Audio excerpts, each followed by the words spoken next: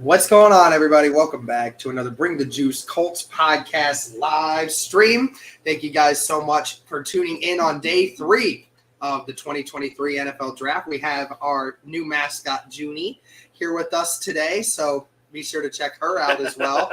But again, guys, we're here, day 3. Colts with 8 draft picks so far through this last bit of these last few rounds. I mean, Cody, it's going to be a busy day. It's going to be a busy day.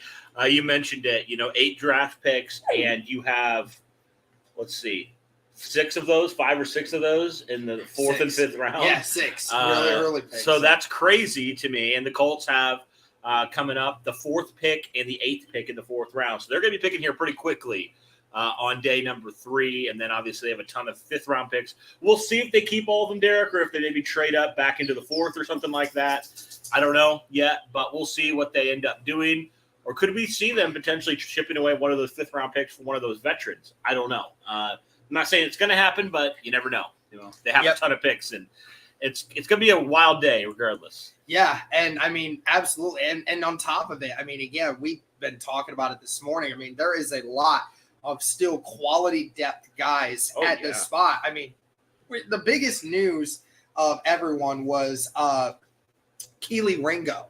Still not taken. And many people thought it was going to be, this guy had top 30 visits, like not only just one, but like 6. So it's kind of crazy, even with some of the injury concerns and everything else that was happening.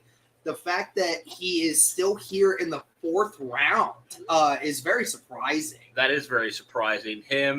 Guys like him, Dawan Jones are still here. Clark Phillips, another corner. Is still Darius here. Rush, a bunch of these Darius guys. Rush. So could the Colts potentially be looking to double dip at corner? That's a good question. I think they personally should. I get something where you could double dip in the draft and even add a guy in free agency because the corner depth is so poor. Even before Julius Brents, but even now, there's still some corner depth questions. So I think you need to add another guy.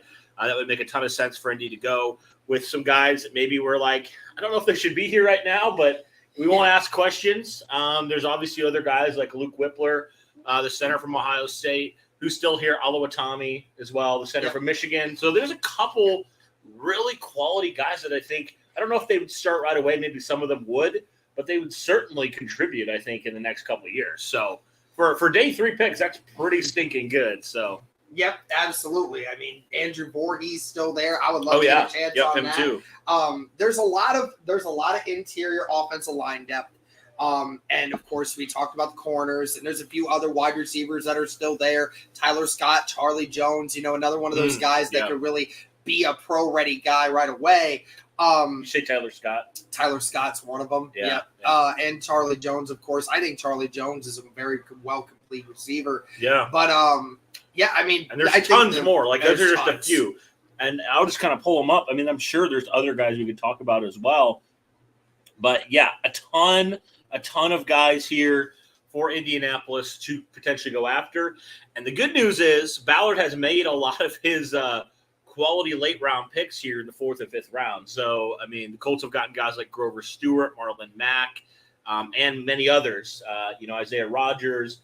Some of these guys that are really, you look back, you're like, how in the world did they fall to day 3? But the Colts have actually, ironically enough, got Derek, 2 guys who played critical roles in their defensive secondary last year were late round picks, day 3 picks. Isaiah Rodgers, obviously, a couple years ago, and then Rodney Thomas last year. So the Colts are able to find, especially at DB, which is a big need for them. Yeah. They've been able to find some really quality guys on day 3. So it's really exciting. Yeah, absolutely. And I mean, the biggest news was, what the Colts did yesterday. We're talking about these players that the Indianapolis Colts selected yesterday. You traded back twice to acquire an extra 4th and 5th. So originally you were only going to have 4 picks within the first 2 rounds of today, but now you have 6 due to trading back twice and still getting the player that you wanted in Julius Brents at 44. Yep. I mean, we keep looking at it, man. We keep watching his highlights. We keep talking about everything. Julius Brents just seems like the perfect guy for Ballard right here. I see. We talked about it. 6'3"? He runs a 4.5. I mean, it's not like amazing fast, but for that size, that's pretty good. That's pretty good. Really, there's not a whole lot of questions with Julius Brents. I think, like you talked about, with where you traded from, the assets you were able to acquire, a fourth and a fifth, and still getting your guy. I think that was a tremendous value, a tremendous job by Ballard and company yesterday.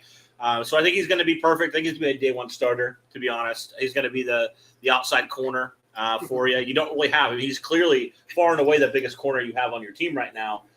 You have Isaiah Rodgers, who's not even 6 foot, and Kenny Moore, who's the same way. So I think you probably do need to add another big guy. I would not be opposed to that at all.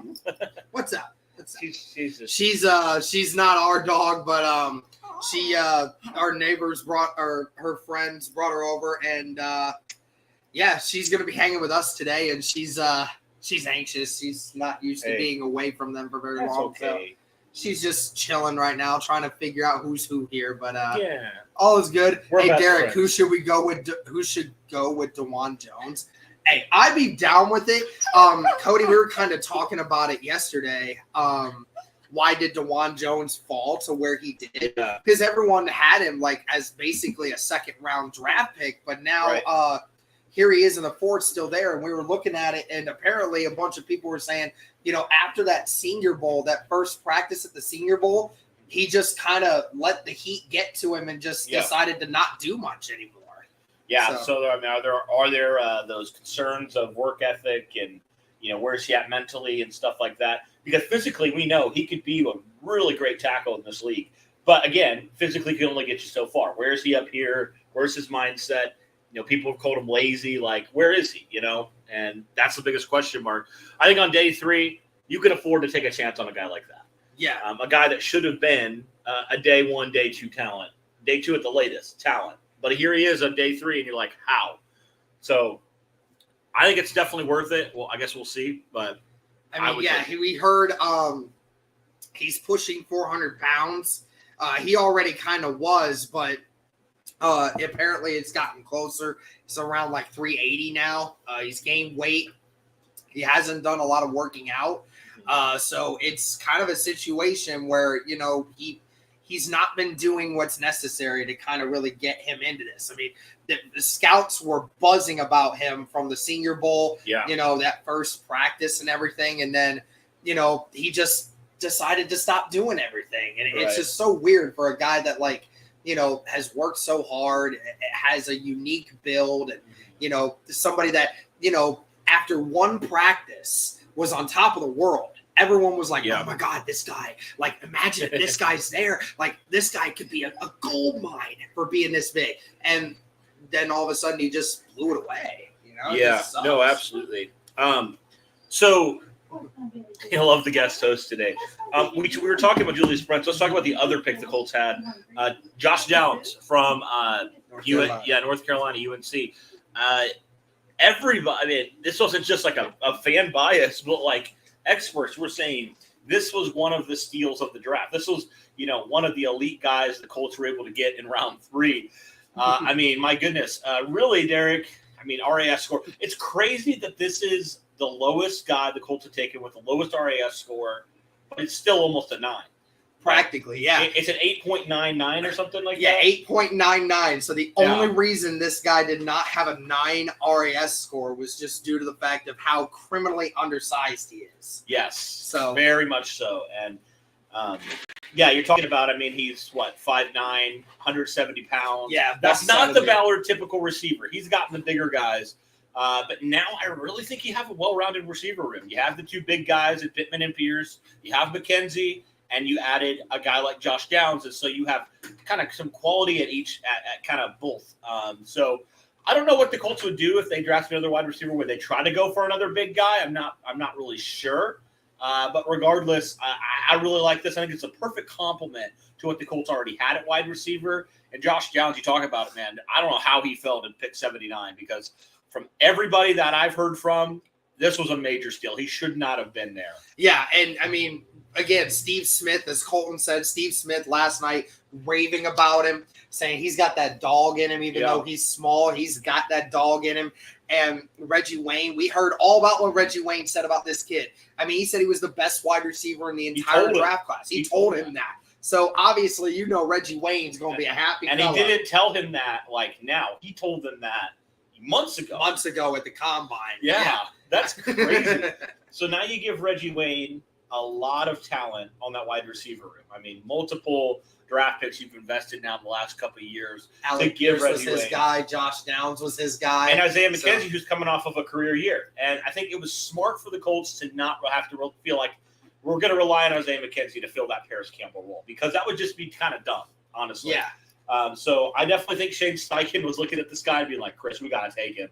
Like, we need more playmakers out here. And that's what we've said, right? Yeah. That's been one of the biggest things. I felt like outside of quarterback, wide receiver was the biggest need for the Colts. And you just needed to surround. I mean, you did exactly what we hoped that you would do. This is what you've done. What you did when they drafted Manning. This is what you did when they drafted Luck. Now you do this with Anthony Richardson. Yeah. You give him weapons. Well, and I do love that Ballard said, just because we are confident in the group we have doesn't mean we're not going to take a chance on, trying to get extra guys with it. With that being said, I mean, I think Ballard understood it, and he knows, like, he listens to his coaches. What did these guys think about these other ones, and and Josh Downs. I mean, looking at a lot of the highlights from UNC last year, I mean, it really looked more like Josh Downs made Drake May more than Drake May made Josh Downs, because Josh Downs was making some spectacular catches last year. Yes. And it's crazy enough too, because we were talking about it. I mean, while the kid is undersized, he has one of the best catch rates on contested catches. He actually catches over 70% of his contested catches and only has a drop rate of 3%, which is one of the lowest in all of the draft class. So, I mean, this is a guy that, while he is undersized, it doesn't really seem to bother him at all. He thrives in it. Yeah, he's definitely a guy that, when I kind of watched a little bit of the highlights, and again, we only saw a little bit,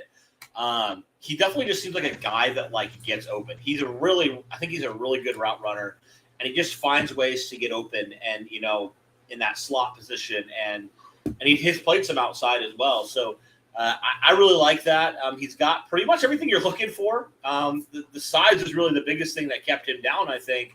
But he's got the speed. He's got the production to match it. And I just think it's going to be the perfect complement. And Derek, what was the Colts' biggest issue last year in the passing game? It was the downfield throws. It was the throws in the vertical passing game. Mm-hmm. And the separation from their wide receivers. And Josh Downs is certainly going to give them that. They already got a guy in Isaiah McKenzie who we know is going to give them that. So they just continue to get better in those ways. And they get receivers that are a lot different than each other. But I think that's good. That's a good, well-rounded wide receiver room. And I think that ultimately will go well for them. I love that somebody said Isaiah McKenzie doesn't make the final 53. He 100% will. He go before. He's 100% will be the 3 or 4. 100%. No question about it. Him and Downs will take time between each other in that slot role. And McKenzie can also, be a gadget guy, somebody that lines up in the backfield. He can do some punt and kick return and stuff. And he was really good at that. Special teams guy. And, bro, could you imagine AR, Jonathan Taylor, and Isaiah McKenzie with a triple option set in the back?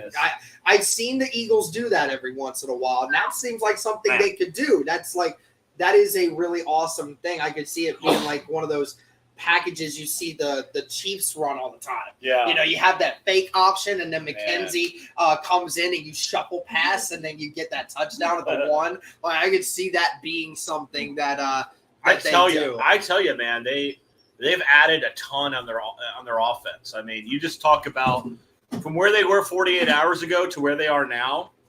I mean, you get your quarterback, you get a wide receiver, and I think this offense is, with the pieces they already had, I really do feel like this offense is the potential is off the, it's above the roof. It's crazy. Now, again, these guys are very young. There's still going to be a learning curve for sure. You said that. You tweeted that this morning, saying how the oldest guy on the Colts wide receiver or just talent group in general is 25. Michael Pittman. He's the veteran. He's the veteran in the group, and he's still on his rookie deal. And that's what's crazy to think about and that's kind of a cool thing too, is that Anthony Richardson is still young. These guys are all young. Yeah. So they're all going to grow together. For sure. I guess McKenzie's a little bit older, but I'm talking about some of the young guys the Colts have, the core three they have at wide receiver there. And obviously Jelani Woods, 24, Jonathan Taylor's 24. Like, they got a lot of talent, and they got a lot of young talent. So the special guest needs a treat. Yeah, don't worry. My girlfriend is over here giving her endless treats. Don't worry. She's in good hands. But trust me. How old is Mackenzie? Good point. Isn't he like 26 or 27? He's not that old. He's not really that old. He's not that old, no. I think the oldest guy on our offense in total, guys, is Ryan Kelly, and he's 29. I want to check on that. Yeah, check that real quick. Yeah, he's 28. 28? Okay. So, yeah, I guess that's true. But, you know, and Mackenzie, you got he just turned 28, so. Still a young kid, got plenty of life left in him, certainly. So, yeah. That's fine. Yeah, I think the great thing is now you just have so many ways that I'm liking, like, just giving Steichen so many options to work with. I mean, obviously you have Richardson, but just everybody else that you're giving him to work with, I think it's great. Just let him go to work, man. Let him cook. She is over here just soaking up all the love. Gardner Minshew and Anthony Richardson both train with the same quarterback coach here in Jacksonville. Yeah, we've seen those photos of them together over the offseason. So it's awesome, man. Love it. Question from Riding the Bench podcast. Random question before the draft starts. But are y'all based in Indiana, and how did you two meet? Well, he is based in Indiana. I am not. I've been in Ohio my entire life. And, I mean, this podcast was originally the Cody Felger podcast when we started it. He started it. And he had it up for, about a year. Or not even. It was more like 6 months. Yeah. And January I started January 2019, and then I think I reached out to you in June after I had just moved to Kentucky for a while. As like I knew who you were, and I knew that you were a pretty decent sized Colts guy. When it came to social media and your outreach, nothing like what you and I are now, but you had a pretty solid base from before, and you were asking for a co-host, and I was one of the first people to ask you, like, hey, I want to because I wanted to talk Colts football. It's something I really enjoyed, and you gave me a chance, and then 3-4 years later now we're still doing this, man. Yeah, that's crazy. It's wild to think it's been that long, but also, man, I guess it's crazy how this is the first time in the history of this show that the Colts actually have a future at quarterback. Like, that we actually watch them draft a quarterback, and we're going to watch them develop a quarterback. Yes, that's right. 2019, that was unfortunately the year where, Andrew Luck, that news happened. And then ever since then, we've been searching for this, quarterback of the future. So, no, that's not it. So Derek stole the show. Is that why Cody started doing his own thing? Nah. He's allowed to do his own thing. It's called branching out. It's branching out. Yeah, I wanted to do more than just Colts. I wanted to do more NFL in general. So because we both are big NFL fans. We're not just Colts fans. We're NFL fans. Yeah, absolutely. Cool. Watch yourself, Judy. Chill. Yeah. You guys deserve more attention. Brandon, we appreciate that. Thank you. We've been doing this for a while. We've had some highs. We've had some lows. Yep. Through the history of the show. I would say right now we're feeling pretty good. Yeah, absolutely. We are how many subs away now? Oh, we're there. Are we there now? We're at 16. Yes, we have just hit 16,000 subscribers on YouTube today, guys. So thank you all so much. Woo! Are y'all adding to the team? At some point, we'll probably look to do that. Maybe. We're looking on expanding in a couple different ways over the next year. So, maybe branching out to different Indiana teams. Yeah, maybe we talked about the Pacers.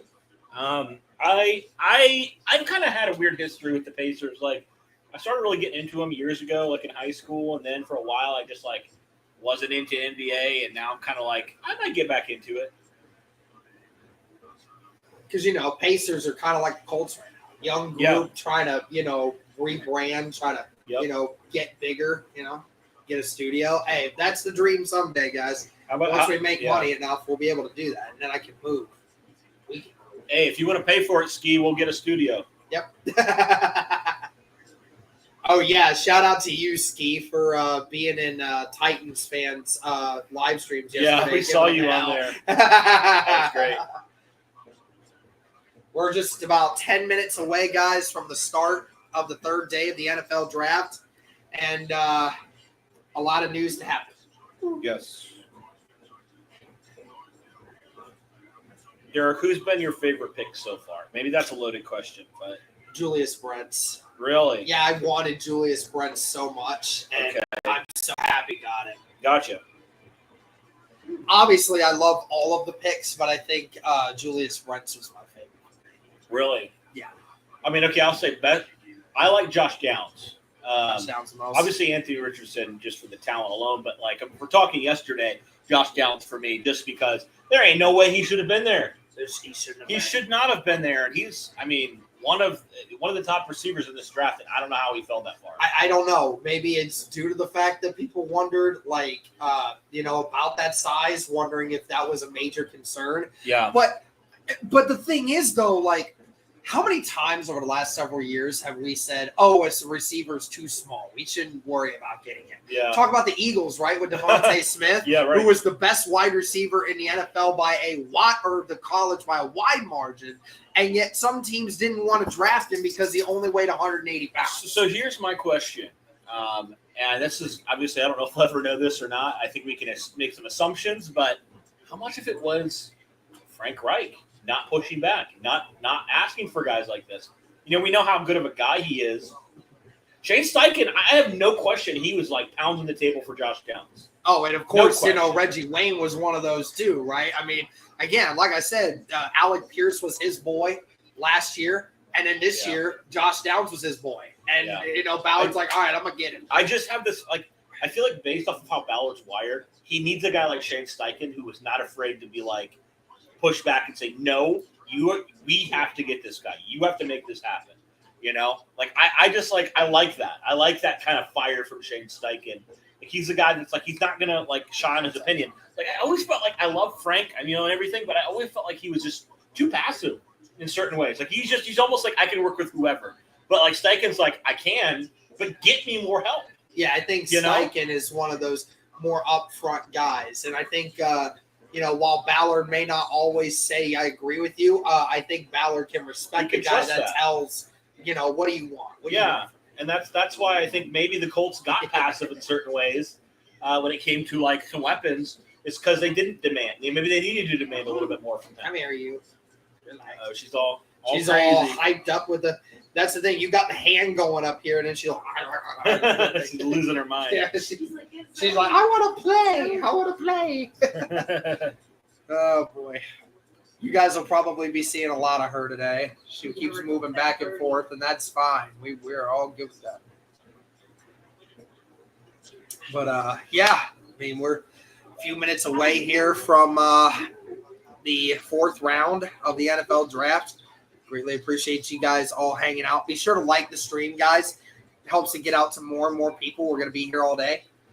Be sure to comment. Be sure to subscribe if you haven't already. There's a lot going on today. Yes. So we got a lot of videos. A lot of this live streams going on all day. So we're going to sit back. We're going to chill. And we are going to enjoy ourselves.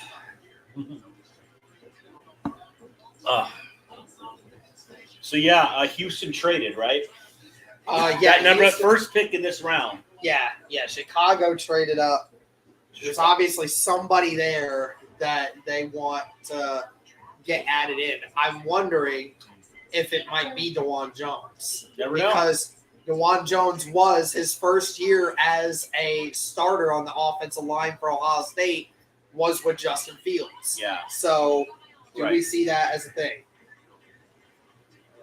Yeah, you know what's interesting?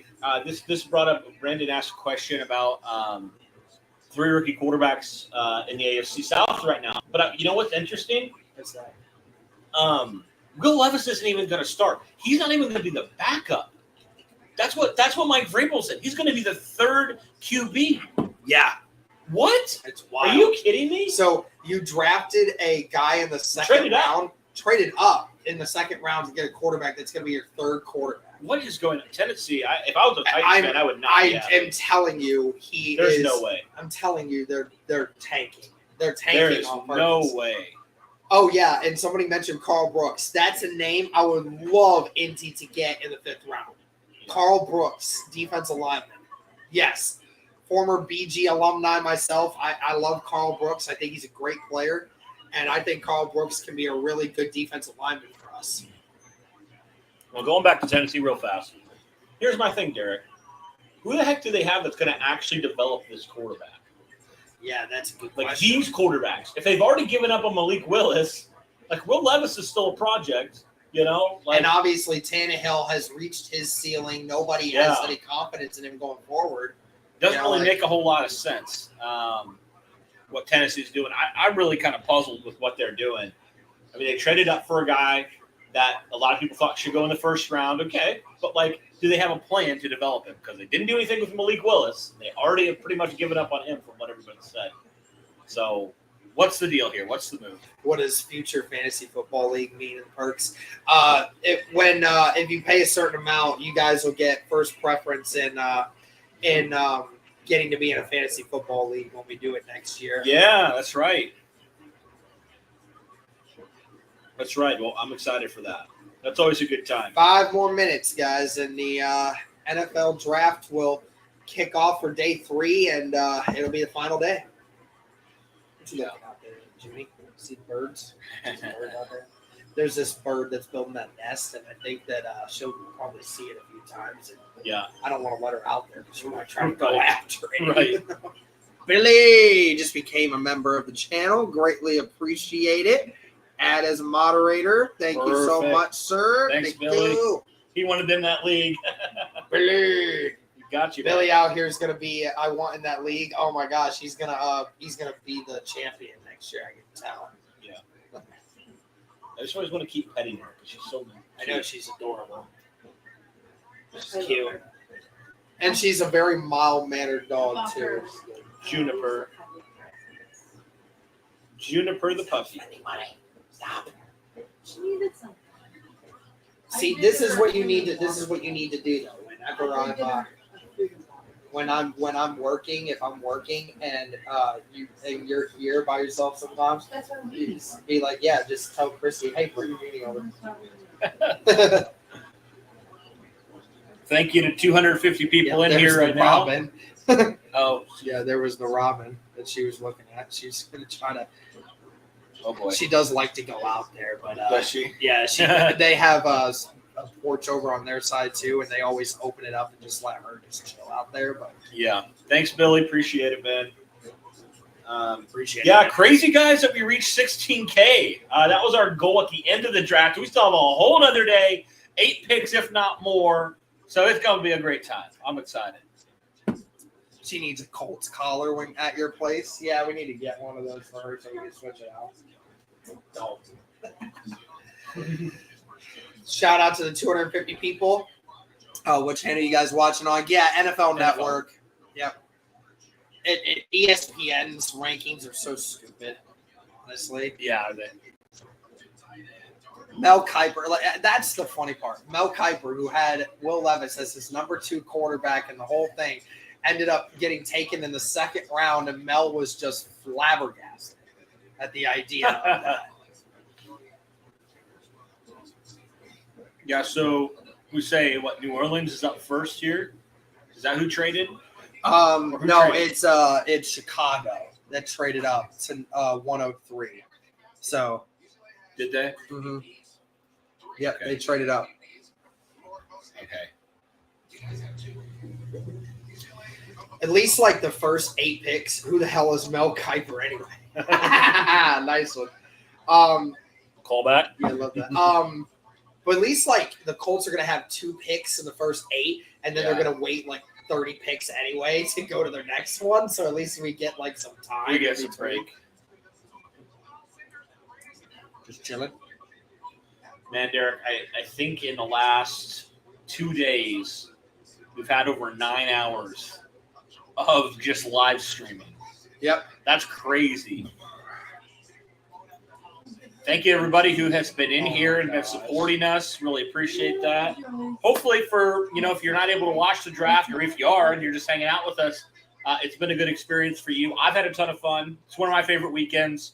Hopefully you guys have as well. And we still got a lot of picks here for Indianapolis, so it's exciting. I'm working today, so I'm following you guys for the draft while I'm at work. Hey, Wes, greatly appreciate that. Thank you. Glad we could be your source of entertainment while at work today. Yeah. What do you do, man? Out of curiosity. I always love it when I hear people when I'm live streaming the games. Yeah. And, people tell me oh, I have to work or I have to be on the road or something like that, and so I'm listening to you while we're doing it. I'm like, hey, I appreciate that. I enjoy doing that. Yeah. Yeah, we'll have to figure out for live streams this next year because StreamYard's added some things. Is there a way we could have a scoreboard? An actual scoreboard in the background. We add another camera or something. I'm sure we can figure it out. We can figure it out. I think that'd be pretty sweet. Just kind of changing it up a little bit. How cool would that be if we could get a scoreboard for a background and just change it to how cool. They do it a basketball thing? That'd be legit. We could probably do that. Listening while I'm mowing. Awesome, man. Hey, man, I tell you what, being a new house owner, that's one of my favorite things is mowing. Ton of fun. You know I'm watching her so much. What's up? You know why I'm watching her so much? Why? So that you fall in love. We have to use almost with their. Yeah, maybe. Maybe they trade up. Maybe they just stay put and they pick with all those 5th rounders. I don't know. Listening while I'm mowing. Oh, yeah, that's cool. That's cool. I'm mowing the grass. I'm sitting on my lawnmower, got the earphones in, and listening to you guys. Hey, I appreciate that. Hey, mowing's therapeutic, man. I love mowing. I want Darius Rush to pair with Brents. I wouldn't mind that at all. Yeah. I like Darius Rush. How about Trice from Purdue? He's still out there. Yeah. A lot of people have liked him. I like Trice. Here we go. 4th round is underway. The Saints with the first pick. So I guess I was wrong. It was the Saints that traded up. Oh, it was the Saints? It was the Saints that traded up. Good Judy. Stay there. She's sitting here just being comfy. Oh, crap. See, now she's like, no, I'm going to come back over. Just because of what you said, Cody. All right. We'll see what New Orleans traded up for. Yep. New Orleans traded all the way up to 103 to get this. I think they were at 105, but it was 115 and then 165 that they gave up. So they moved up 12 spots and only gave up a 5th round pick. Yeah. That makes me think, if you're Indy and you're sitting there telling yourself if a team can move up 12 spots and only give up a 5th rounder, how many times can Indy just move up 12 spots because of because of their 5th rounders that they have? Yeah, seriously. And look, Junie's I'm no longer Derek, I'm Junie.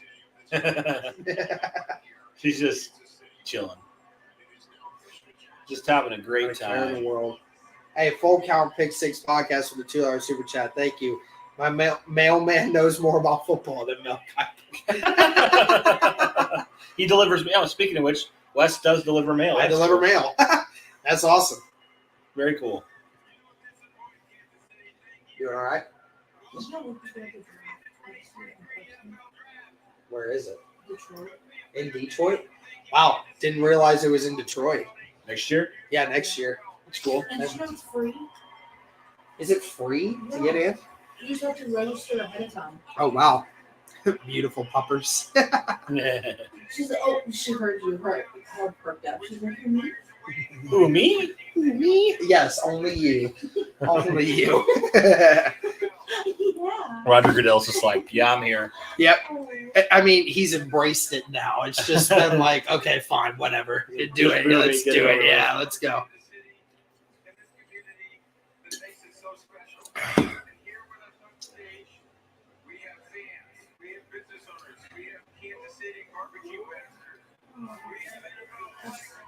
She's been pretty good though so far. She's not. Yeah.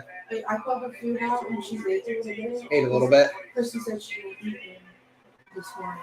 She'll eat. She'll eat for sure. Day 3. Here we are. A couple of her treats, like mix them with food, just to help like appease her to it. I Yeah. just don't know how to starve herself. Yeah, absolutely. Drake, you can hop in if you want, man. Don't feel like you have to, but you can. Yeah, Drake, you can absolutely hang in here with us if you want to. Could tell using children to keep the booze at a minimum. That's funny. Well, it's also because there's not quite as many people in Kansas City today as there has been the previous few rounds. You know, not a lot of people hang out for the third day because the third day just isn't, there's not as much action on the stage. Yeah, right.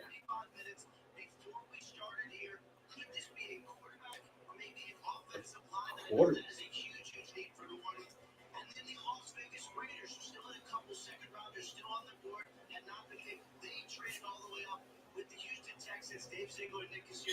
She was just watching. And she's watching wildlife out there. So where do you think New Orleans goes here? Quarterback, left man. tackle, offensive tackle? Let's see what their biggest needs are. They just said offensive line. Obviously, they've already gotten their defensive line help that they need. You talk about that guard help, that interior offensive line. I could see them taking the first offensive lineman available, which is Chandler Zavala. I could see that. I've seen a lot of people mention his name in here, but we'll see. We'll see how that goes. 5 minutes for each pick in this round, but normally we know how that goes. It normally doesn't take 5 minutes all the time, especially as it gets later.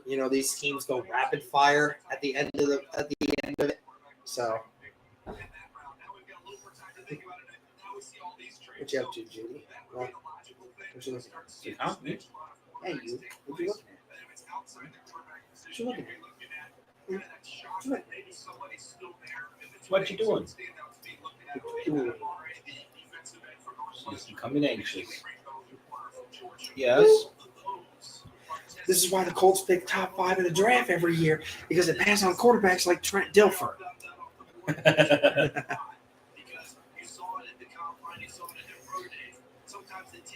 No, I love you too. I love you too. YouTube TV free trial coming in clutch. Yeah, I bet. Always love that, making fake emails to get free trials for things. All right, New Orleans. What's the pick here? Hoping we get another man we got today. Another wide receiver that nobody's talked about that I would be perfectly fine with is Trey Palmer from I think he's from Nebraska, if I'm not mistaken. Trey Palmer is another one that I would definitely like to get. Shout out to the 315 people in the chat right now. Be sure to like the stream, guys. Helps to get out to more people. We have our friend Junie here with us today. Got her right between the eyes. She likes it. She's enjoying that spot right there. Oh man. Man, that barbecue, man. I know. I could really go for some ribs right now.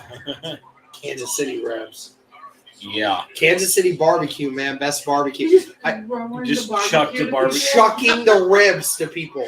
That's the shit right there, man. I wish I was there. Yeah.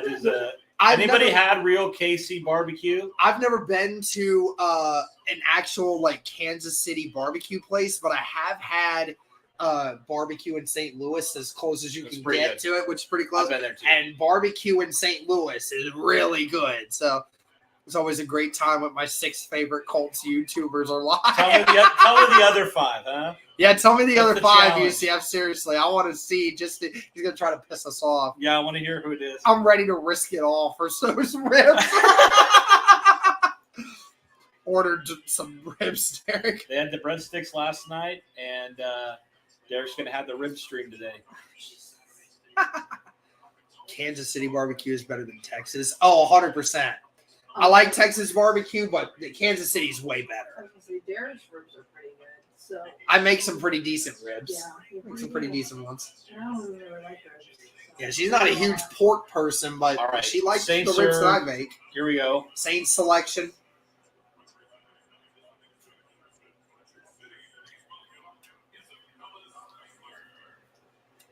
Just kick it off. Colts, if you're watching, you should have let us announce one of these picks. Yeah, I would love Day to three. announce one of these picks, bro. Come on, man. Just have both of us come out there, man. Maybe Oh, do she that. doesn't know to move the microphone down. Move the microphone down. Yeah, there you go. She ain't tall enough for that. Yeah.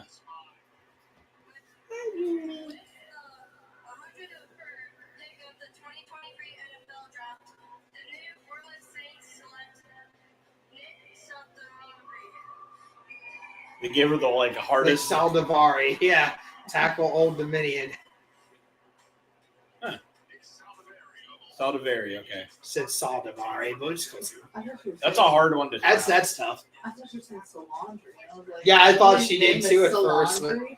Close enough. I'm fine with that. It's close enough. I need BTJ to announce a pick. Hey, at some point, I'm sure we will. That'd be awesome. That'd That'd be be a great. dream come A true. few years from now, we'll hopefully get a chance. I'm sure that at some point the Colts will come calling and have us help out a little bit. We'd love that. Next year, Cindy and Indy, the Golden Horseshoe, Jim Irsay's Bourbon are some of my faves. You're a lying sack of crap, bro. I love that guy. What do you think, man, about the Jags draft so far? Yeah, UCF, tell us that. What do you think so far? I haven't even really kept up with what they've done. They haven't done much. I don't think they had a first round draft. Yeah, they did. Did they? They took Anton Harrison. Oh, Anton Harrison. That's right. Yeah, duh.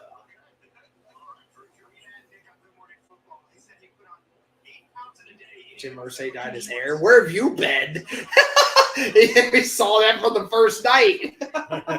Yeah, he dyed his hair. Oh, sweetheart, she put her. Look at that look. Oh, my word. You are giving me the puppy eyes so we are bad right now. conspiracying to Oh, get there she our comes. puppy. You are the She's cutest. She's like, You are the "Imagine how cutest much thing she on would be planet like- freaking Earth. Okay, stop it. Stop being so cute. All right, Raiders selection. Do the Eagles go Ringo? Just add it to the Georgia defense. Just throw it in there. Why not?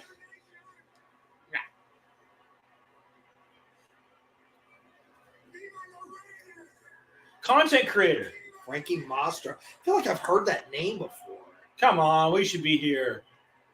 Happy to spend some capital on offense. So you have Trevor Lawrence and Doug Peterson. I automatically like our situation. All right, here we go.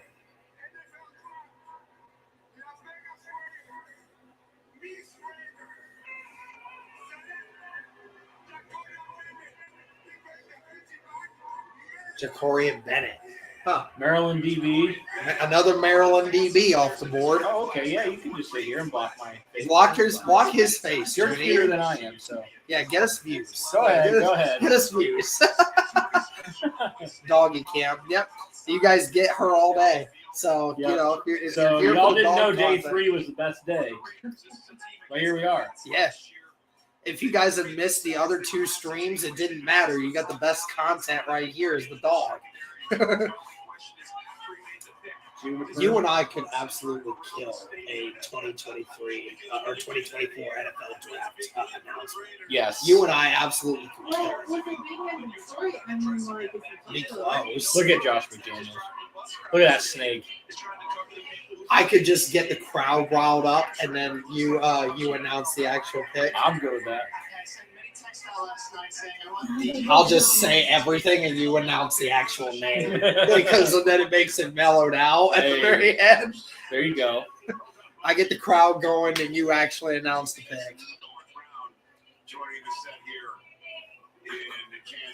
I'd probably blow the mic out, screaming into it. What's like, going on? What up, BTJ Nation?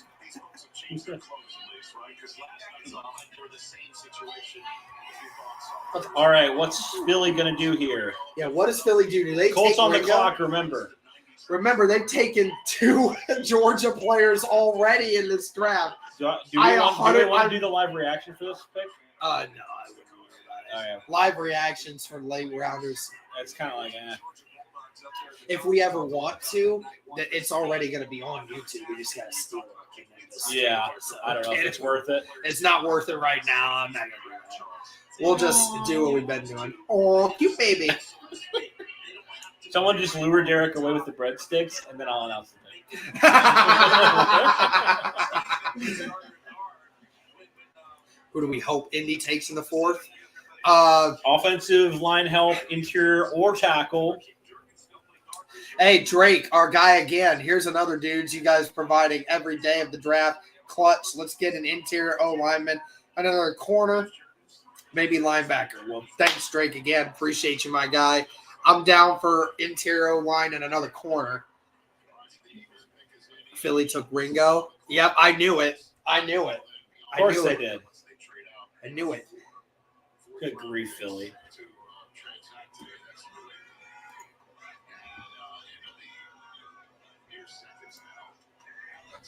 Never know.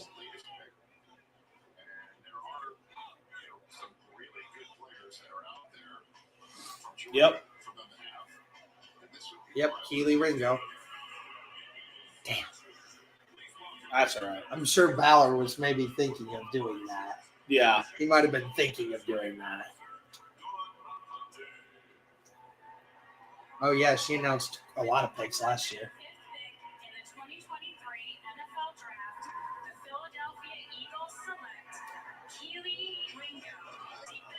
They were happy about that one. I bet another Georgia guy. Three Georgia defensive players this draft for them so far. Man. After drafting 2 of them last year. Yeah. Man, that would have been a good pick for Indy. That would have been a great pick. Shoot. 6'2", 200 pounds. One's a 4'3". All right, so who do we want, Colts Nation? You want to take it off of that? Yeah, let's take it off. I don't want to see it. Yeah, we're going to take this off so we don't get a chance to see. Yes? What are you looking at? I don't know. She's probably still got like some leftover food down here that she's thinking of getting. Yeah, breadstick crumbs and whatever else we've eaten over the last 2 days here. When I'm hungry. I'm hungry whenever. I'm actually a little hungry now. Yeah, that's fine. Sure. Colts pick is in. Colts pick is in. Here we go. Will we actually get it announced? I think they still announce all the 4th round picks. I think it's after that, then they just start going rapid fire. Do they? Yeah. Remember, guys, Indy has a pick a couple picks later here. Yeah, they only have a pick 4 picks after. So as soon as this reaction is done, we're going to do the quick video and get that, and then we're going to be ready for another pick in a few minutes after. Yes. So how's she doing over there? Doing okay? Oh, that's good for him, man. I'm happy for him, man. Just the fact they have all their brothers. That's their brothers, like brothers that they fought with in college, and they're doing the same thing in the pro level, like man. That's how you build an elite defense is you get guys that, want to fight for each other. Yeah. And when half your defense is going to be from the same school, I mean, it's crazy. All right, what's Indy going to do here? What is Indy going to select here? Who's announcing this pick? Oh, it's the same one. Here we go. Let's see. With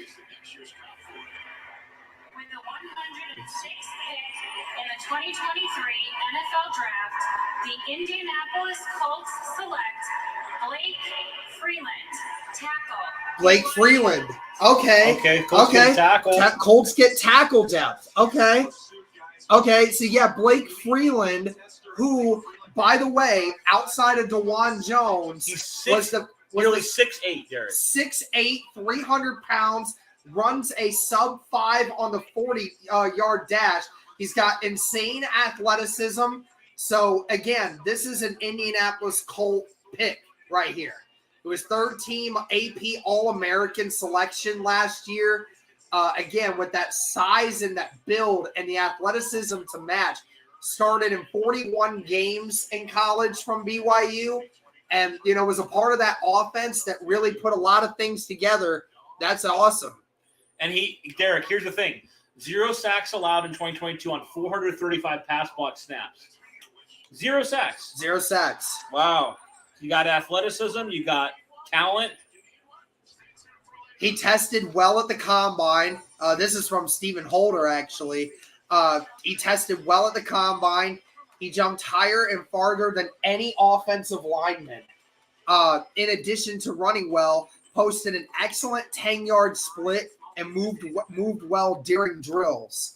He walls off defensive linemen, is an effective combo blocking up to the second level, and blocks to the echo of the whistle. Freeland has the quickness to take the edge away from speed rushers, and he has all the tools to develop into an effective pass blocker at the next level. And I want to see. All right, so here's a little bit of he's going to be their swing tackle, obviously. Derek, he has starts at left and right tackle, so he can play both. Okay, he has so he's a swing tackle. 26 starts at left tackle, 8 at right tackle in college, so he can do a little bit of both for you. That's perfect, I think. Yes, and then I got to see. Yeah, we got to find out what 9.83 RAS score. 9.83. So again, guys, Ballard going with the effective, the highly athletic guys out there that can play at that position. So, hey, listen, it sounds like a great combination. I mean, again, maybe not exactly in the interior like we originally thought, but that's all right. Everyone is still there, though, and you have another pick that's coming up just now. Right, and I think it makes a lot of sense. Like, tackle depth was a huge concern last year. Yes. And I really do think, like, there are some interior offensive linemen still available in free agency that you could go address that with. There's not really a good swing tackle out there. So you get a guy that can play a little bit of both, right? A little bit of competition for Bernard Ryman in there. I think that's great, and can fill in any way that you want him to. So I think this is a great pick here. You get a guy that's super athletic, a lot of upside here, has the production to boot, didn't allow a sack last year. And a guy that can play both sides for the tackles if you need them to. Yes. Which is a great idea, because if you're going to struggle with getting tackle depth in free agency, at least you have a guy that one way or the other is going to be able to play it. So therefore, you can move them back and forth and then get somebody that in free agency that might be better at one spot or the other, right? Which is good. Swing tackles are important. Yes. It's important to have that guy that can be that sixth offensive lineman that can come in a pinch and play well. I mean, you talk about it. He was so athletic. He was killing it at the combine. He had some of the highest scores for the offensive linemen available. And, there's a lot of upside here. He has production as well. So I think it's a really good pick here for Indy. Definitely fills a need, and the Colts now have gone. All 4 picks have been needs. And not to mention 6'8", bro. Yeah. Huge. I mean, 6'8", and he's only 300 pounds. So he's not just tall, but he's not built he's not wide. He's not 350, 360 like other people who are that height. He's only 300 pounds. He's lighter than Danny Pinter almost, which is incredible considering the fact that Danny Pinter's 6'3". Yeah. I mean, so that tells me he has a lot he can add onto that frame. Yes. Right? He can definitely get a lot bigger and a lot stronger. But due to the fact of just how tall he is and how long he is, it's so much easier to be able to wall people off that way. Yeah. So, hey, I like this. I think this is awesome. Let us know your thoughts, guys, on what do you think? What do you think of Blake Freeland here with that pick? Obviously, Indy just 2 more picks away from, being getting another pick. So how do you feel about Blake Freeland? Let us know. Sweet. That's 440 people in here right now. Thank you guys so much. I'll get that reaction. Okay. I mean, that could be our breakdown, too. That's what I'm doing, yeah. Hi, baby. Hey, baby. Hi, Snuffles. Hi, cuties.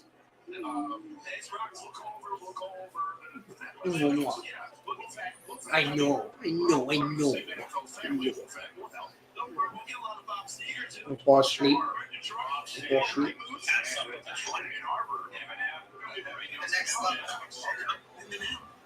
I'm all right with it. I'm all right with it.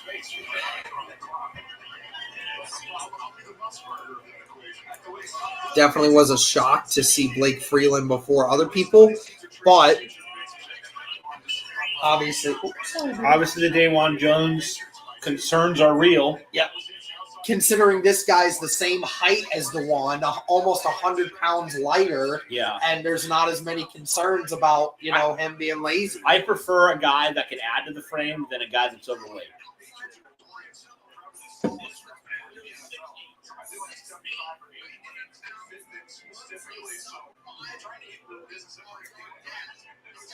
Yep. Now, only 25 reps on the bench, lacks strength. Could be.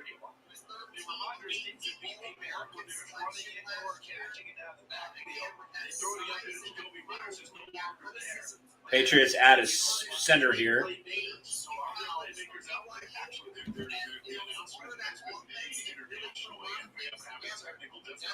Center Jake Andrews.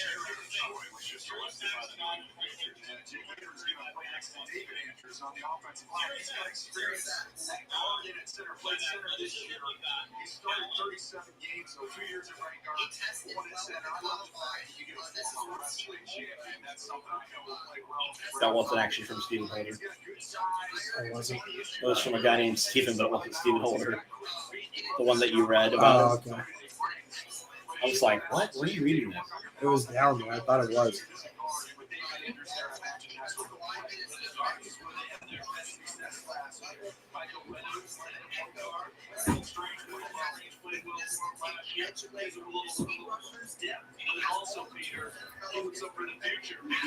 That'd be sweet, man. Look what Andrew said. Hey, what's up? Look what Andrew said in the chat. The draft should have a podcast area somewhere backstage. Each team gets a booth to do a live show. Then once the draft pick is done on TV, stops at your table to do a quick interview. That would be so dope. That would be so dope.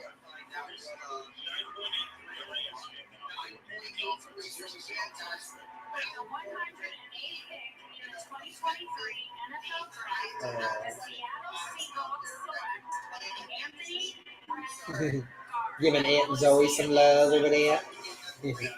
Said yeah. Shake her head, yeah.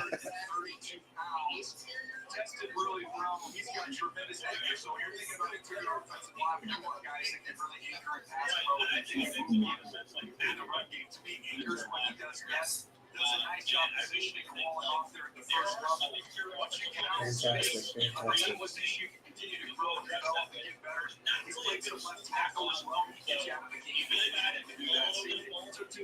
Yep, first 4 picks, all addressing big needs. Now you need to go interior. Anthony Barford just went. Oh, okay, that's one that I know that we're looking at.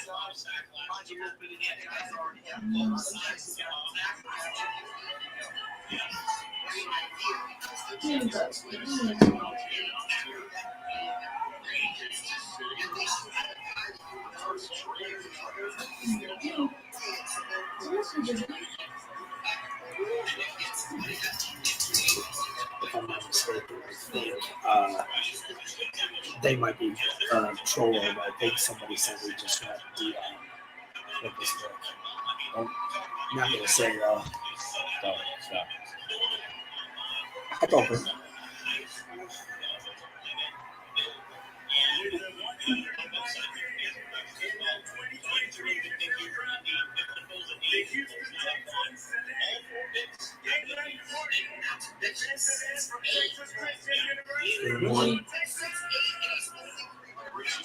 Who's that guy?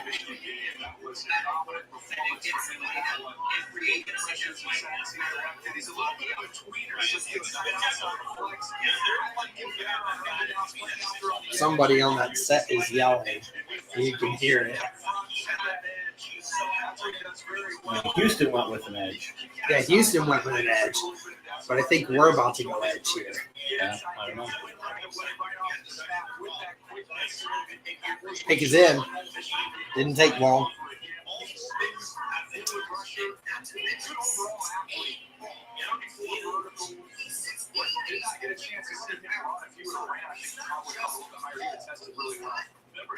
Why? God, people. What? People just keep sending me crap and it's messing up my screen recording.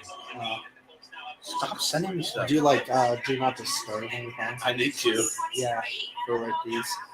Okay.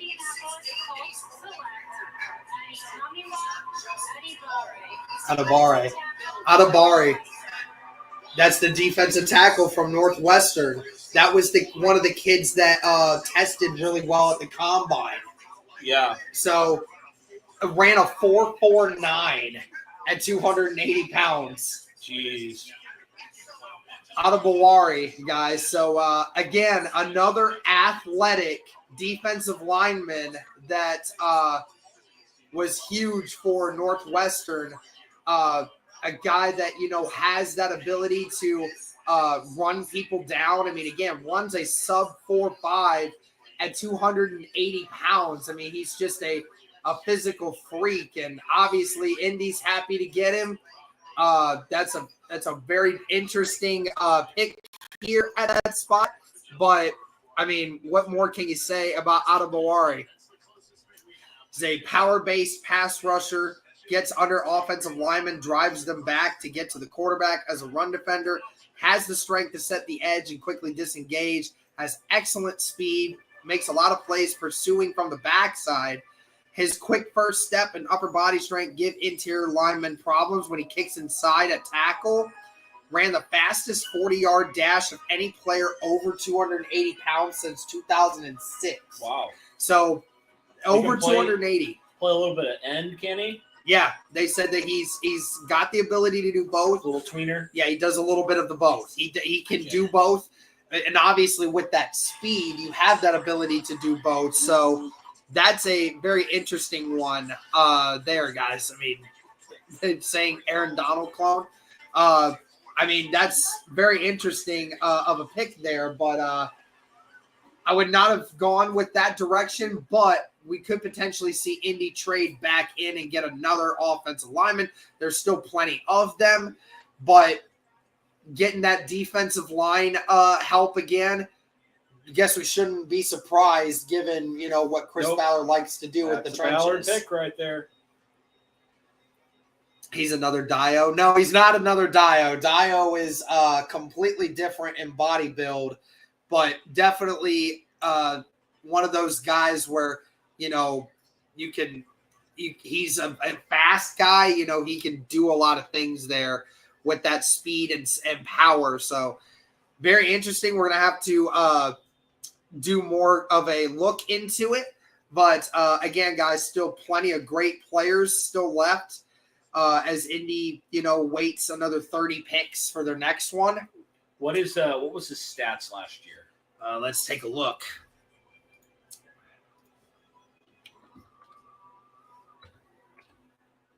Ooh, he was there.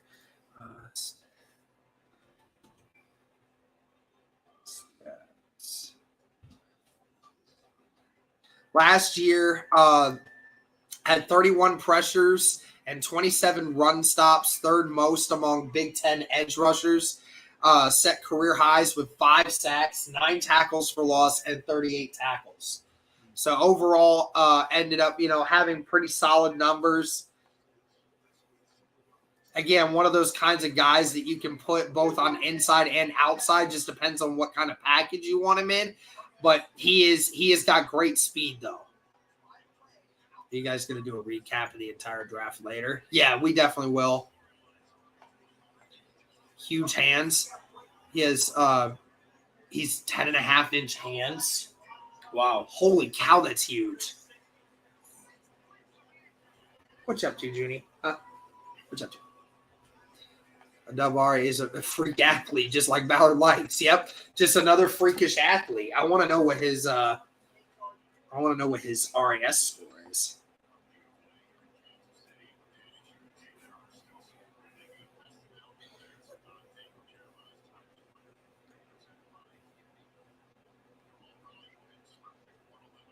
A 9.84. So again, another athlete, another fantastic athlete. We got a tackle that was a 9.83, and then a defensive tackle that's a 9.84. So the most athletic pass rusher has a difficult name to pronounce. Yeah. the names, bro. I tell you, he always gets a guy that we just don't see. Oh, DeJuan Jones went to Cleveland. Wow.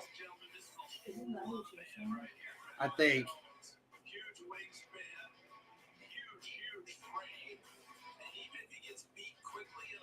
Okay.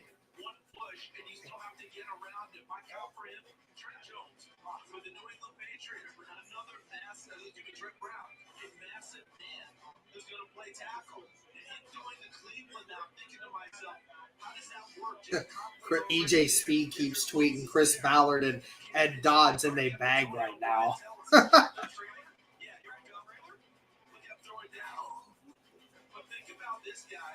many times are we seeing now the NFL teams try out the extra offensive linemen for the big heavy running plays, heavy running sets? The Cleveland Browns in Big Ten country go big. Yesterday, Siaki Ike from Baylor and those tackles.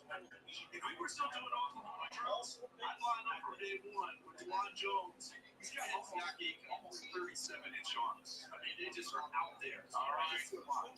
I think that might have been the first. Well, and I wouldn't even say that's really not a need because outside of Buckner and Grover, you're really searching for a guy that would take over for the defensive tackle spot. You signed what's his name in free agency? Chad Ryland, another kicker.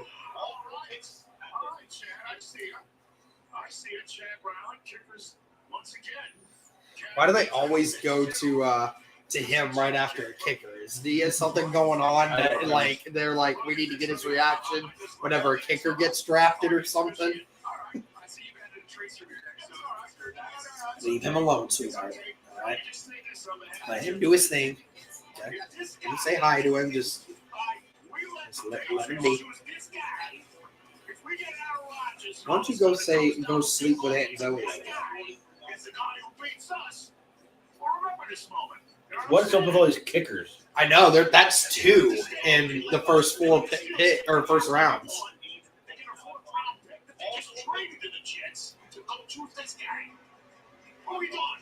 What are we doing? What are we doing? And thanks for getting your tongue off too.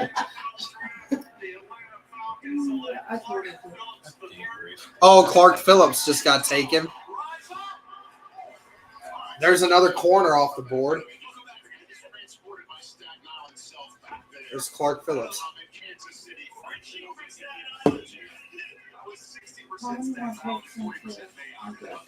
Probably another 30 if we don't trade.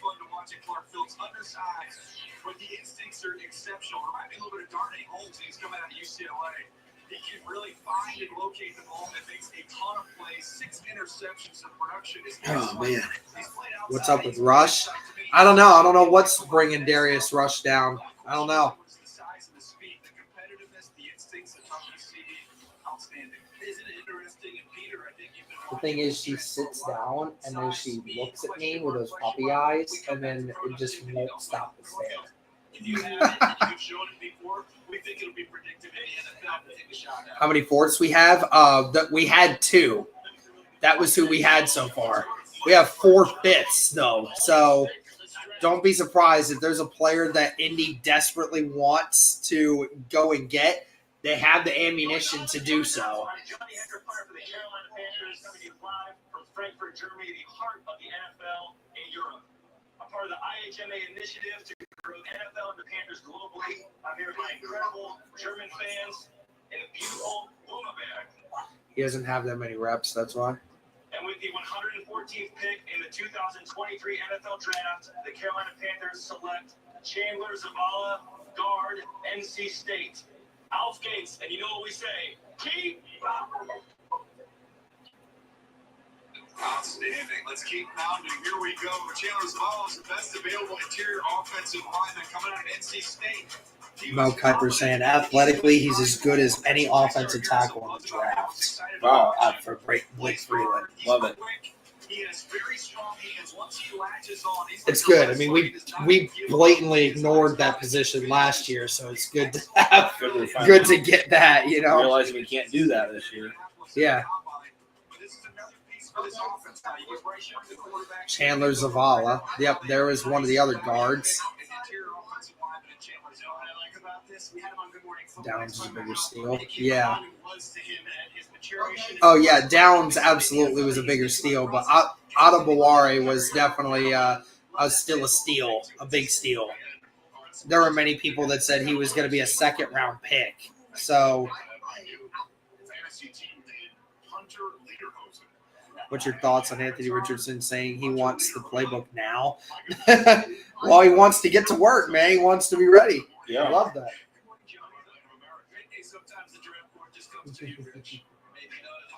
What you doing? Spying on Aunt Zoe? What's up? Blake Freeland, I don't think he'll be a starter, but I think he definitely can push Bernard Ryan. He could, yeah. He could. I'm not saying never say never, but yeah.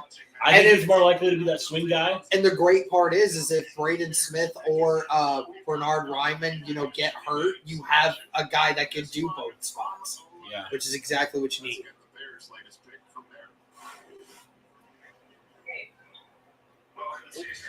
Josh Dorsey with the $5 super chat. Thank you very much. Ballard has owned this draft. Come here. They're climbing up on my face. You're going to stay here. Ballard has owned this draft. What a time to be a Colts fan. You guys are troopers for live streaming during the entire process. What was the one guy's name? The guy they drafted after Freeland? Oh, Adebaware. How the freak do you spell that? You have to look it up. It's Adeb, and then it should show up. Adeb. EV. Adebaware. That guy? Yeah, this guy. Yeah. That's his name. Do we want to do a quick breakdown of him? We can do that right now. Yeah, let's do it. Okay. Just let me get this up. Yeah, go ahead and start working on that, and then we'll get this one.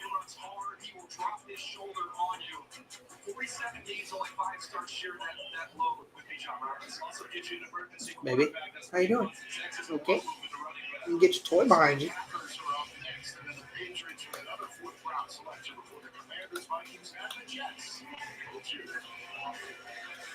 What are people saying? I haven't seen a ton. I haven't been. I've seen a few. Landon Oliver and a few others were like, Ballard got another steal because a lot of people thought he would be going earlier. Blake Freeland was a high school quarterback up until his senior year. He switched to tight end defensive line, bulked up big time to play offensive line. Lots of experience, both tackle spots, felt comfortable, played both in the Senior Bowl, 0 sacks allowed, only 2 penalties in 2022. Nice. It's pretty good. That is good. We knew Ballard would have to get an edge guy in. With how much he raved about this edge class, he knew it was only a matter of time. That's a classic Ballard pick. Blake Freeland with a 9.83 score and Adebaware with a 9.72. So, again, one of those size grades where he's not that great on the size spectrum, but he is elite in everything athletically. Yeah. Hey. She's just sniffing the ground, trying to find something to bite into. One thing that definitely concerns me is her Paul shutting that power breaker off on my switch. My outlet over here has the power strip. It has an off switch, like a safety switch, and it's up like that, and her paw keeps stepping on it. I'm very much afraid she's going to do that, and everything here is just going to shut off. I don't see the audible mark. Where's Alex's one about that's different? That one's different than this one. That's that's the no, they're two different. Yeah, they're just two different images. No, but it's Freeland doesn't match.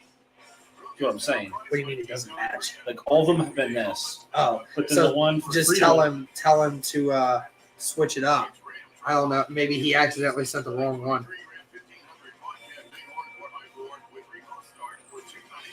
Trade up for Darius Rush or Olawatami. I'm down with that.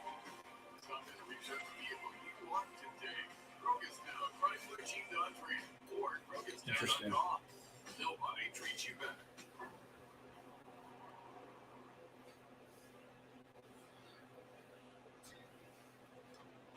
Yeah, 9.72 for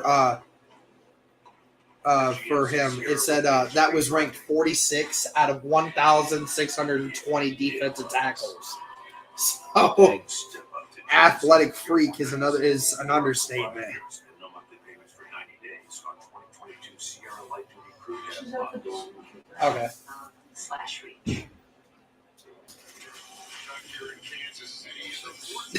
This is basically it said. So Chef Chris Mallard at work. Love you.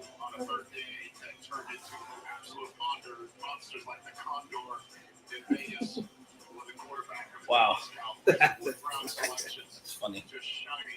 Name me a more iconic duo than Chris Ballard at a high RAS score. Derek, look up RAS score for Sydney So.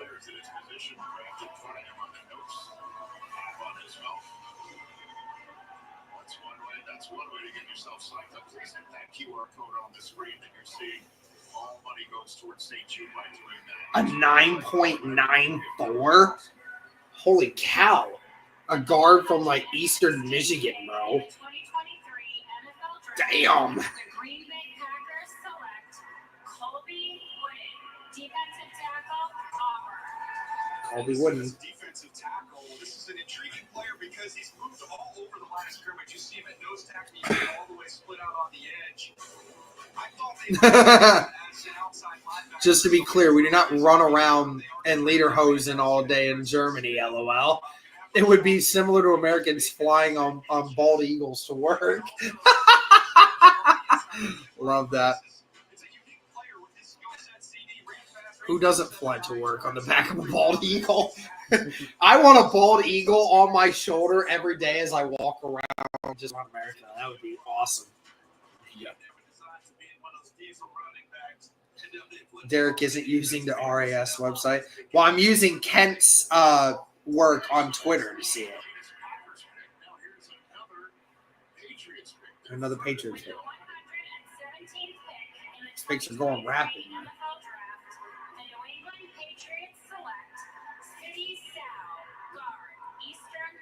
There was City Sal. Yeah. That's the one that they were talking about just now. Athletic as can be.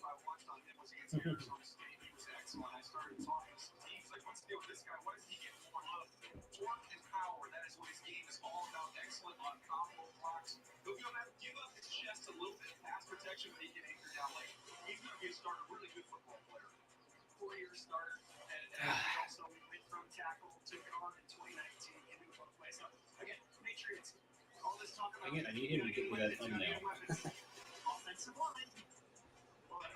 Else I can't get this up.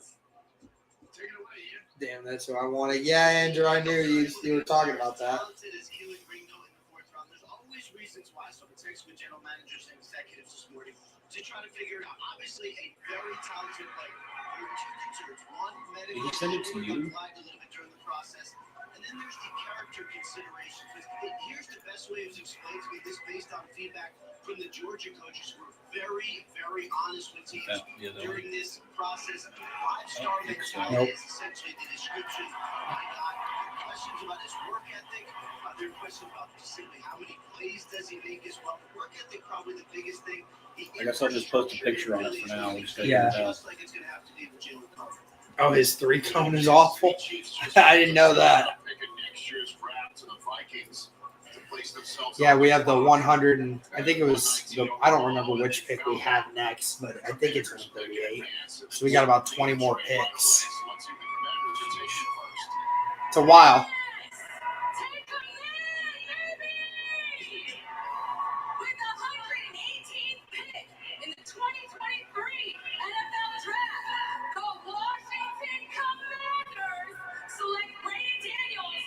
Braden Daniels. Oh, There's Braden. you liked him. Yep, I did like him at guard. So that's another guard taking off the taken off of there. So who do we see next? Right.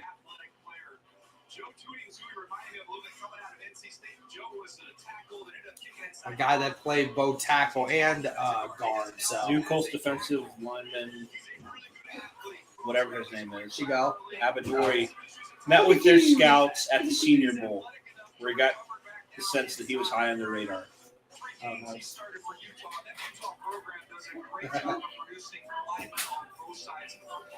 Hi, cutie. Hi. Yeah, so wet and muddy. Abadori, Derek, It's okay. looking at his RAS score, everything is elite except for height and weight, and I guess bench. Yeah. But like Wasn't great vertical, with the bench. broad, 40-yard, 20-yard, 10-yard, shuttle, and three-corner, all of them. Explosion. Look at the explosion. Yeah. 37.5-inch vertical at 280 pounds at an over 10-foot broad jump. I mean, that's insane.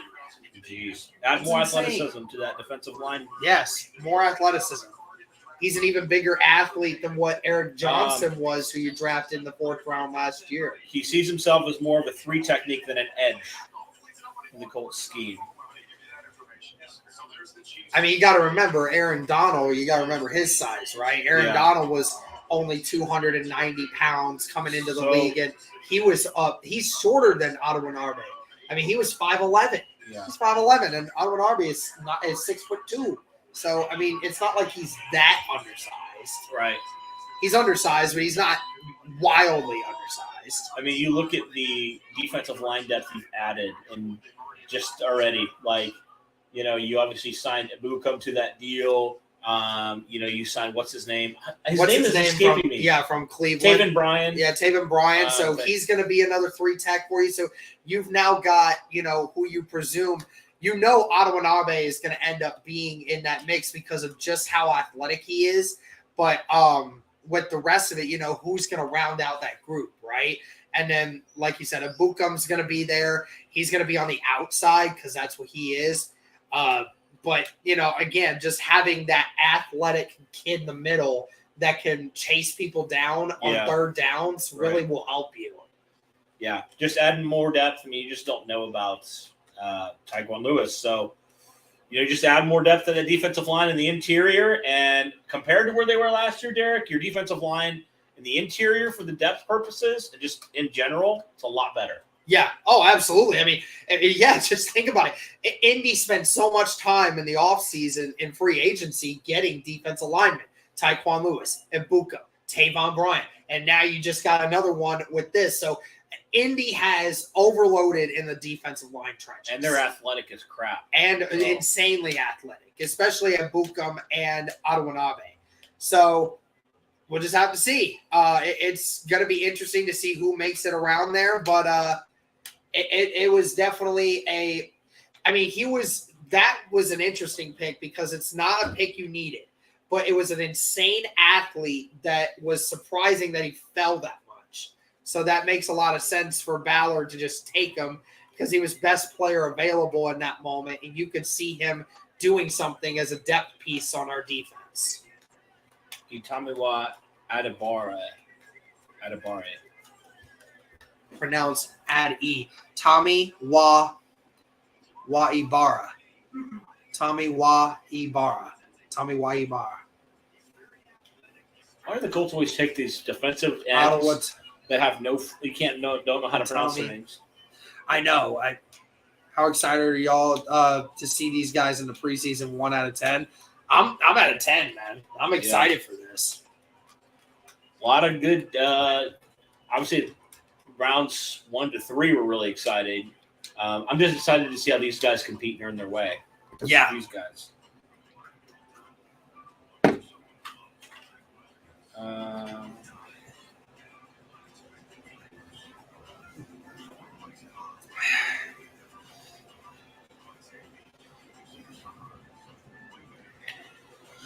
All right, should we do a breakdown of him? Yeah, we can do that. Okay.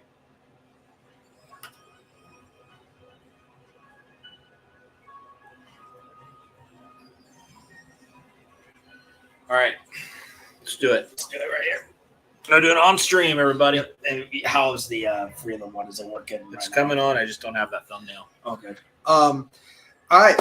So, guys, after a quick rebound in the 4th round, the Colts have selected another defensive lineman. And again, I'm going to miss this name so bad. And I'm sure at some point he is going to tell us exactly how you say it. So don't crucify me for doing it. But Adebawari is the last name, the defensive tackle out of Northwestern, a guy that has played both. He's played defensive tackle and edge out of Northwestern. Actually was the name, one of the names at the combine that you would probably remember because he ran the fastest 40 time of any player over 280 pounds in the last 16 years, guys. So this is a insanely athletic kid, 6'2", 282 pounds, so relatively undersized when you look at defensive tackles, Cody. But again, another kid who had a 9.7 RAS score, so another athlete. Yeah, and you talk about it. He obviously, the Colts fell in love with him, in the pre-draft process and stuff like that. At the Senior Bowl, I think is where they said that he kind of felt like he was on the Colts radar. Now, where does the fit go? I think he has said when he's talking to the media, he sees himself more as like a 3-tech type of guy. So I definitely think that's kind of the role, kind of that backup to Buckner. Obviously, the Colts did sign Taven Bryant in the offseason, so we'll see kind of how that does play out. But, man, the Colts just keep adding more talent and more athletic traits on their defensive line, giving Nate Ollie some more, work here, some more guys to work with here. And, really the big thing, like everything else except for really the height, the weight, and I think it was the bench press, everything else is elite. Yeah, in terms of traits. Everything. Explosive. And on top of it, and that's explosive at defensive tackle is huge. You want something like that. If you don't have the size, you want the athletics to be there to help balance that. And he's got explosion everywhere. And not to mention, apparently, his hands, he's got 10.5-inch hands. Yeah. Some of the biggest hands in the entire draft class. So, in that situation, he is relatively strong. Despite not having the bench press, he does have relatively good upper body strength. It just seems to me like the kind of guy that, for third down rush situations, if you're going to have somebody on defensive tackle that you want in there, that with him and DeForest Buckner, I could see that being the case for him. He's not going to be a prototypical run stopper. He's not going to be a 3-down guy, but I could definitely see this guy as an explosive guy for pass rush. And it's just one of those situations, guys. Another one where Indy said this guy was projected to go in the late 2nd round, and taking him early 4th, I mean, just seemed like a no-brainer there. Absolutely. And you don't really, compared to where you were last year, I mean, you have majorly upgraded the depth and that interior defensive line. And you just add another guy here. Obviously, you already have your 2 starters in the interior, but you add another guy here that you think can give you some nice, rotation here. A guy who's got all those athletic traits. And I think it's a good pick here. The Colts just had some more competition in there. And, a lot of people thought he was going to go a lot earlier than where he did get picked here in the round 4. But I do think overall it was a guy with a lot of high upside, with a lot of traits the Colts like. And Derek, I think their average RAS score right now between all their picks is a 9.71, which is just crazy considering it. I mean, this is not, this is very typical for Ballard, especially what we saw from him last year as well. The Colts continue to add guys with traits, continue to add guys that they feel like need to be developed, and they feel like they have the coaches to do that and get these guys ready to go. And so overall, I think it was a pick that, like, we knew Ballard he had to take a defensive end. He talked about how deep this edge class was, right? In his pre-draft presser when people asked him about some of those positions. So I always had that feeling in the back of my mind, man, that defensive end, edge rusher, defensive line somewhere was going to be a pick here for Indianapolis. And Chris Ballard pulls the trigger here in round 4, the second 4th-round pick the Colts had. They obviously already had one. They brought in Blake Freeland, the tackle from BYU. So the Colts add some more beef to that defensive line, and now the Colts have gone back-to-back picks on the line, one on offense, one on defense. So I think it was a good pick overall. It was a guy that Ballard even talked about in his presser last night. He said, you take the guy that you have the highest rated on the board. Doesn't necessarily have to be a need. And I always had the feeling that if a guy like him was sitting there, the Colts would take him based off of how their board ranked, not necessarily the positions of need. Yep, that is a typical Colts thing to do. And we're talking about average with a 9.71. The only reason why it's even that low is just because of Josh Downs. And the only reason it's that low is because of his height. It's not even about his athleticism. So technically, if you're taking it off on an athleticism standpoint, your average right now for Indy is more like a 9.85 right now. So they're like really getting at these athletes right now. And like you said, this was definitely not a need for the Indianapolis Colts in any way, but it was, that type of pick where you said best player available.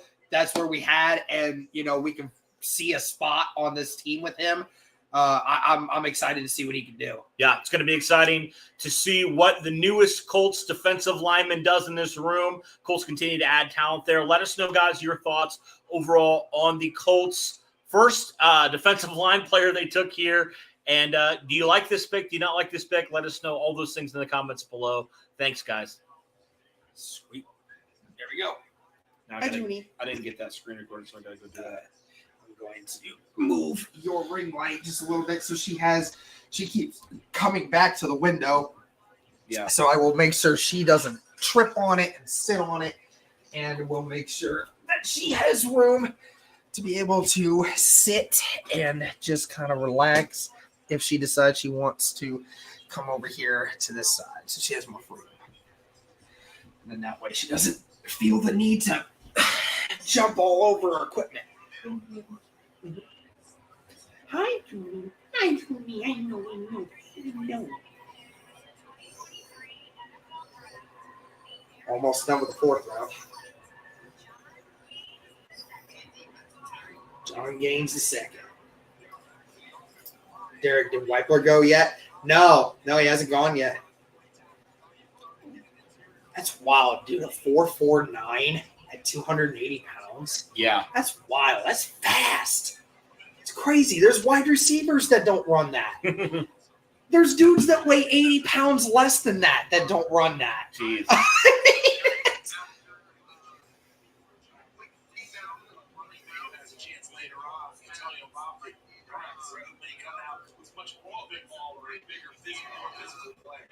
So the Seahawks have already chosen Anthony Bradford to guard out of LSU earlier today. Okay, got it. Here comes another Seahawks pick. Round 8.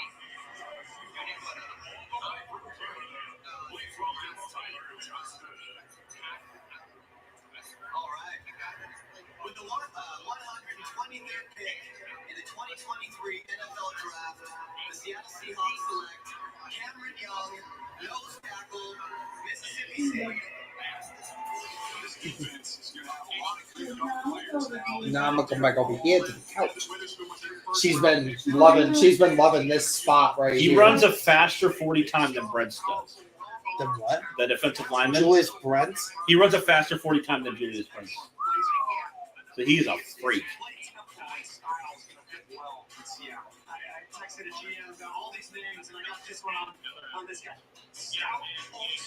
I need to remind myself of his name again because Adam.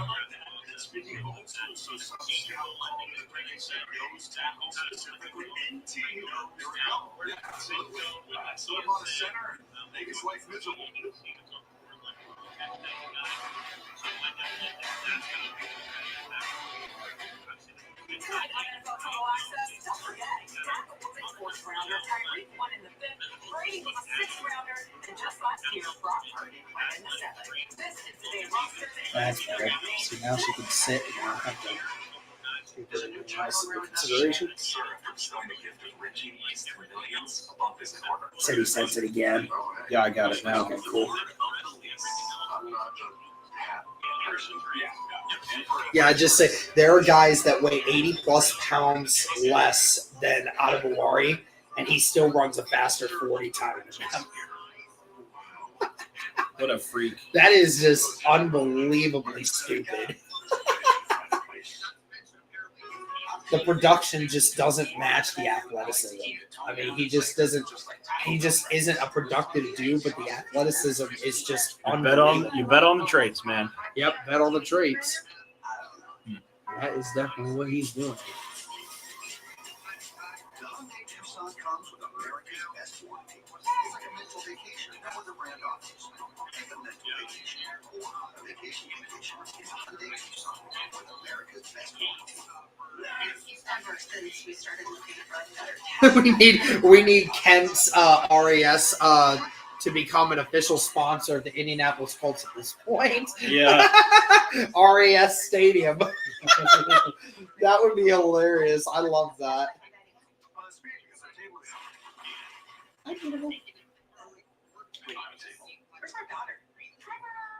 Sit.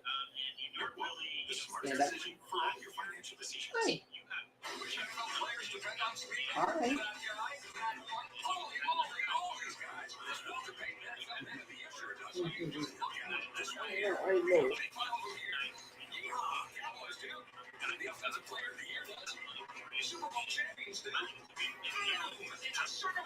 I put $1,000 that we will trade Big Q next year in our first round pick to move up to draft Marvin Harrison Jr. If that happens, dude, I'm.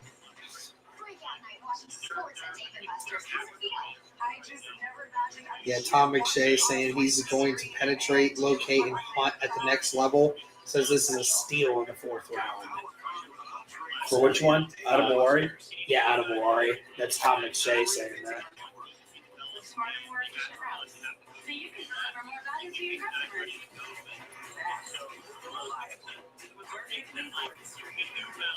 Man, I tell you what, man.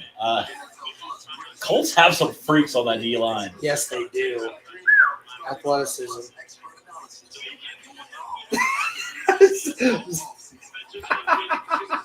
Eight linebacker to the 10 RAS.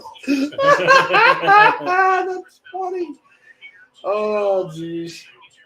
Yeah, I do think Downs will be over Doolin. Yeah, I think so. I like Doolin. Yeah, this dude, you won't find a bigger Ashton Doolin guy than this one right here. Downs is a better player. Yeah, 100%. This is a better receiver. Might not maybe be a better athlete, but he's still a better receiver. He might be a better athlete. No, I see Smith staying at right tackle. I don't see a situation where why would you move Braden Smith to right guard? He's played tackle his entire career. Why would you move him to guard now? Well, at the pro level, yes. That's what I mean, yeah.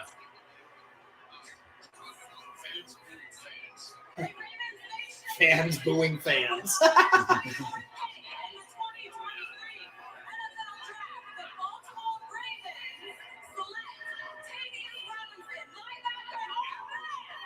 Tavius Robinson.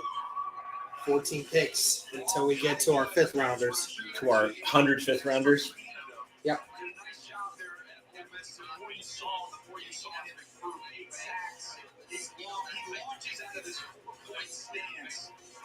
You see the motion, the explosiveness, pop in his hands as well. Loves that long swim move. There are times in the run game, Charles, he gets leaned inside a little bit. The Ravens trying to cut him loose on the edge. Yeah, listed him as a linebacker, right? So he's going to be an awesome linebacker off the edge. Does he not look exactly like what a Ravens outside linebacker looks like? Coming off the edge. That's exactly what they look for. Defense.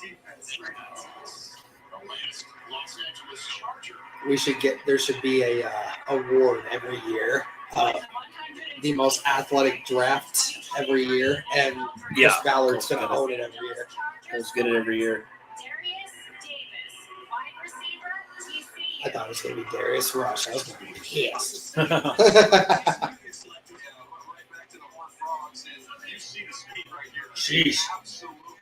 4.36. Look at his weight. 165. So small. Crap. 5'8", 165. Jesus. Charlie Jones still there. Tyler Scott. Yep. Ooh, I would love that. People still I would love Tyler Scott here. Ton of people still left. Whippler. Yeah, Whippler. Olawatami. Andrew Voorhees. Okay, you got to take Voorhees at this point. Yeah, I would. Gosh, there's so many good guys still. What's up, baby? See, Cody doesn't not like you. It's just that we're trying to do work. You jump on my face. I know, we're trying to do work. Okay, you're just jumping on my face anyway. Yeah, he doesn't care.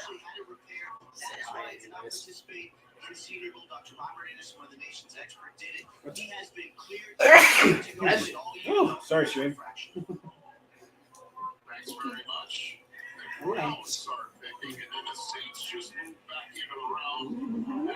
Yes. Give me love, damn it. Thank you. Everybody enjoying the dog content here.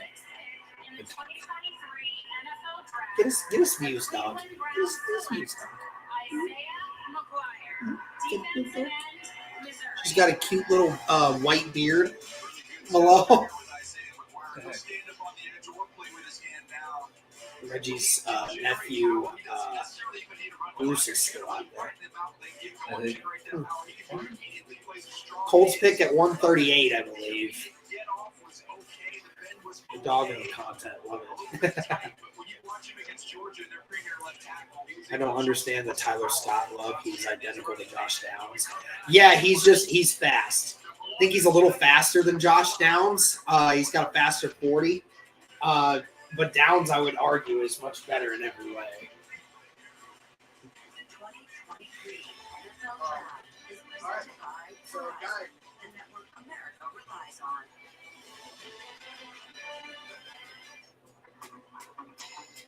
What are those secret ingredients for running my business?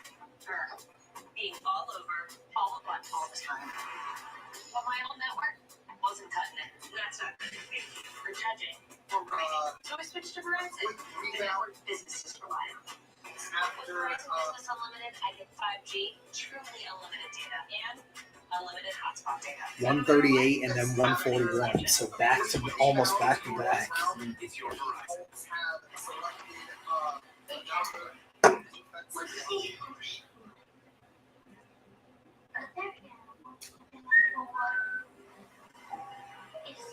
Another defensive lineman, and again, I'm going to compare this thing. You were made to remember. I know you're tired. I know you're tired.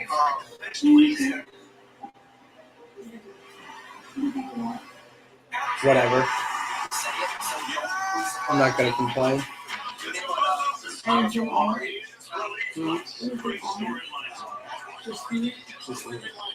Maybe some provolone cheese. You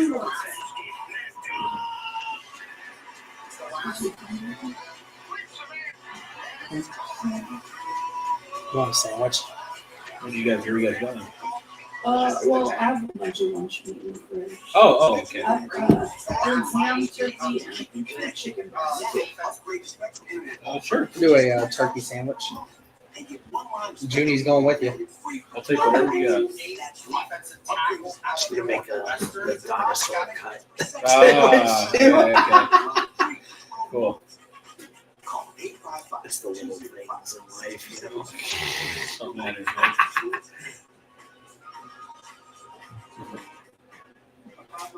Yeah, Tyler's a lot faster than Downs. He's more of a threat as a go route. That said, Downs is more versatile. Yeah, absolutely. That's 100% correct. Oven roasted chicken breast, Black Forest ham, and smoked turkey breast. Oh, the Black Forest ham. I'll do the turkey. Thank you. Do you want any condiments, or I have lettuce and tomato and onions and everything? Pickles, mayonnaise, mustard. I'll do pickles and mayonnaise. Okay. Thank you. I know, I'm a mayonnaise guy. She is too. I don't put it in my coffee though. The Lions are trading DeAndre Swift to the Eagles. Shocker. Okay. DeAndre Swift. No, just the cheese, and that's good. Cody, do you want? We have provolone cheese and like American slices. I'll do provolone. Thank you. Damn, you are eating like kings. Hey, of course you are. But the Eagles for DeAndre Swift makes a lot of sense. They needed someone. For the 2023 NFL Draft, the New Orleans Saints have selected Jake Hader, quarterback, Fresno State. Oh, Jake Hader. Oh, the quarterback. Yep. Not Tanner McKee, but that's that guy that apparently had that really good S2 score. Oh, yeah. That kid that was really, had a really good S2 score. Everything you want off the field. Lots of RPOs in this offense. He's got quick feet. He's got quick eyes. He can throw from different arm angles. He's got some creativity as a passer within the pocket. I'm getting the Olive Bavaria one out. Oh, okay. That's even how you say The his Freeland name. one's already up, right? Yep, the Freeland one's up, guys. So if you want to check that video out, you know. Yep, there's actually a thumbnail with it now. Do you get a link up on Twitter or anything? I have not had time. I'll do that. Take out the via YouTube part. Yeah, let me. I'm gonna do it on here actually. Starting running back DeAndre Swift to the Philadelphia Eagles. Or I can just do it real fast. I can do it right now. You just keep doing what you're doing. I got it right here. I'll just help get it out on socials, and then that way we'll make it easier. Now they pull the trigger. DeAndre Swift to Philly. What pick was Alabawari? 110. 110.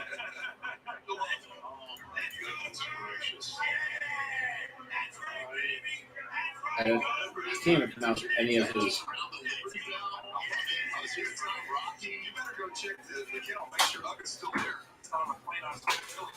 Just go to YouTube. Go to YouTube. Okay. And go to the video. And go and click that link right there. Now the actual link. Okay, so go to share. Right. Hit Twitter. Add the picture. Yep. And then just take out via YouTube. Boom. Here we go. That's normally what I do, but for some reason the process I was taking was taking me there. Yeah. That's the only reason why. But now, anytime that you post a video, then I can just share it on social, on Twitter specifically. What do y'all think of the draft so far for us? I like it so far. We're getting athletes, man. With the 128th pick in the 2023 NFL Draft, the Los Angeles Rams select Stetson Bennett. Stetson Bennett just went. And the 4th round to the Rams. Wow. Really early.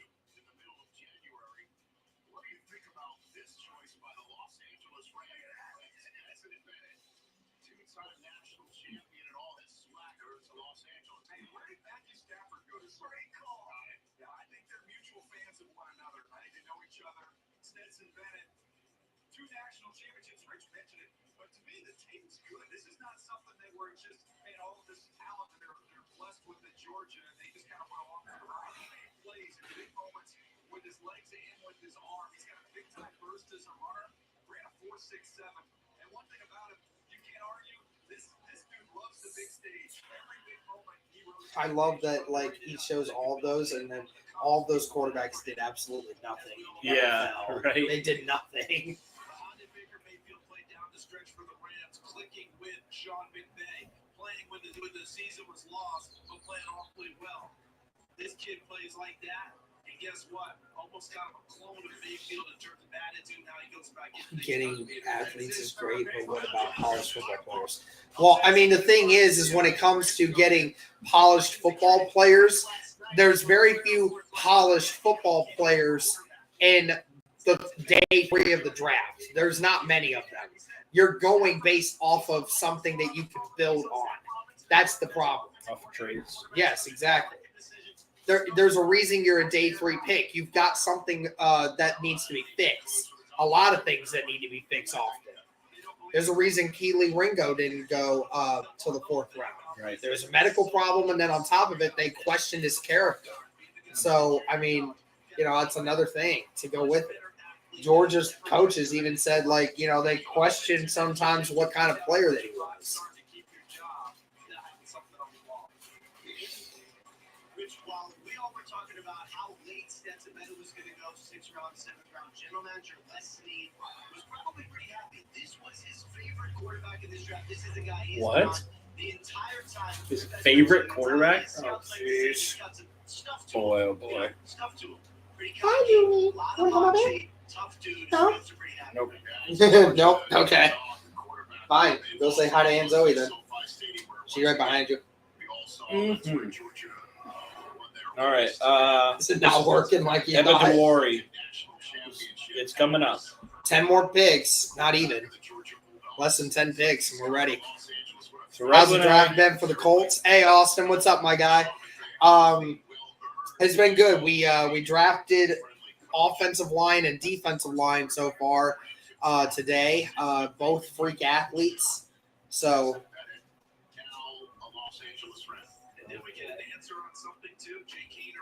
Thank you. You're welcome. dinosaur shape.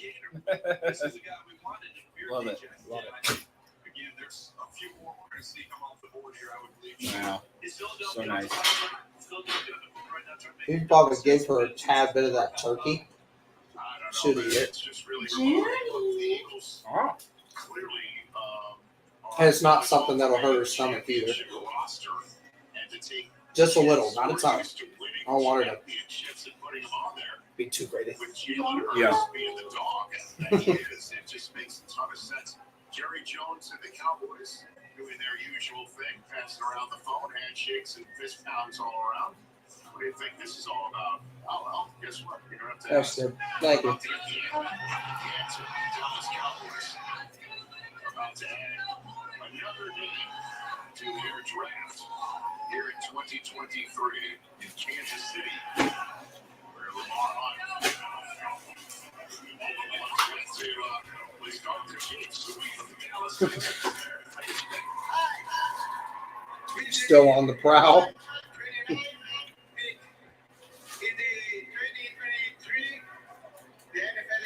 Hey, Julie.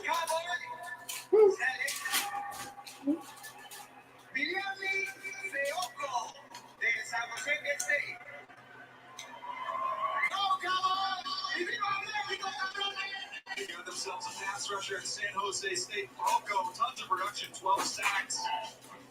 Excellent with his hands. He's got a variety of moves. He'll beat you with a chop move, a club move, a swim move.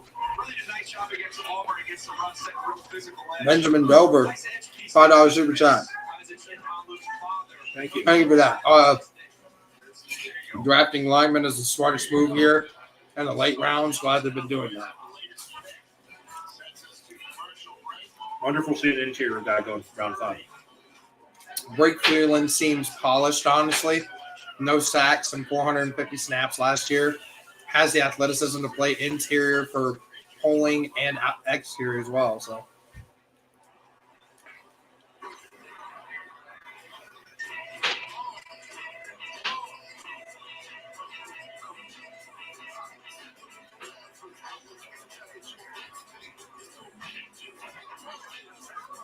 Eight picks away. 8 picks away.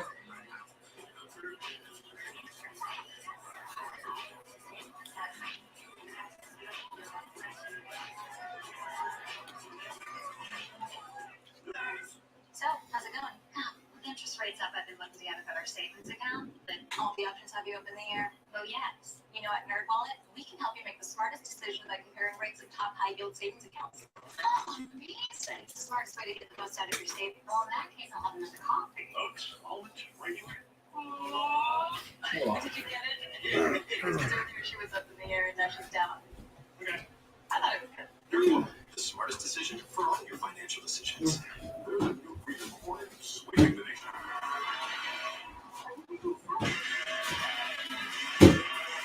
Not for you.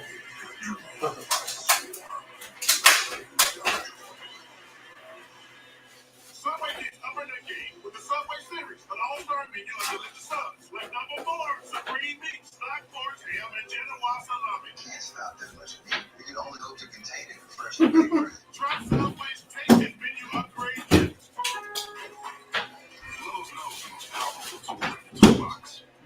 was the star of the show for about 5 seconds just now. Yeah.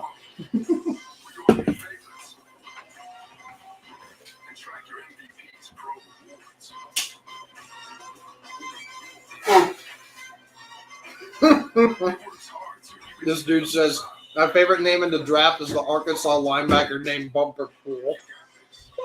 What was the one guy's name? The center that got taken by Jacksonville. Scooter? I don't have any idea. Or yeah, the one guy from Jacksonville, the center. That was a good one.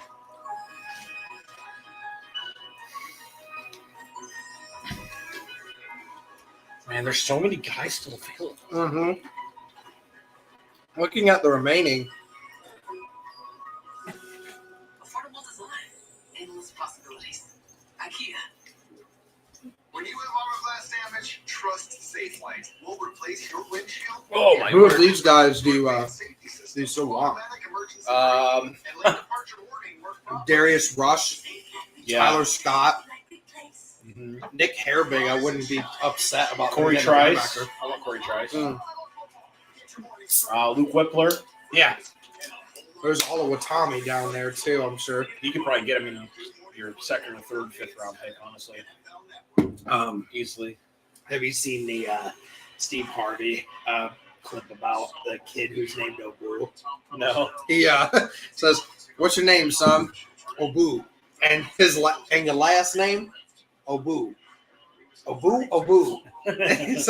so, and then his mom's like, "You should ask him what his middle name is." He's like, "Steve ain't ready for that." He's like, "You have no idea how ready I am." As a matter of fact, we ain't gonna do a damn thing until we find out. I'm like, "What's your name, Obu?" Obu. It's like, who named you, Obu? My father. My father sitting in the audience. So he's like, "What's your name, sir?" Obu. Like, good Lord, bro.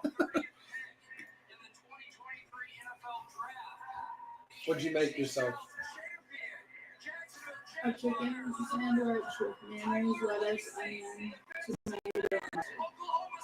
You got all the fixings.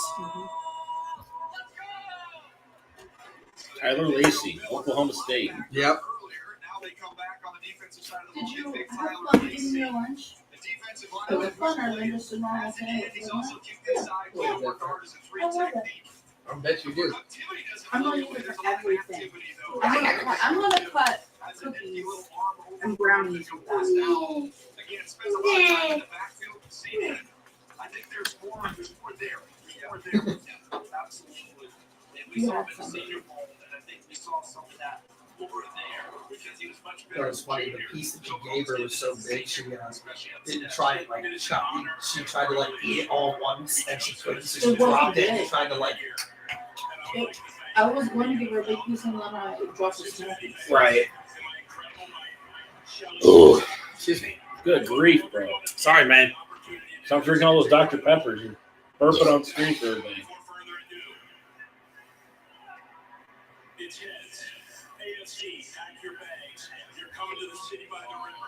Tuesday. And this next gentleman is going to get us there. With 130 I would love it if it was in Cincinnati one time. The Cincinnati Bengals select wide receiver Charlie There's Jones Charlie Jones. Yep. goes to Cincinnati. That's a good one.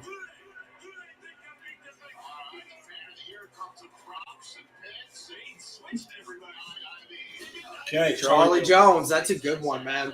That's a good one. He's not elite anywhere, but he's productive, man. He's good. He's a polished guy, man. Better be careful, babe. She's eyeing you like a hawk. Up on her perch, just waiting for you to get her a bite. It's like, hey, I'm hungry. Wow, 7th And I'm round pick. cute. What can we do? Look at us. We're adorable. Toad from the movie. 1,300 receiving yards last year. Second most in all college football. Isn't that crazy? That's a good pick for Cincy. Oh, yeah. So you got a guy who had the second most receiving yards of any receiver in the entire college football, and you got him in the 4th round. Wow. It's pretty insane. Good value. Yeah. That's another guy they can put in the slot from to replace Boyd every once in a while. Man, they got 4 legit Good wide receivers, yeah.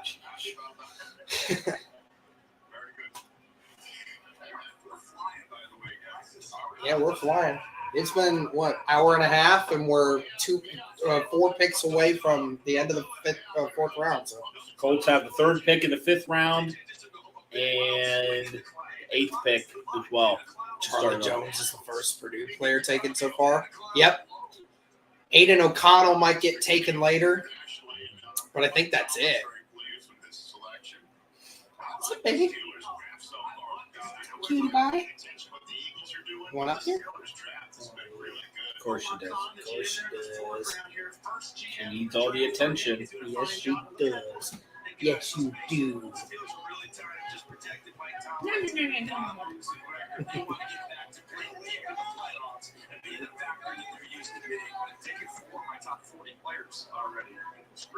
Oh, yeah. Jones and Joey Porter Jr. was the first selection.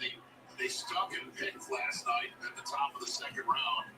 Deano Baker, Wisconsin, is there on that defense Right back in. right in the middle. Then Darnell Washington, who abused Fred the Sled at the combine. Absolute Fred the Sled abuse. I appreciate you finally. Just putting on a show for everybody right now.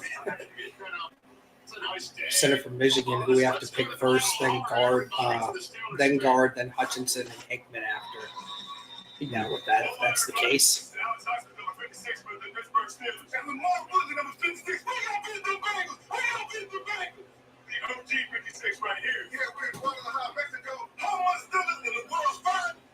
Hey, you got that right. Let's get right to it. With the 132nd pick in the 2023 NFL Draft, the Pittsburgh Steelers select Nick Herbig, linebacker. Nick Herbig, Wisconsin linebacker. Wow. Linebacker, linebacker. They needed a linebacker there, too. They needed one. And Highsmith is more of that edge guy, too. Yeah. You know, I kind of hate nowadays how we combine the edge and the linebackers sort of thing. Mhm. Just depends on the kind of defensive scheme that you're in, you know? He's got tremendous burst. He's outstanding as a looper when you want to run games with him as well. He could spend some time playing off the ball at his size with his athleticism and speed. That won't be an issue as well. Colts got picks 138 and 142. Right now we're at 132. Actually, it's 141. 141? Yeah, 141.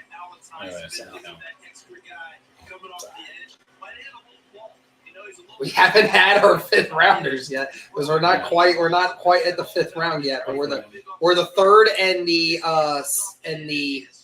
we're the 3rd and then the 6th pick of the 5th round, and then we still have 2 more. Insane. Yep.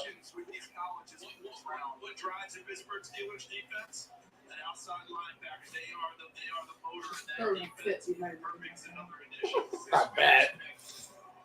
Like you gave me some already, and Zoe. Why don't you just give me more than that? I know. Oh my God! Look at that. Oh my God. Mm-hmm.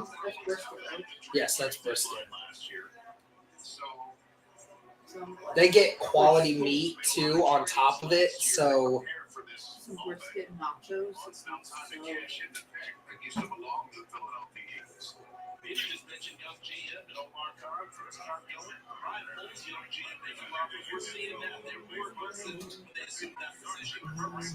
Oh, Tyler Scott's gone. Good afternoon, Kansas City. With the 133rd pick in the 2023 NFL Draft, the Chicago Bears select Tyler Scott, wide receiver. Darn. Damn. They're getting a good one. Reminded me a little bit of Darnell Mooney, who's now going to be his teammate. He is a flyer on the outside, big time. Oh, we already got our guy though. Yeah. Speed's legit. The game's There's still more too. There's still more wide when receivers. he catches the football, he shows you the burst after the catch to really pull away from guys. Now there's times he's got to gear He's got down. track Fast speed. player getting in and out of breaks. That's something he's going to continue to work on. But he can track the ball. He's excellent on jet sweeps. I don't know why we're always behind. I think NFL Network might be slightly behind what ESPN's broadcast is. And I don't know. I think it's so weird how that works. Yeah. It's a good thing, and obviously we know they're trying to build up that wide receiver core. You got DJ Moore, you got Bayless Jones. I like the pick. I just love this sort of stuff about the draft here. The Stetson Bennett pick that the Rams made was a pick they got when they allowed the Giants. Best wide receivers still available. Still got Xavier Hutchinson, Parker Washington, Trey Palmer. Still got plenty of those guys. Let's look at the corners because I think maybe corners are moved here. Darius Rush still remaining at the top. Oh, I hope he falls. Corey Trice, Terrell Smith. Darius Rush or Corey Trice would be nice. Trevius Hodges Tomlinson, the teammate of Julius Brents. No, actually, that's not true. No, it's TCU. My bad. Kansas State, TCU, they look the same to me all the time. But yeah, there's not a ton more there that you would want. So you might want to go with one of those guys. Yeah. Still got Voorhees here.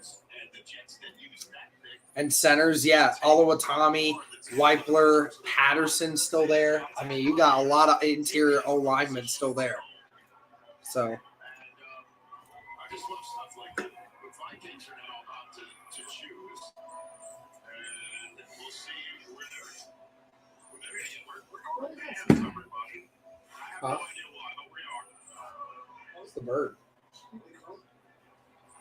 You're on. Either that's babies or that's the actual bird. I don't think so. Wow, they It's got probably just the bird. they got a season ticket holder. That's cool. Yeah, sometimes they do that. It's a beautiful day. I'm so excited That's cool. for the Minnesota Vikings to make this pick. With the 134th pick in the 2023 NFL Draft, the Minnesota Vikings select Jay Ward, defensive back. LSU, let's go, school nation! Quarterback, Really, Jay Ward. Is that a screen back? Oh, it's bad. Just making sure it was in front of a monitor there. Nicely done. Jay Ward. So, Darius Rush, if he's here, you take him. I would love that. Darius Rush, 6'2", 200 pounds. Tall, long arms, to excellent top-end speed. Quick feet for length. Adapted crossing over to carry a receiver vertically. As long as he doesn't take a false step and has a smooth transition, he's fast enough to match speed with almost all wide receivers. He's a former wide receiver himself with ball skills like that. So I think his biggest issue was, sometimes his aggressive nature gets him in trouble. What's So his he gets- RAS score here? That's a great thing to know. Trade. Tom Brady, this is a guy they've loved. Got a sneaky suspicion here. Let's see. They came up for a quarterback. All right. Let's check it out. And Raiders draft room looks pumping. 9.66. So that's an athlete. 9.66. turning their camera on for us. So the Patriots get a 5th and a 6th from the Raiders to hop out. So that Jason Jackson going to the Chargers now next to the 5 and a 6. Okay, so the Raiders just traded up for the last pick in the 4th round. They eventually cascaded to human beings putting on uniforms and playing football. Rappaport is just so adamant that the Raiders are taking a quarterback. He's been saying that every time they get up to their Who pick. would it be here? I don't know. If it's a quarterback, I mean, Jaron Hall or Thompson Robinson would be a good pick for that. I think if it were me, I'd take Thompson Robinson because Robinson has a lot more things you can work with, I think. Who are the quarterbacks available? I just out of curiosity. Jaron Hall, that's a good one. Aiden O'Connell, Clayton Tune, Tanner McKee, Max Duggan, Tanner Morgan, Tyson Bagnett. Tanner McKee, that's interesting. which is crazy because a lot of people originally had Tanner McKee as their fifth quarterback on the board. Yeah. You know, so going into this year, so. All right, let's see what Vegas does here.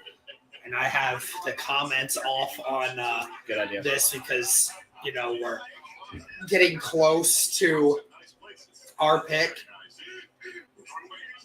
What we'll do is since these are back to back like this, we'll wait to do a video on both of these players until after they're both done. That's fine.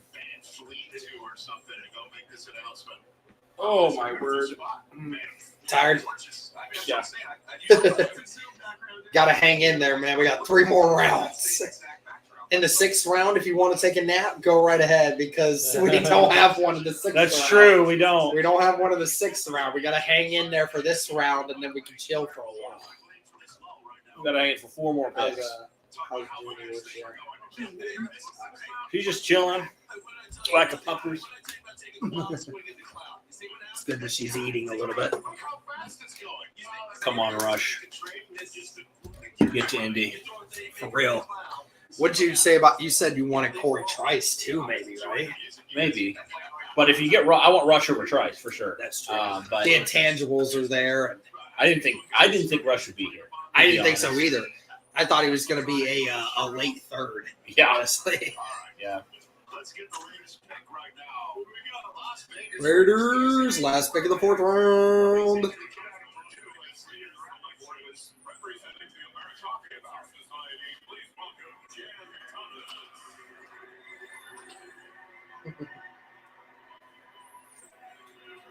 The New England Patriots have traded the 135th pick to the Las Vegas Giving you Raiders. the puppy hour now. With the 135th pick in the 2023 NFL Draft, Oh, you look at me, Las want me? Vegas Raiders select Aiden O'Connell.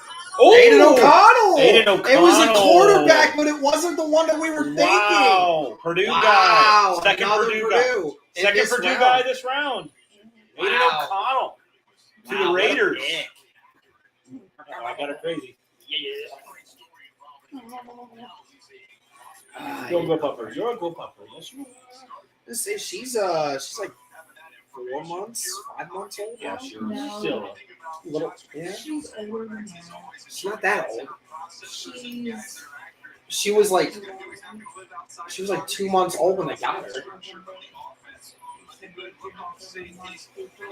she's almost 10 months, babe. Oh, okay. Well, that's still puppy. This is July 4th, baby. Oh, July 4th, baby.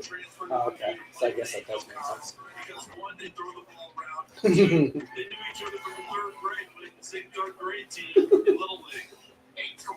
Well, the last pick of the 4th round, and then here they go. They're gonna go to commercial with the beef. So, All right, road trip after this. Yeah, road trip, guys. We're taking you on the road to Kansas City. We're going there. We're going. tonight. Not for the draft, but for the barbecue. Yeah, exactly. Vic is already in from Jacksonville. I kind of want to just move to Kansas City and just start a barbecue channel and just go best places for Derek's Kansas City barbecue. We can go across. Would you want to move to Kansas City? Larger's Really? barbecue. if we move to the city, we gotta take Evans. Oh yeah, that's true. Larger's barbecue and breadsticks.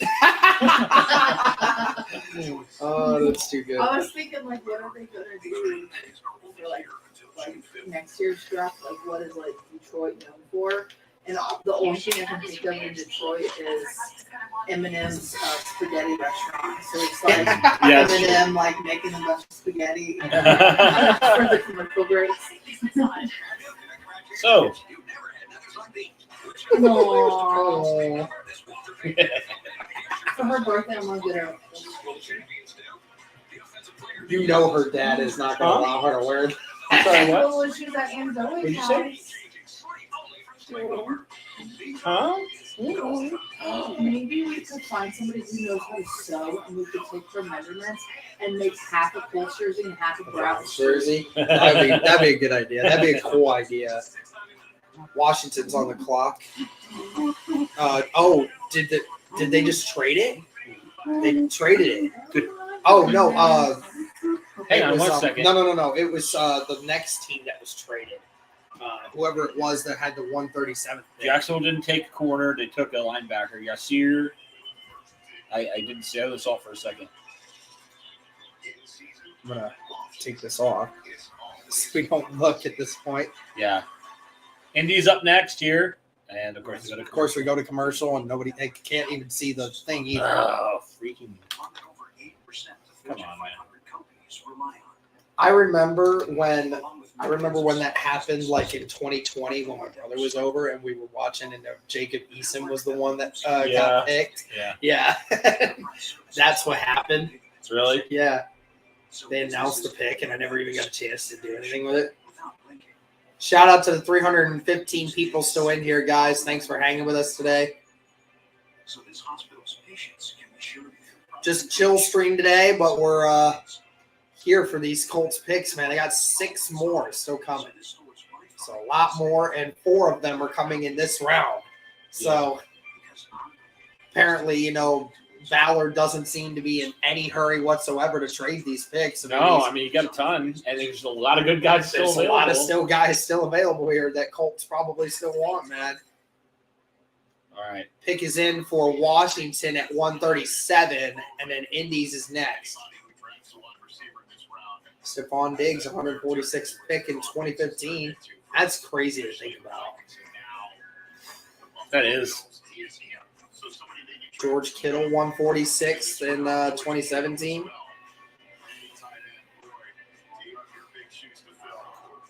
Yeah, it goes to show you there's some of the best players in the NFL. Not all of them are first and second round picks. Right. This is how you build a contender. Mm-hmm. Day 2 and day 3. Washington been getting a ton of offensive line help.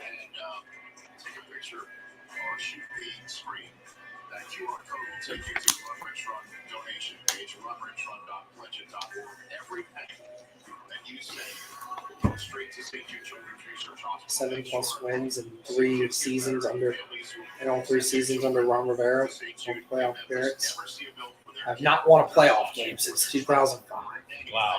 I don't even know who the quarterback was back then. I don't even know. It's not Jason Campbell. He's a little later. In the process of getting better, run with me in the Rose Bowl as we did 2 weeks ago. Those are some of the best times that I had. That's what I was shooting for. Well, back in the day, I used to shoot for that. Now Rich Eisen. His best 40 time ever was a 5.94. 5.94. Yeah. 2 weeks ago. Yeah, but anybody that you give whatever you can, and it will be tremendously appreciated. We have moved ourselves from the stopping to hear every pick. If there's one of note or one that you guys are interested in, we'll stop the broadcast. And then, of course, you can see at the bottom of the screen when it's announced who it, in fact, is. KJ Henry. Darius Rush is there. Darius Rush is there. Everybody. Boy. If they take him, if they want to take him. I think they should. I don't think it's if he's on their board, then they're 100% taking him. If they don't take him, then clearly he wasn't on their board. Well, he's got the traits. Yeah. Indy's pick is next.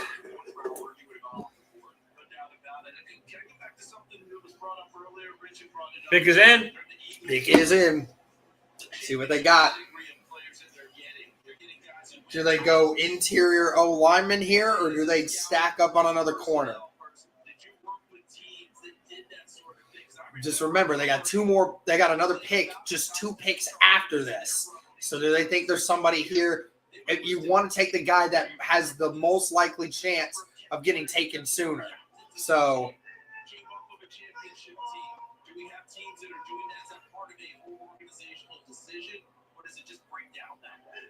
it's a couple different things. Obviously, the best schools are going to produce the best players, so that you can have more of those guys. I think they're announcing the pick right behind them, but there's also I can't tell. relationships that exist between certain teams and certain programs. Darius Rush. Let's go, Yes, Darius sir. Rush. We called it. Darius Rush. Sorry, I know she was cuddled up, but we had to do it first. I love you. Darius Rush, baby.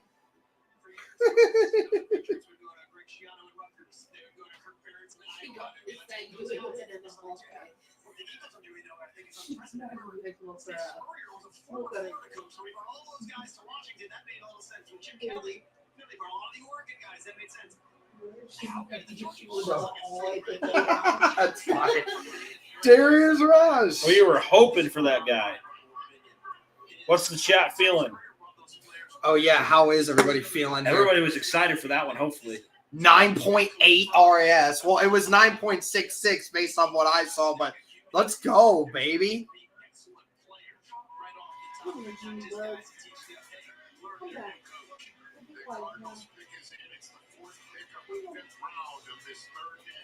So the Colts not only get the one corner that they wanted, but they got a second corner that they wanted, and Darius Rush just adding in on these rookie corners, The man. Colts got two big corners. Darius Rush, 6'1", 200 pounds.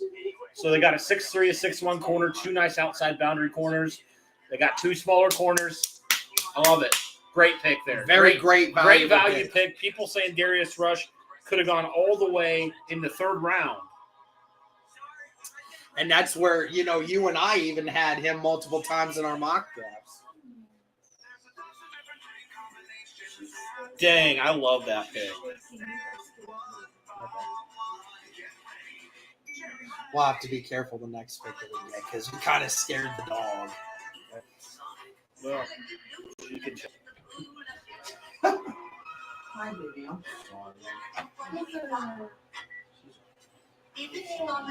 Experience the magic of digital key. I think it was just like she was so dead asleep. She was dead. And that clock just like. All right, Derek. So Whippler next. Whippler, Oluwatimi, Voorhees. Oh, any of those guys would be a dream. Yeah, you're right. She was dead asleep, and then she hears that, and they kind of just I'm sure it is anxious. I'm on the edge right here. So That's entirely she's incalculable. okay. I'm worried about her. Oh, I think that's legalese for true. Apartments.com, the place to find a place. So cozy. Should we go check it out? Yeah. All right, I want to see what the draft report is on him. Stay in a Virgo. The host doesn't stay with I you. want to see where he was projected. Yeah, he does have the length, the ball skills, and the zone coverage. He's got the size. He's got over 33-inch arms. His hands are 9.5 inch. nice. Clayton Tune just got taken by Arizona. Derek, his 40-yard dash, 4.36 for 6'1", 200 pounds. Jesus. That's Wow. so good. I love that, man. That's That's a round value. People have him there. 74 out of 100. It's just such a good value at that spot. Yeah. Like just a guy, again, who has all the necessary skills, just needs to be tuned up a little bit. Yep. Yeah, so Arizona takes a quarterback. Hi, Julie. What, you taking her outside again? Yeah. Oh, okay. I guess it has been almost 2 hours. Oh, okay. Sounds good. But when we were out there the first time, the mail was there, and I got my keys. So I was ready to keys. Oh, okay. Thank you. Darius Rush, baby. You called that shit, man. That was crazy. I can't believe he was still there. You knew he was on that board, and the Colts were just When waiting. you pulled up the athletic score, Mike, there's no question. He's going if he's there. Wow. All right, so the Colts are going to have – gosh, the Colts could trade down, Derek. Could potentially see them trade down for a few more picks. I don't know if they should, but they could is what I'm saying. They could, yeah. That's exactly right. They could Oh, my Lord. trade down like another 5 picks, maybe get another Please six take Andrew rounder. Voorhees. Andrew Voorhees would be the perfect pick here. Yeah, Voorhees is that one guy that I know he's injured right now, and he's one of those guys that isn't going to play for you right away. But legitimately next year, that's a guy that could own your right guard spot. Could literally own that position. And then in the He's that meantime, good. you go out in free agency, sign Dalton Risner for a year, and then you let him and Will Fries compete this year, Voorhees next year. Yeah, and Ooh. Fries can play left guard and right guard, so you move it to all I mean, around, and I then love it. that's all your depth that you need at offensive line at that point. Yeah. That's all you really need. Yep. And then, hey, you come back and take a center. Yep. Take Whippler or Tommy. See where the Browns selected here before Indies.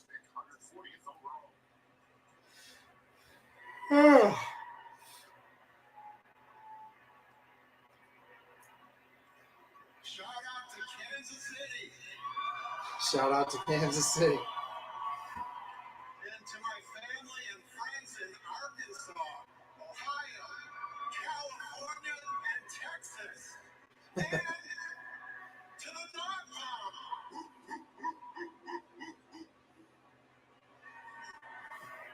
With the 140th pick in the 2023 NFL Draft, the Cleveland Browns select Dorian Thompson. Oh, quarterback. A backup quarterback for Deshaun Watson. Dorian Thompson-Robinson. Wow. That's interesting. I think it's a good backup option That's for a him. great backup option for them. Wow. Yeah. Okay. He's dynamic, man. He's a playmaker. Good value for sure. A little small, but 6'1", about almost 6'2", 200 pounds. You know, he's not terribly undersized, but I think his biggest problem that they had was just the lack of consistency throwing. That was his issue. But he's a playmaker. You know, he's a guy that can move around in the pocket, a guy that can make plays with his feet if he needs to. But I like that pick for them. That's awesome. okay, Voorhees time. If we predict this one too, If I predict this one too, I'm gonna lose my mind. Because gosh, like a second round value here in the 5th round, it's Yeah. too perfect. Seriously. And there's the potential Voorhees could potentially play this year too still. Yeah. They said he's on rehab and he's already ahead of schedule. So Yeah, after this one, we'll react. We'll make videos to both of these. yeah, We'll especially picks. since we're gonna have to wait another like 20-something picks. Yeah, we got some time. We got some time to kill. Trade. See? Oh, We wait, they predicted traded it. back. I said they could Where trade did they back. trade? Where did they trade? Minnesota. And they're not on the board right. No. Where is it? Where is it?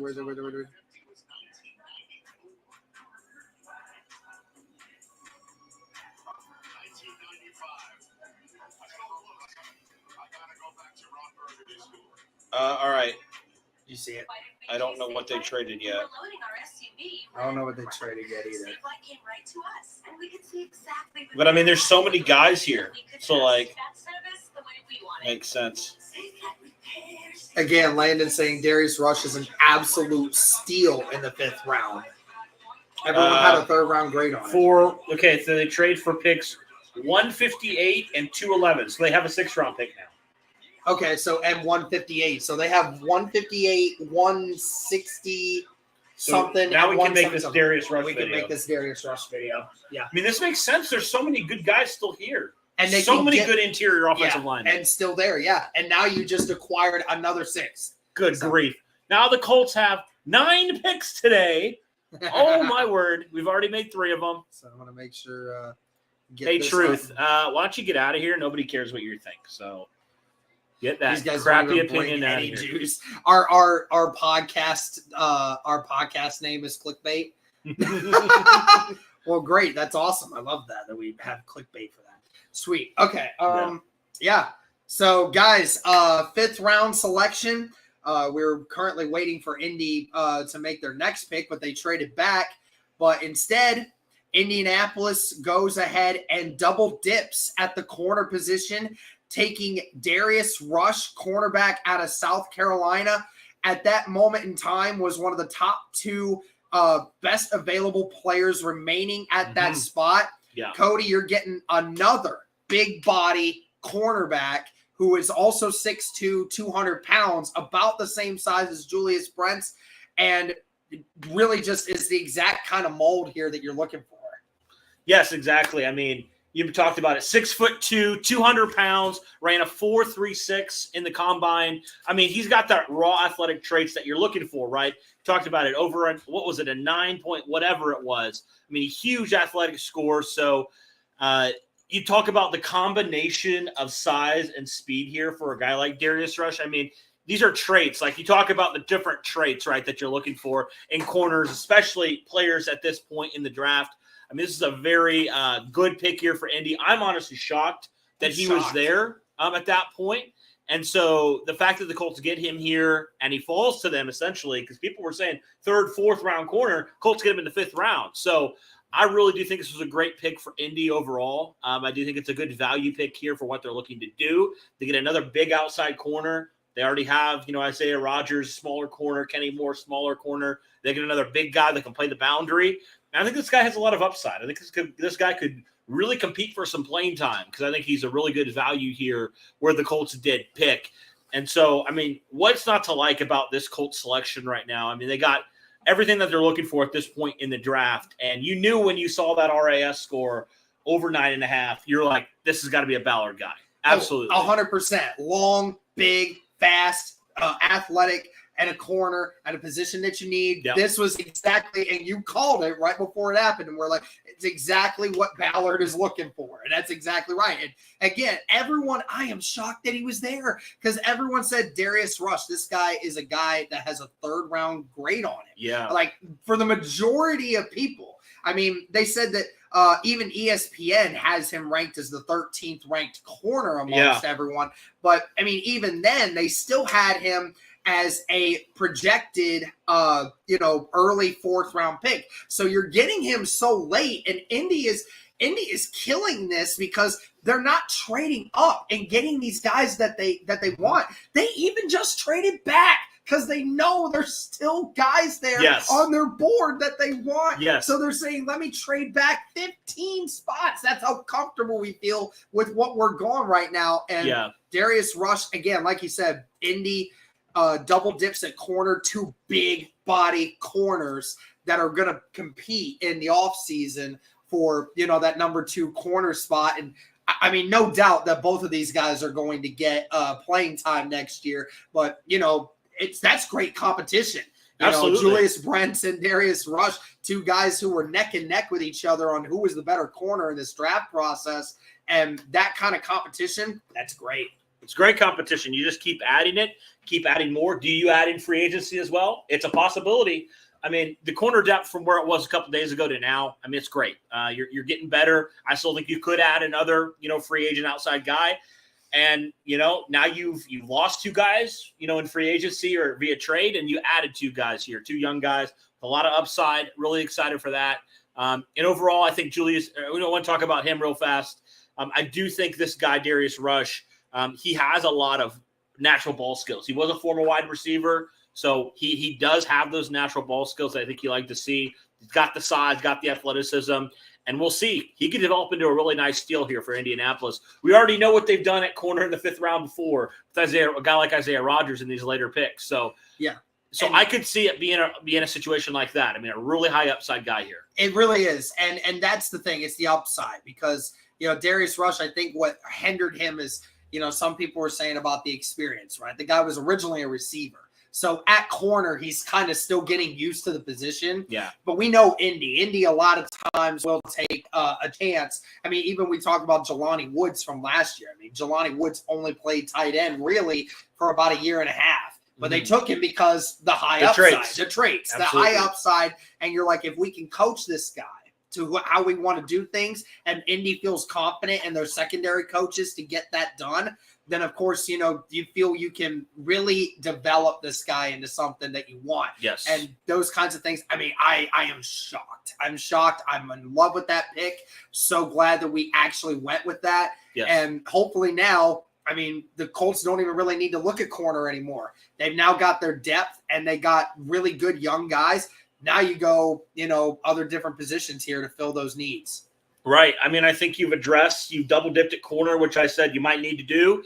You have done that, and I think that's great. You got a guy in the 2nd round, get a guy here in the 5th, and then maybe you added some more competition here as well when it comes to that. One thing that one of our guys is saying here on stream, Rush played some special teams in college as well, which I think will be great because he's probably not going to start right away, but he's going to have to earn his way on special teams. So I think that combination right there works really well for what the Colts are looking to do. But guys, let us know your thoughts on the Indianapolis Colts, first 5th round pick 138, Darius Rush out of South Carolina. Let us know your thoughts. Thanks, guys.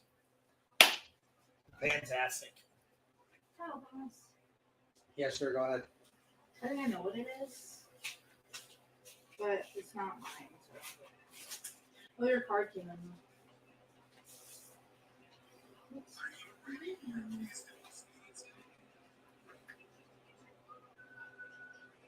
Yep, we got 158 and 211. So you're right. You got a 6th. Potential third string quarterback on your roster is offered, and at some point, Oh, there's more value out there in trading him than there is in keeping him on the roster. There's going to be some team, and maybe this is in August when we know for sure that Brock Purdy is healthy. At some point, if so delicious a quarterback, maybe translates better on another okay, it's my cash card. Draft pick compensation. What's up? Will you be able to come to that? Yeah, of course. Austin's inviting me, and Austin has no problem with Austin will have no problem. Austin and Emily are very nice. Doing the San Francisco quarterback room after last year. Everything's absolutely. I love you.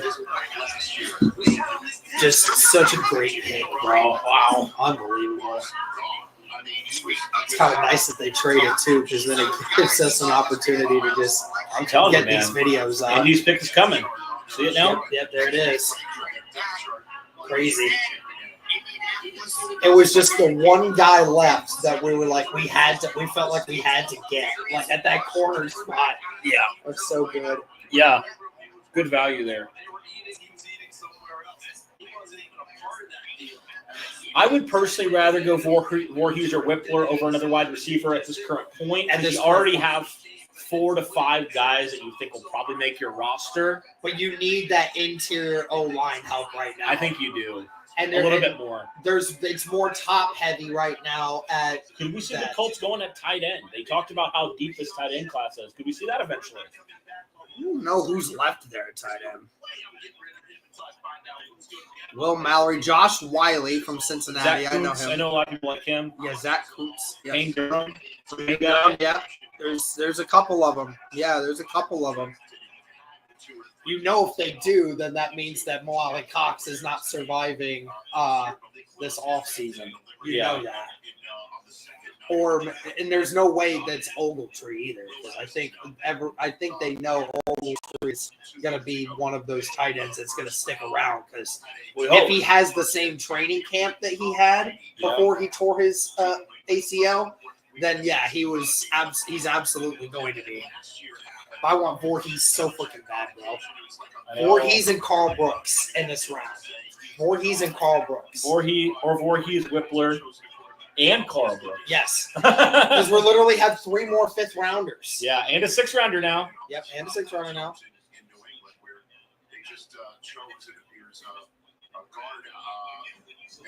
Yeah, do you have that details for the last trade up? The Colts traded out of their last 5th round pick. Do you have those details? Yeah, it was so for pick 141, they got pick number 155 and pick 211. So they got a 6th round pick. They didn't have one originally, so they have a 6th round pick. So guys, they came into the day with 8 picks. They have 9 now. So they have 9 picks. We've gone through 3 of them already. We still got 3 more in this round to go into, 1 more in the 6th, and 2 more in the 7th. So that's crazy. It's just wild, man.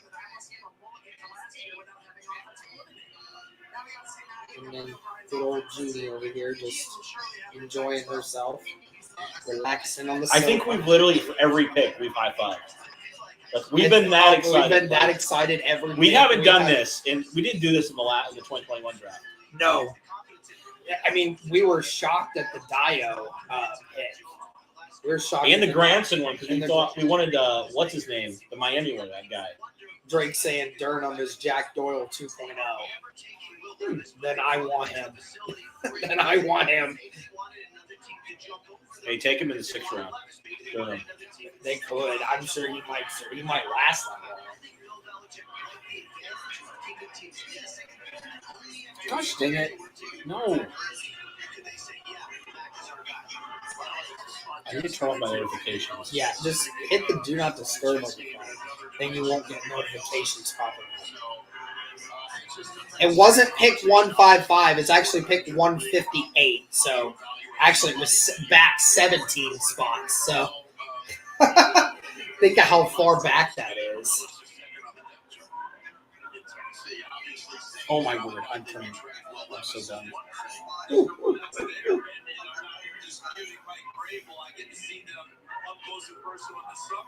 But when you have a guy that you made the number 2 in training camp last year, Zach saying Darius Rush was the second ranked build a Ballard corner this year, behind only Julius Franks. Wow. Yeah, it makes sense.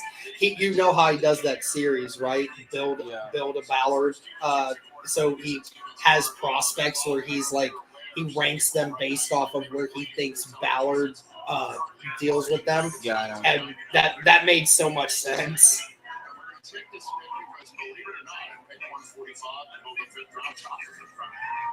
currently the Panthers' last pick in this draft. To announce the Carolina Panthers selection, representing the NFL Play 16 Youth Health and Wellness Initiative. Apparently, Kent Lee saying that his thing was actually a 9.8 on RNS. Wow. Even higher than what we thought. NFL Draft. The Carolina Panthers select Jamie Robinson, defensive back, Florida State. Interesting. Nice job. Jamie Robinson has some versatility. That's been a little bit of the theme of the day. Plays as a high safety. You also see him drop down the slot. Really twitched up really quick. Quicker than fast. Didn't run as fast as you would hope. But he's at his best when he's near the line of scrimmage. He actually didn't do any agility testing that Kent was able to get a hold of, which is weird. But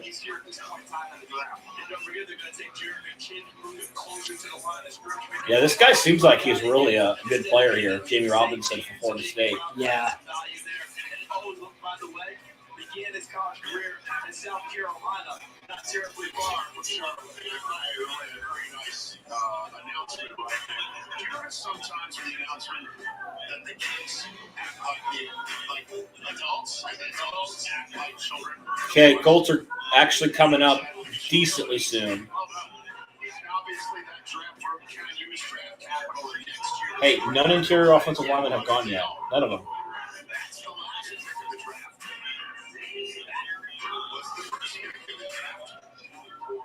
Yeah, Henry 202, however you say his name. He's still there. Mm-hmm. That's a tempting one, Derek. Wait, which one? The Bama backer. 20202. Oh, 20202, yeah. That'd be tempting. That is tempting. You potentially need some linebacker competition. If he keeps falling. It's funny, this guy says, had 2 shots at DeRon Jones and took an underweight tackle instead. Said better an athletic underweight tackle than an overweight lazy one. Yeah. Poor dumb, man.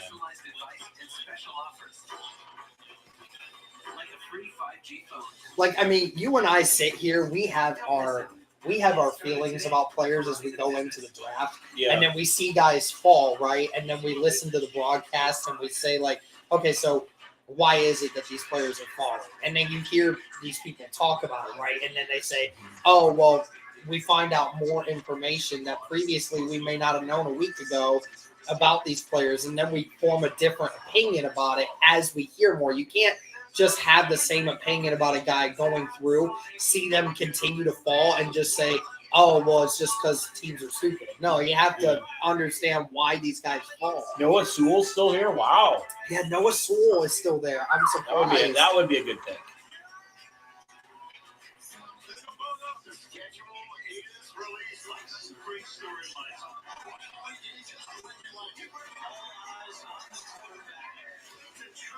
It'll work on it.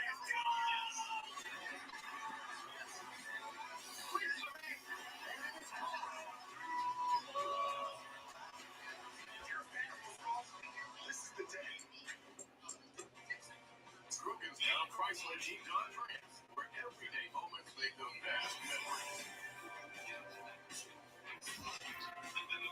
Leads the 2023 Indianapolis Limited 4x4 Court 259 Vermont, giving you a Jeep celebration event. Stop in and reserve the vehicle you want today. Loganstown Chrysler Jeep Dodge Ram or Loganstown.com. Nobody treats you better. Ram has been named the best truck brand for the 4th year in a row. Jeep Grand Cherokee L has 3 rows of seating for up to 7 passengers. Jeep Compass, modern design packed with tech features. Save now. Think of how young the secondary is for Indy. Yeah. Or $239 with lease loyalty for 36 months. Or lease a 2023 Jeep Compass Limited for $269 a month for 36 months.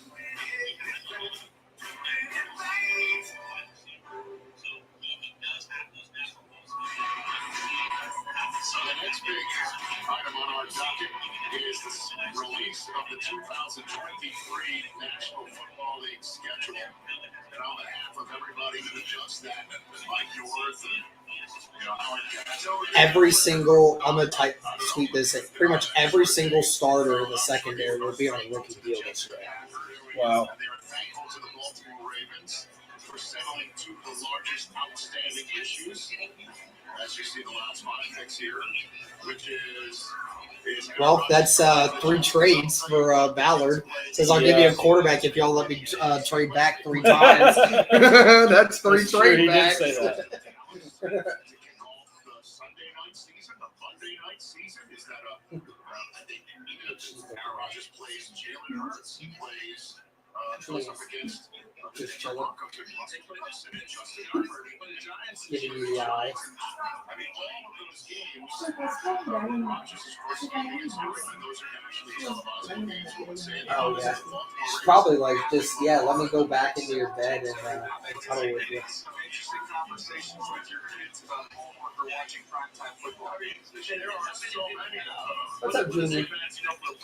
6 or so, yeah, 6, and then probably been a minute. I mean, just anywhere near 6. Well, I mean, Aaron Rodgers showing up and number 8 just makes them much must see. And the fact that number 8 isn't changing in Baltimore makes a lot of Ravens games must see. So Lamar and the Ravens agreeing to a 5-year, $260 million contract. I was talking about this on my daily show. Then you see what Lamar obviously means to the Ravens in terms of wins and losses. I was talking about this on my daily show. The minute Jalen Hurts signed his deal with the Philadelphia Eagles, we had, my outstanding. Patrick Mahomes has an 80% winning percentage Wow. since joining the league. The GIF of Leo DiCaprio and Once Upon a Time in Hollywood, the pointing. Think about this for a second, guys. Every starter for the Indianapolis Colts, most likely this next year, is going to be on a rookie contract In that secondary. in the secondary. That's crazy. It's just legit crazy. So practically everyone in the wide receiver group is that way, outside of Isaiah McKenzie. It's the same way. I mean, Well, Pittman's still on his rookie deal. So he'll be looking for a deal. He'll be looking for a new deal after this year's over. Jackson, we're doing everything we can to get you your guy. And they get saying, we're in a relationship with each other. They are going to be together. And I believe the Ravens fans got everything they wanted. Growing up together. Yep. I know That's pretty much it. there was the Deshaun Watson talk and the guaranteed contract is going for that. That's Oh, wow. Josh Wiley for Cincinnati got taken to Tennessee. with a fully Okay. guaranteed contract. That's cool. As these contracts with the quarterbacks go. Now with Jalen Hurts and Lamar, it looks like that's not going to be the standard. It's going to be an outlier. This is an interesting one, and not just because it ended a saga which has been going on for a year, and I think all of us are probably going to be happy not to be talking about this for a while. But the Baltimore Ravens have wanted this to happen so badly. This wasn't an unresolved issue that they couldn't figure out, or they weren't sure was it their quarterback. He's always been the quarterback in the eyes of the Ravens. It was just could they get Lamar Jackson to engage contract-wise, like he did in other ways, as you guys mentioned. He was recruiting Odell Beckham to play for a team that he wasn't even under contract with.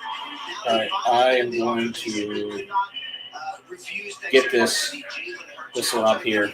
Okay. And now it is done in a place the Ravens have been dying to get to. And it's perfect timing that we're having this conversation as the Bears are finishing up the final piece of draft capital they got in trading Roquan Smith to Baltimore.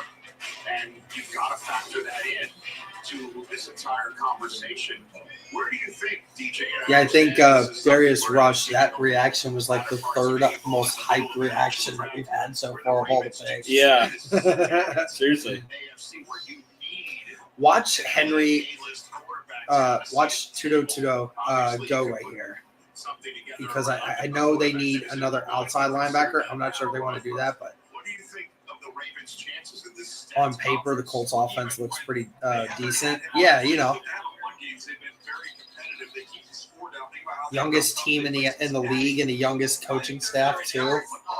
Hey, I mean, that's a recipe for success if it goes the right way. Not only getting Lamar out there, but some other guys, because of all the firepower you see here in Kansas City, Cincinnati, and Buffalo. You've got the Jags and the Chargers coming as well. They didn't have enough weaponry offensively. I think they've really tried to address that with these two moves. So they're right there. I mean, I don't think there's a hierarchy at this point in time. Health's going to be a big factor of it.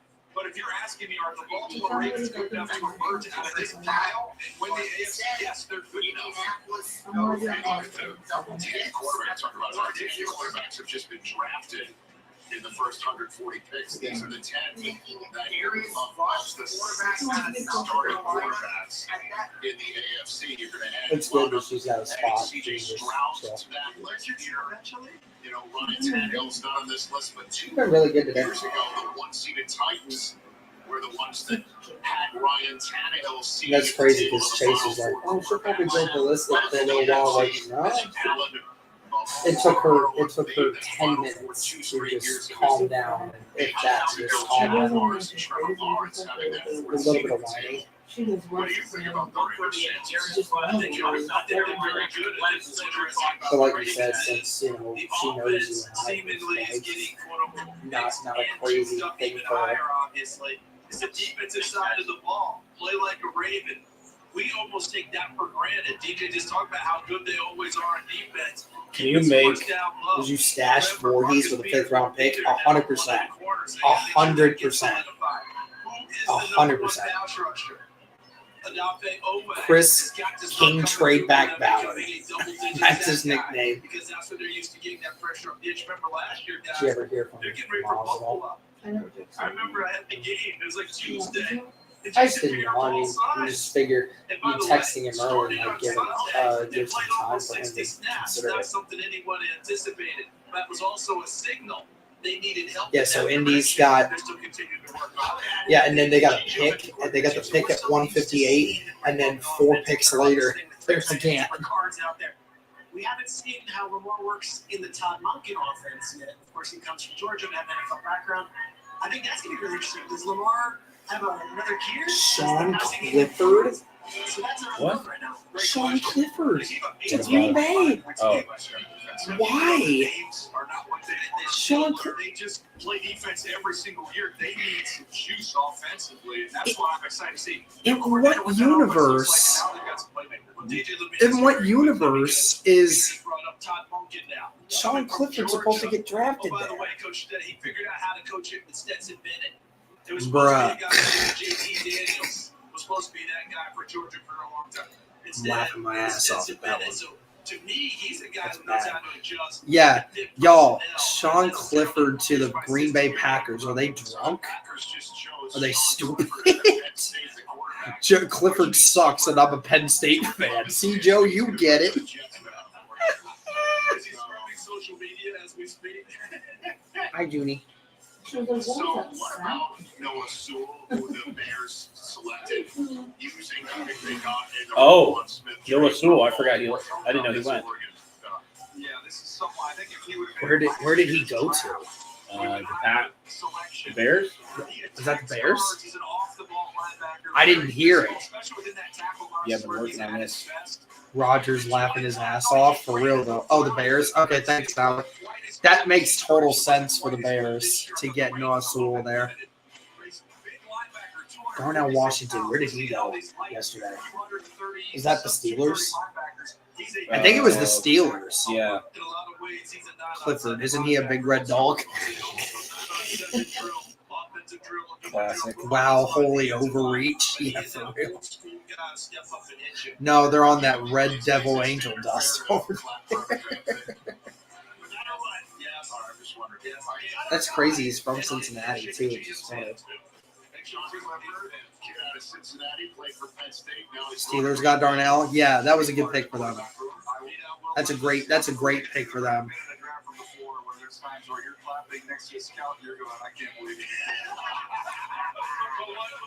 What? They're making fun of it. Yeah.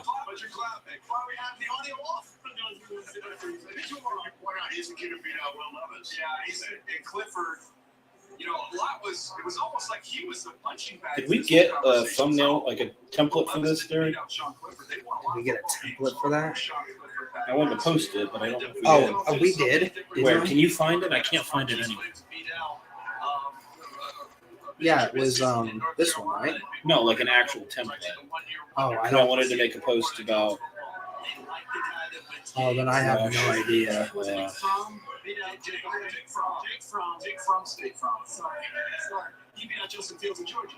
And don't forget, didn't allow AJ Kabisa to get his job Okay, back. here, I'm going to But once you start make winning this, games, I'm just telling you, I'll go to my tweet, too, because college football coaches. if that I didn't quarterback's tweet. winning games I already for did. me, Oh, you I'm already contending did? For titles, I don't care if I have a first-round pick behind him. Guess I I'll just play never that kid. retweeted Why? it. Because he's helped my team win games, and it keeps my job. That's what I do. Justin Fields came to Georgia, and he was a gimmick guy for a short time. He couldn't beat out Jacob Fromm. Justin Shorter just went from Florida, wide receiver to the Buffalo Bills. That's pick 150. And Sean Clifford became the 11th quarterback in the first 150 picks. That is a common draft era record. For a number of quarterbacks chosen. Colts are drafting the most athletic draft of all time. Again. Again. Pittsburgh and the Keller Witherspoon trade right now. 151 overall. The Lions, who had the, I guess, is that the only trade that involved an actual player currently in the NFL and this year's draft? They're trying to go through the rest of the trades. Indy's coming. Was traded earlier Indy's today to wrestling. Philadelphia, who, as we all know, keeps stockpiling Georgia Bulldogs from the national championship runs and the SEC championship run years. DeAndre Swift going to Philadelphia. They get a 5th-round pick. Detroit in next year's draft. They swap 7th-round picks this year. Mike Morris out of Michigan is a terrific football player, and Seattle fans will definitely like this young man. 5th-round pick going to the Pacific Northwest. Yeah, a big, heavy edge-setting defender against the run. Just watch what he does against tight ends. He sets the edge so easily. He's so physical at the point of attack. He's a massive stand-up linebacker. Has the 9 sacks. Watch him against Jalen Duncan from Maryland, an offensive tackle. He'll go some point in time before this draft is over. Showed you his power in that game. He also has a little bit of nifty up and under. Not the most dynamic, elite get-off and burst and athleticism. But somebody's going to be dominant against the run, is going to be able to push the pocket with his power off the edge. Michigan defense has had a lot of guys selected. Right? What do you see next year? Yeah, they've got a ton of dudes. They're going to be loaded next year. This is similar to when Georgia had all those guys last year. We were like, wow, what's going to happen? Well, they came out one national title. Michigan's going to come back and be right in the same mix for winning a national title. They got one of those last 3 years. What are those last 2 words? The mix for winning a national title. Yes, national title. This is not just getting to the college football playoff now, Reg. This is getting there and closing and finishing.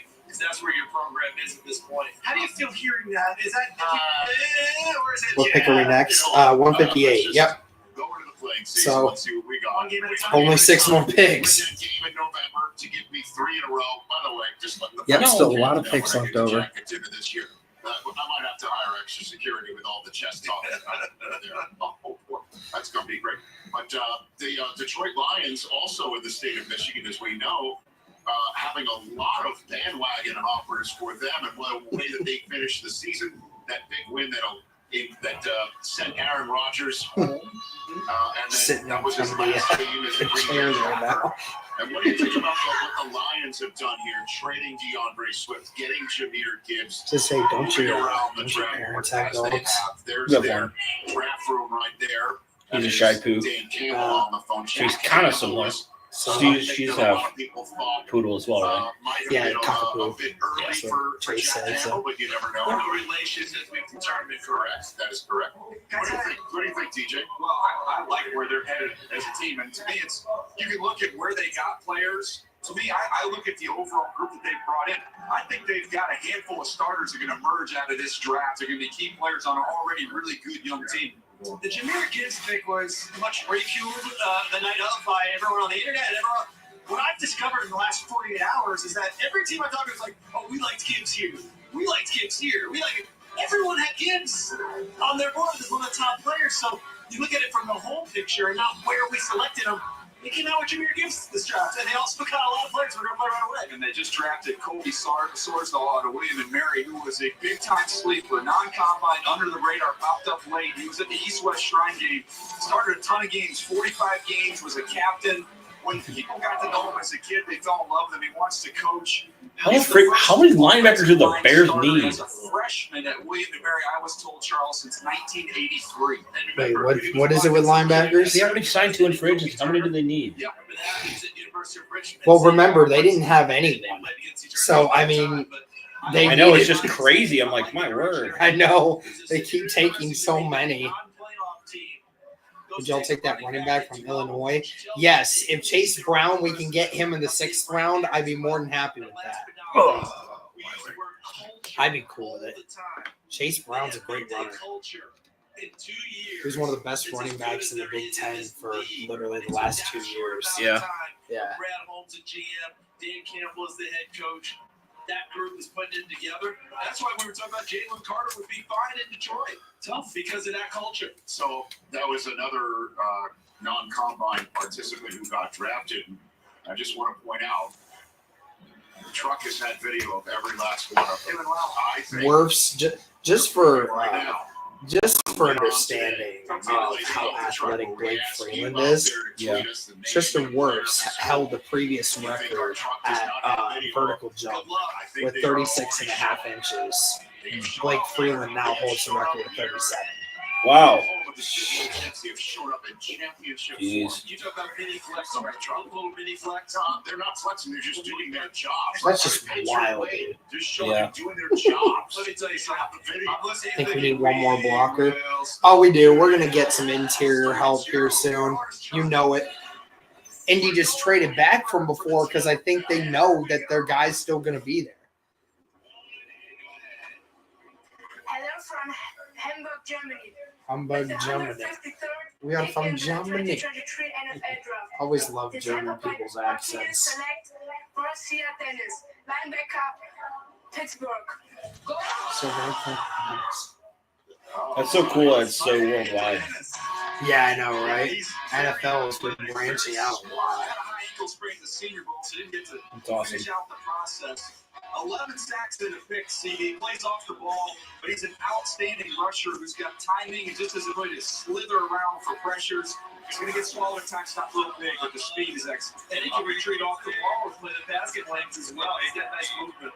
Great name. I'll see it In this commercial break, have a little Cervos here. Finally getting the Darius Rush pickup just in time for Colts to pick in a few picks here. Tell you, man, it's I get asked so many times, who's the boss? If you get the boss, you are the boss. Try Subway's tasted menu upgrade yet. Hey, Ken. What's the ocean like? okay. Yeah, I'll be back. Is the ocean warm? Yeah, and it's very warm. You were made to remember some days forever. We were made to help you find the best way there.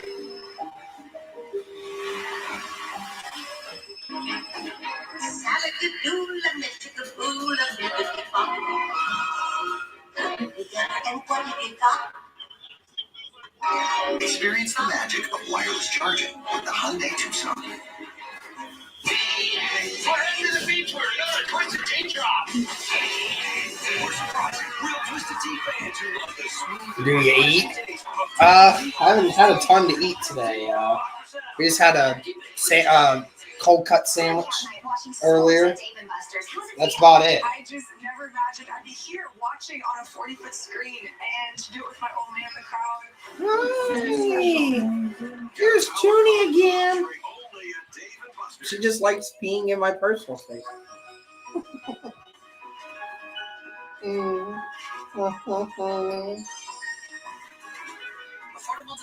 See, she's chill, you know, just chilling. Is a new title really necessary? Sir, after Can I help you, ma'am? a bump is in order. Okay, let's see. Oh, hey, what's this? Lord of the Lease. I'm not a hat person. What? Emperor of French tourists. That's funny. No. Yep, Puppy is back. I don't like it. Where's our turkey sandwiches? They want to know, Zoe. Where's their turkey sandwiches? Oh yeah, we had. Not only did we have sandwiches, but we had sandwiches shaped like dinosaurs. Because you know that's extremely important. It is. Don't disrespect the dino sandwiches.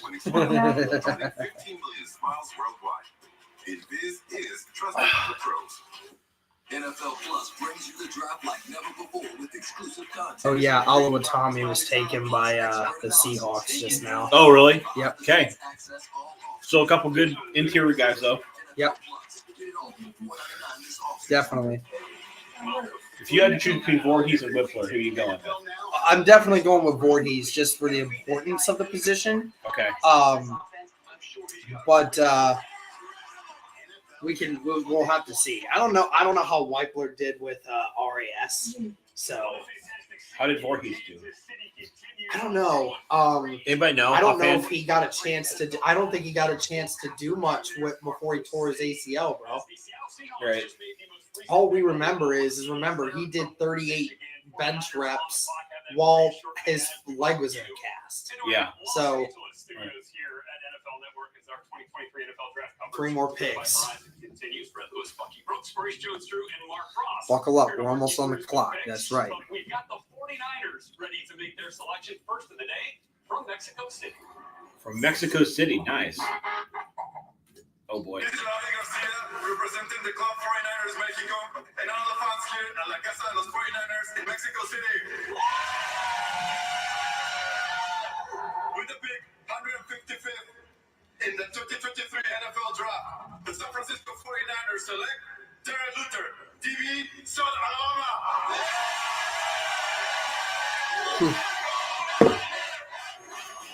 Darrell Luter, defensive back from South Alabama, is the first pick of the San Francisco 49ers here on day 3 of the draft, joining Jair Brown, Jake Moody, and Cameron Latu, in from Alabama, as the Niners picks from day 2.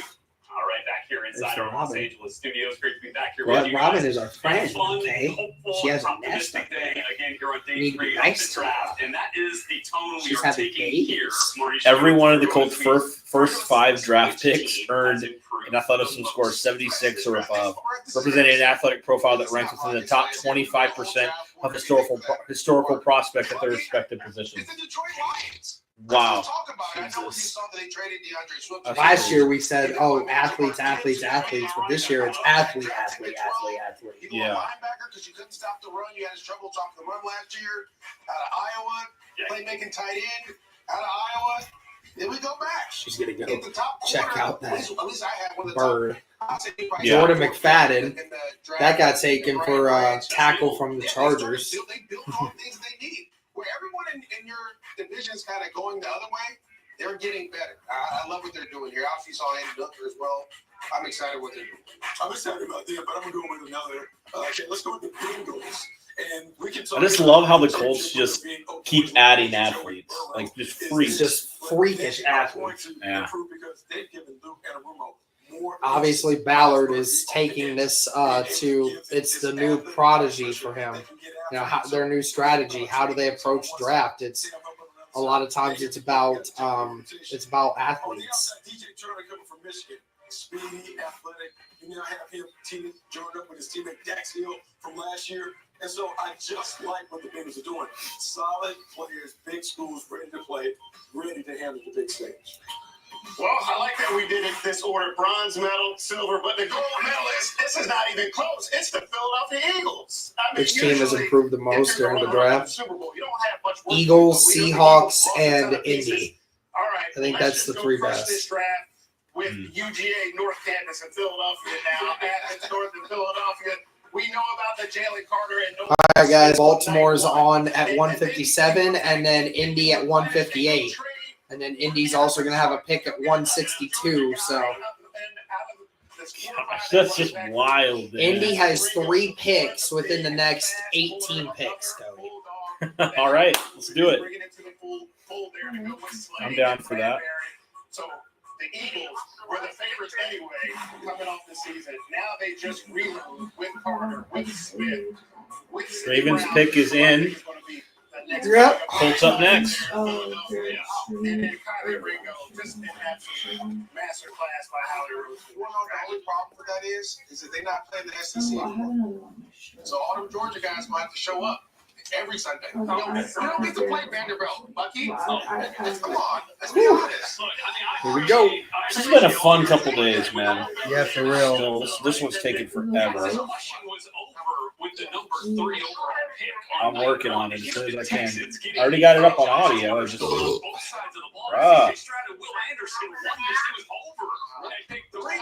Yes. I mean, I just mentioned all 17 guys for life. I need to get some ice. Got 6 starters with their first 6 picks last year, so like they're stacking draft classes right now. All right, He's letting that bucket in the face. that's wrong. Mark, I'm gonna come back to you. I'm gonna come back to you. Your biggest surprise in the Yeah, draft. let's get to those Texans. It's not that it First of all, a lot of hurts. chatter It's coming just into that, Texans that they would not take a quarterback at 2. my ankle I think is that was really a surprise that they took C.J. Stroud, which they should Anytime I like try To to me, move the forward, biggest it surprise pulls I'm up going the to give top. Will Anderson, like Will Anderson, the player, but to give up a 1 next year, a 3 next year, and a I'll 31st just pick this year is just way too much. do this for a That was while. the biggest surprise. What's up, Jimmy? A big surprise for me is San Francisco 49ers. You don't want that. That's cold. Let's go.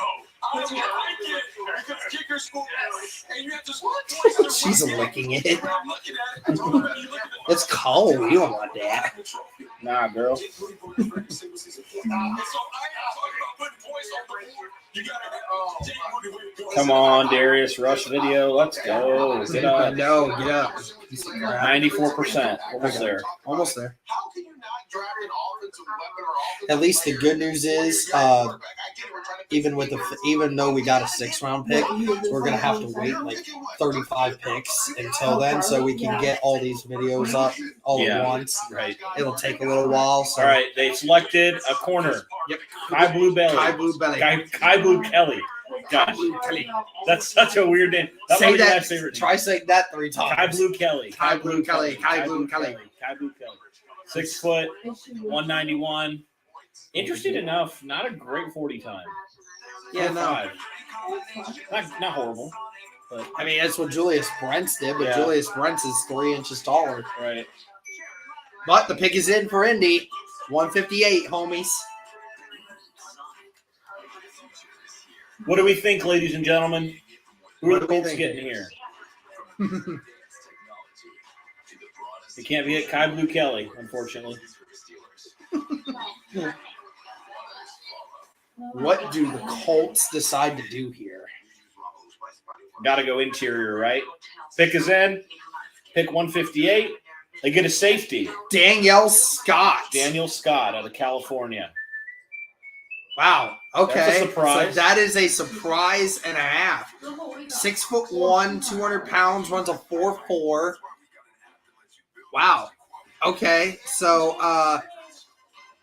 that is one of the that might be the first one where we're sitting back thinking, wow, this is something completely different than what we were expecting. But he is an athletic guy. He is a very athletic guy. Remember, guys, Indy has another pick, 3 picks from now.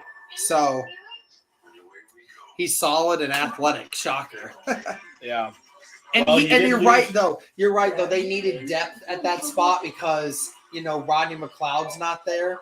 So you look at Okay. Nick Cross and Here we go. Okay, Derek. This guy had a 9.93 RAS score. He has elite across the board, except for height. Everything else is elite. Even though he's literally 6'1". You got elite. I mean, that's the only thing. That's not elite. It's Apparently, good. it's not elite. But I mean, But he's 208 pounds, 22 on the bench. His vertical is 39.5. Broad is 1,008. 40-yard dash 4.45. 20-yard split 2.56. 10-yard split 1.52. These are all elite. Elite shuttle, elite 3-cone. 30.25-inch arms. 10-inch hands. So, I mean, you needed some depth, Derek, at your safety position. Julian Blackmon in a contract year. You didn't re-sign Rodney McLeod. It makes sense from a depth purpose standpoint. Get an athletic guy.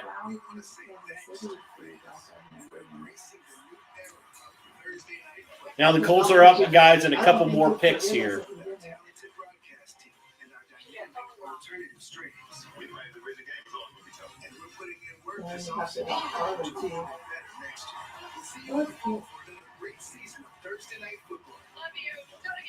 Okay.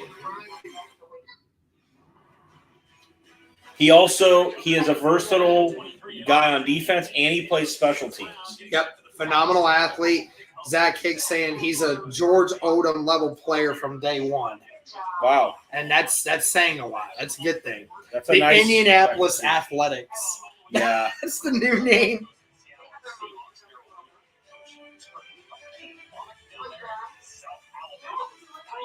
So now I think they got to go interior. You would think they go interior, but that would make sense to me.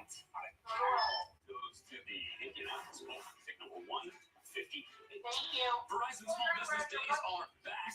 Partner with Verizon Small Business Experts now through May 3rd for a free tech check and access to some of Verizon's Death, taxes, Chris Ballard taking that athletic guy. Yep. And besides, you need that safety depth, right? Because safety depth and special teams. Yeah, and special teams. So you lost Rodney McLeod. You need that help there in the secondary. So I'm not overly shocked by it, but yeah. Well, to me, when you look at a quarterback, you want to talk about resources. Who can coach them through any type of issues that they may have. And to me, it's Bryce Young. You have resources as a head coach that played quarterback. Your quarterback coach has played quarterback. Your offensive coordinator was with the Rams, so he has answers for you there. When you talk about the offensive line that they have protect, they have a first round. Based on Dane Brugler, who's a NFL draft analyst for the Athletic, says Scott has better traits than tape and needs to become more buttoned up in several areas. But NFL teams are always searching for rangy, quick-footed safeties with this set of skills. Mm-hmm. So. It's about fit and scheme. And when I look at the scheme, the Shanahan system is going to allow CJ Stroud to fully unlock all the it basically just sounds like he's going to be a special teamer right off the bat. Yeah. Just because of his abilities. Which, listen, if that's what you were thinking when you got him, especially with this next pick, if you think Indy's going to be, taking somebody who maybe isn't going to start right away because maybe that means somebody's injury prone or has an injury right now, maybe that's what this means. Yeah. He's in a great spot. We know he's coming. Antonio Johnson, the safety from Texas A&M, heard a lot about him.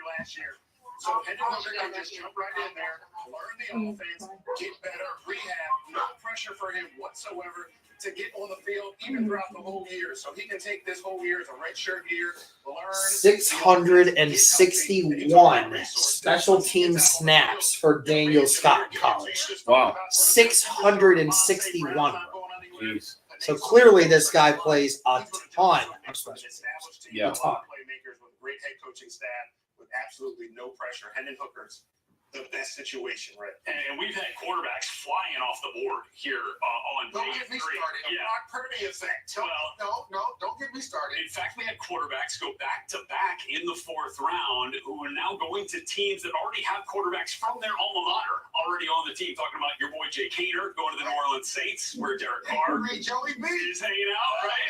That's him. Oh, that's what we're saying. Yeah, Dave Joey B. Okay, watch out. MJD has found his guy in this draft, and we've got a bunch more picks to make here. Antonio Johnson, the safety from Texas. Pick is in for the Rams at 161, and then Indy. We'll make a selection in the 5th round when we come back here as our coverage of the draft continues. Starting route. Technology helps us navigate to Oh, work. okay. Go straight. But to Nah, I'm navigate sure the she complexities does. of modern work, turn left. You need more than technology. You need CDW. You have arrived, so we'll implement cloud-based Microsoft modern work solutions like Microsoft 365, Teams, and Azure, so your teams can collaborate with zero security anywhere. Destination ahead. Microsoft makes modern work possible. CDW makes it powerful. We're staring All right, Edge, Nick Hampton. Colts get one more pick here. And then the Colts have pick number 176. So 14 picks later. We're going to find out what Indy decides to do with this pick, but obviously still has neglected to get any interior offensive line help as of yet. Yeah. We're just waiting for the time when that's going to be a thing. Hi, beautiful.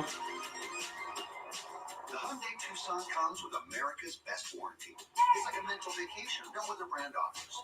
Take a Pick is in. vacation or a Here we go. vacation in And Hyundai see what they do. with America's best warranty. You got to think interior, right? Interior That's a big or need. wide receiver at this moment. Or linebacker. That scares me. Because, you're thinking 14 picks away. Maybe they do think that their interior guy that they still want is still Gonna be there. going to be there, maybe. I don't know. Indy's playing with house money, though, because with that many picks that time in a row, you get a good feel for where this is going. So. Just last year, Brock Purdy played in the 7th. This is the day rosters and history are made tonight after the draft. So this one size Oh fits my all. gosh, they're gonna make the pick and we won't know. Why would they do that? That's accurate. Great. It's the only thing. Screw you, Spectrum. Spectra! Come on. They call you unreasonable. At Spectrum Yeah. Enterprise, we call I don't care. Of course, the one time that a commercial comes up that doesn't show the draft board, it's on Indy's pick. Cashback is good. Really? Double cashback is even better. It's okay. Junie's here to save the day. She's Thanks, being a cute doggo. Which is cashback at its best. At Spectrum, Your you butt's get in my free community face. to our communities, Junie, delivering what are you doing? stories that inspire What you people doing, Butts in Doug? my that face. matters. And now, What you Spectrum doing? Internet-only customers, you can watch Spectrum News I on hate your Spectrum. TV, connecting you to your community. Yeah, I hate Spectrum too. It kicked me out of the account yesterday for no freaking reason whatsoever. Hey, look at my Tight end. tight end, Will Mallory, who was the best tight end available at that spot. Colts go tight end, Wow. which was not shocking considering what Chris Ballard said about the tight end depth. Yeah. Wow. Okay. That's a little surprising, but Well, best player available on their board. Yep, best player available on their board. Does that mean we start seeing some do we see some only a 9.05 RAS? Wow. Oh wow, Bengals took Chase Brown. That's cool.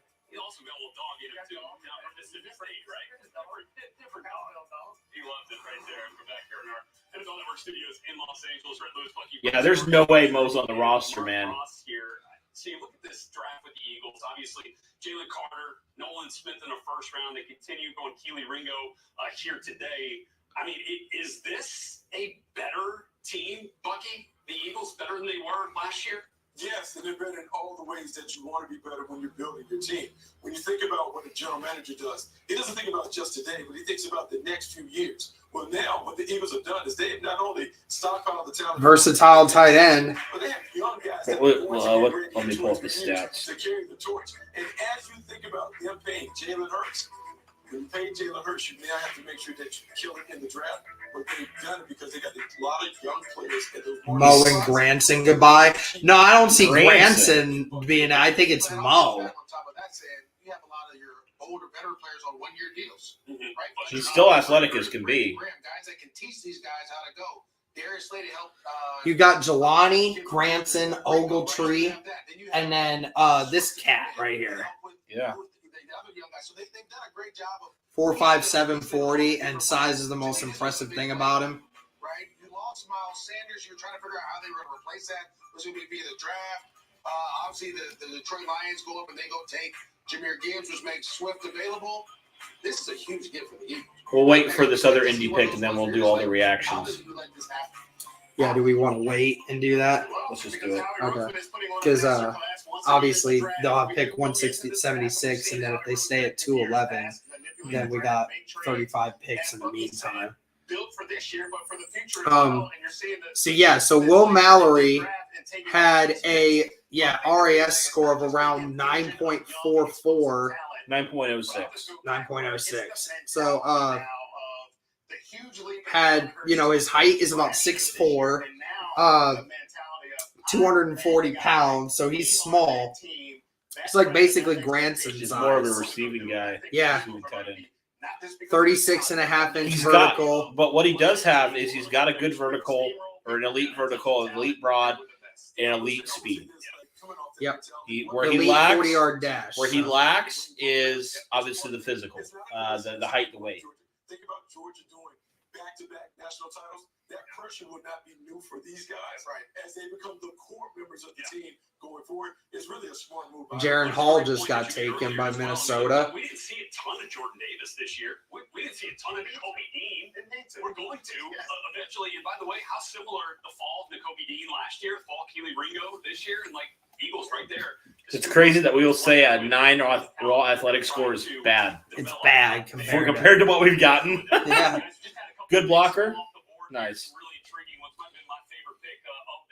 Yeah, Wes, we'll do that at the end. Cincinnati Bengals from Illinois, Chase Brown. There's still just so many guys that Indy could go with. Whippler, still there. Voorhees is still there. My question is, what's the future hold for Mo? Because you're still paying him that amount of money. Doesn't make a whole lot of sense to keep him.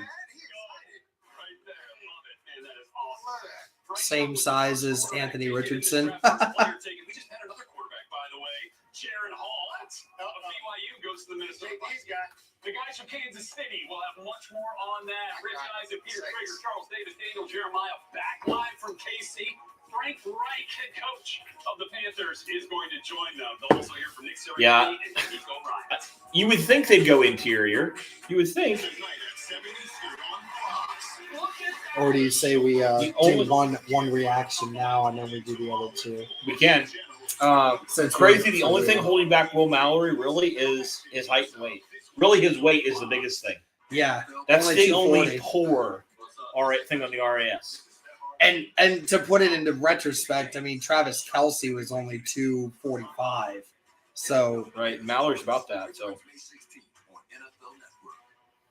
yeah, Voorhees had a torn ACL, but before that he was a second round pick potentially.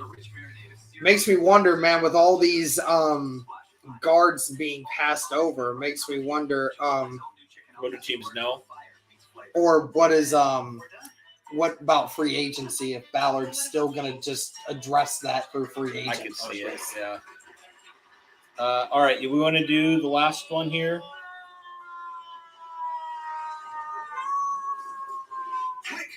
Derek, what's up? Do we want to do one? Yeah, we can do one real quick. We'll talk about what's his name, the safety. Yeah, it was Daniel Scott, right? Yeah. Yeah, hard to keep track. You pull him up? Yeah, I can pull him up somewhere.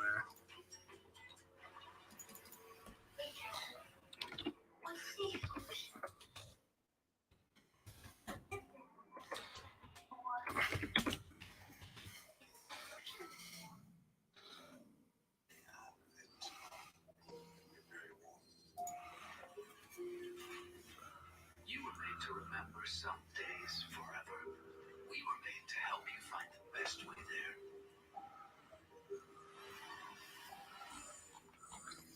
No, this is an upgrade. Cool.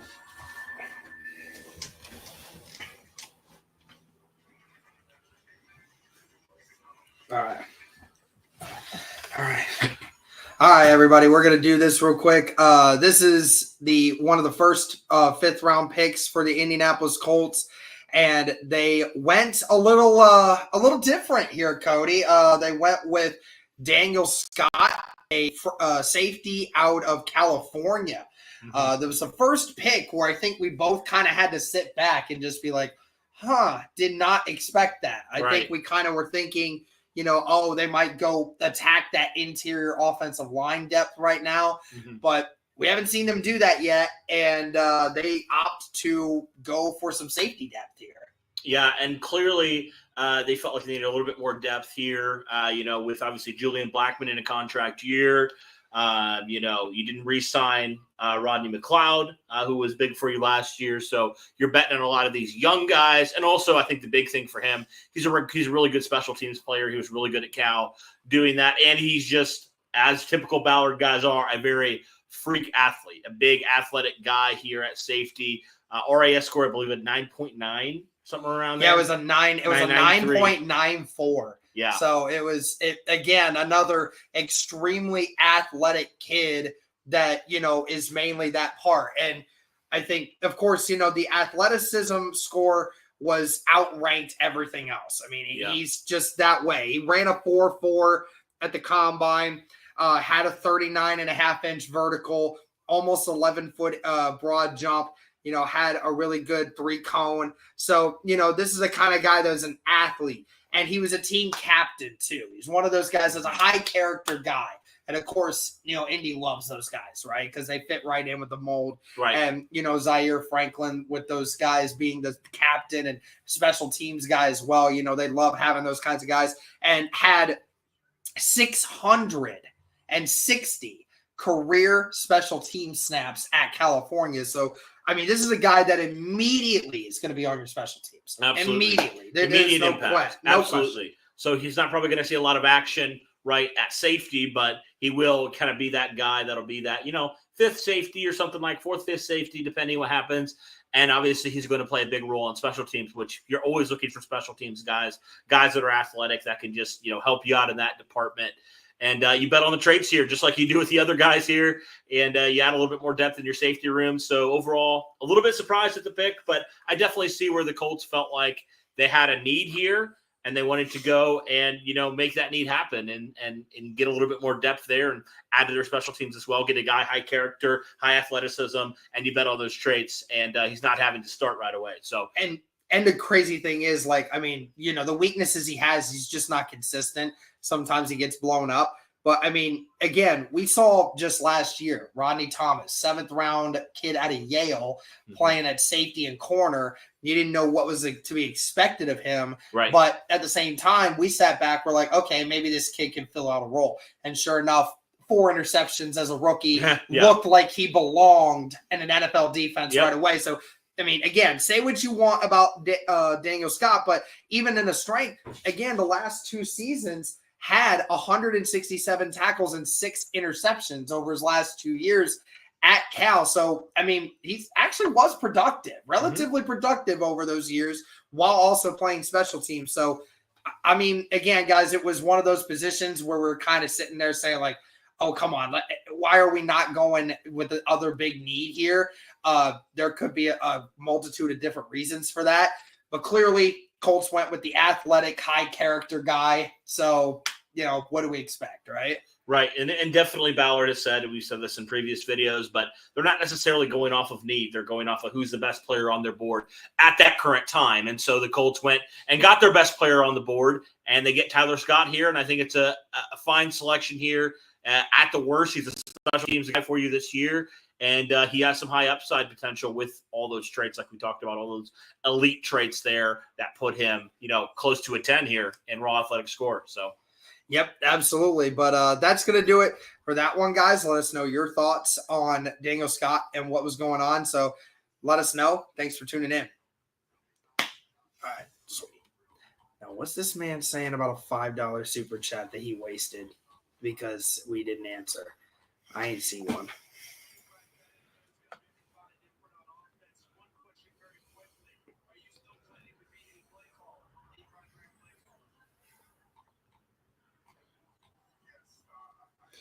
K-Wick with the $2 super chat. Thank you.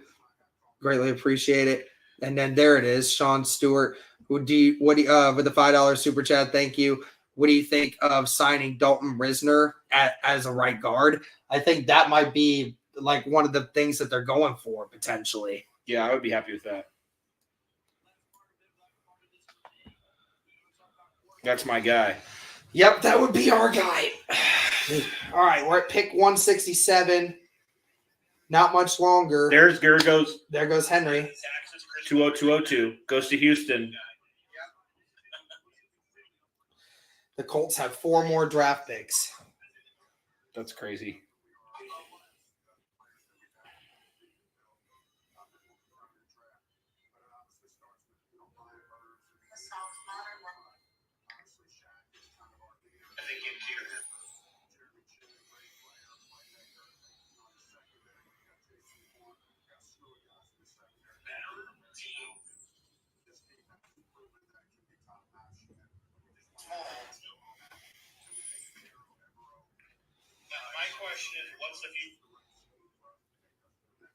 Mallory is the fastest tight end in the draft class. Is he? Yeah. He's got that speed? Yeah, he's got 4.5 speed. Nice. So.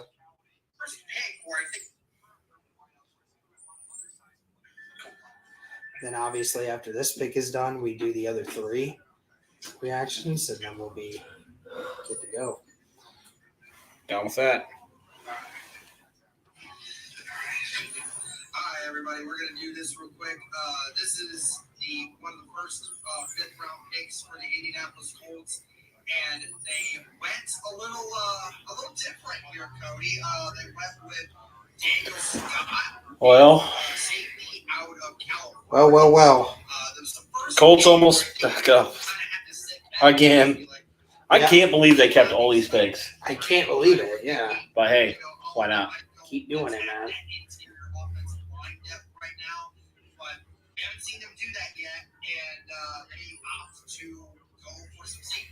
Owen Papui. Linebacker Auburn.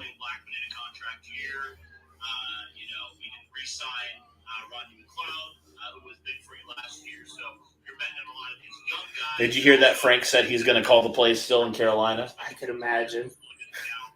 That works so well in Indy. Yeah. That man, I tell you what, he needs to have some awareness there. Yeah. That was his biggest downfall.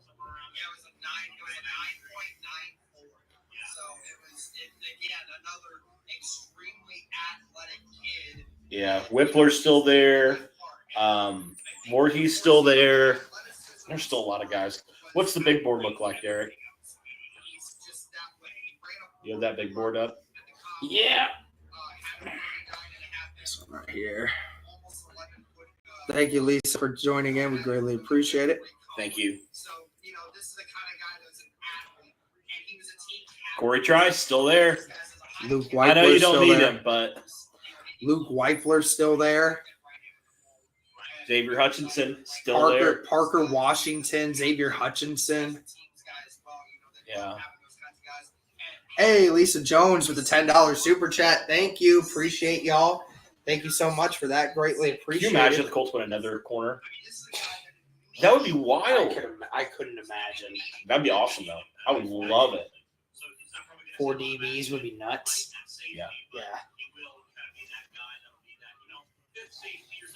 Kind of in that position, though. You need that secondary help. You really do. And you got 2 guys. I guess you have now 4 guys. You have Dallas Flowers, or you like, but is he worth investing in that corner spot though? Right. Yeah, it's up to Gus Bradley to decide.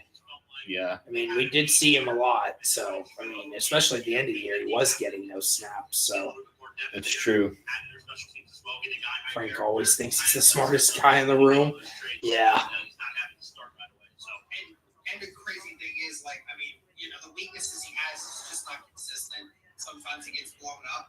But I mean, again, we saw just last year. Asim Richards, North Carolina, goes to Dallas here. Okay. Indy just another 6 picks away. At the same time, we sat back. We're like, okay, maybe this kid can fill out a role. And sure enough, 4 interceptions as a rookie. Looked like he would. Yeah. Do you see with this pick?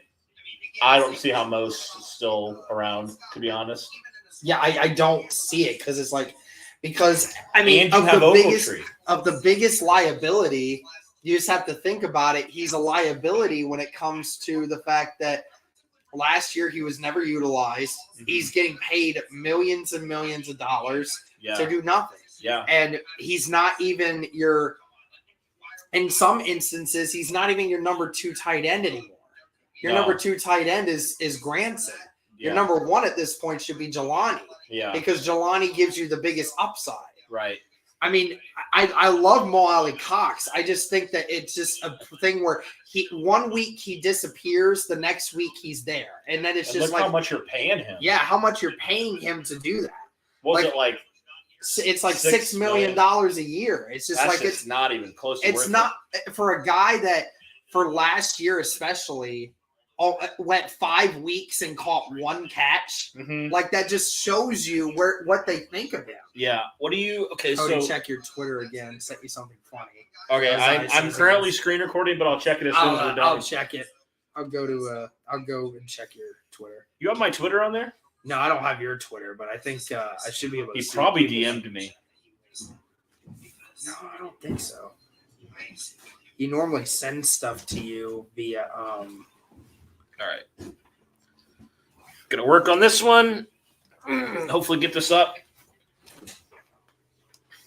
What'd you get? Oh, and you have Pharaoh Brown. Wait, what? You have Pharaoh Brown you signed as well. What do you mean? The tight end. We didn't. Yes, they did. 100% they signed Pharaoh Brown. Oh, yeah, you're right. Yeah. So where in the world does Mo even go here? Gosh, you got so much depth at tight end. It's crazy. Yeah, it's wild. Here's your grocery order.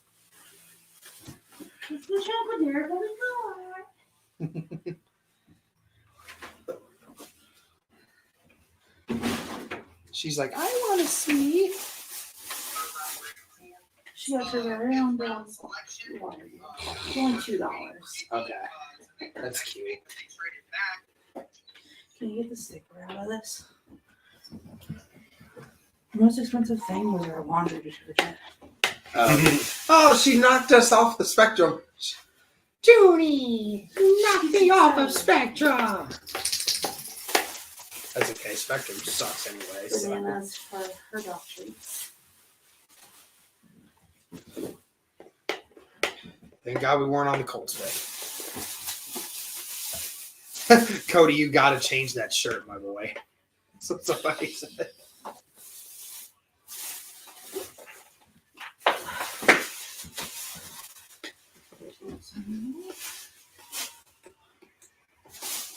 All right, everybody, we're good.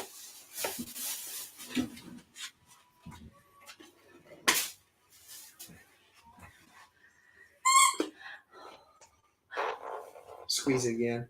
She kind of got interested. We're gonna do this real quick. This is one of the first. Another squeaky toy for. There you go, babe.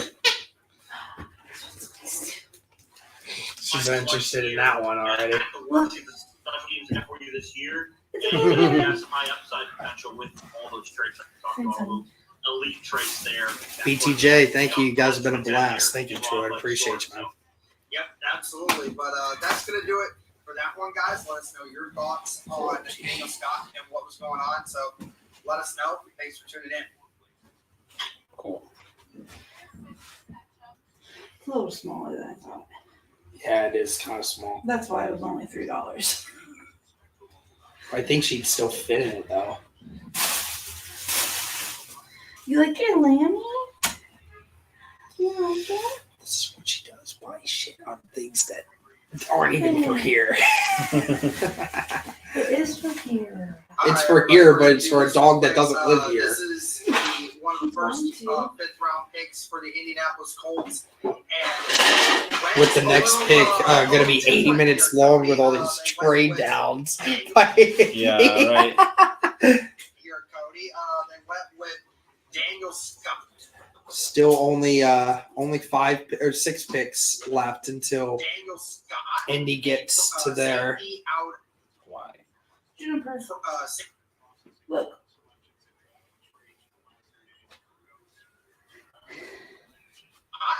Safety out of California. There was the first pick. She loves it. Yeah. Christopher Smith, the second safety out of Georgia. Okay. Yeah, there was the first pick where I think we both. Yeah, there was the first pick.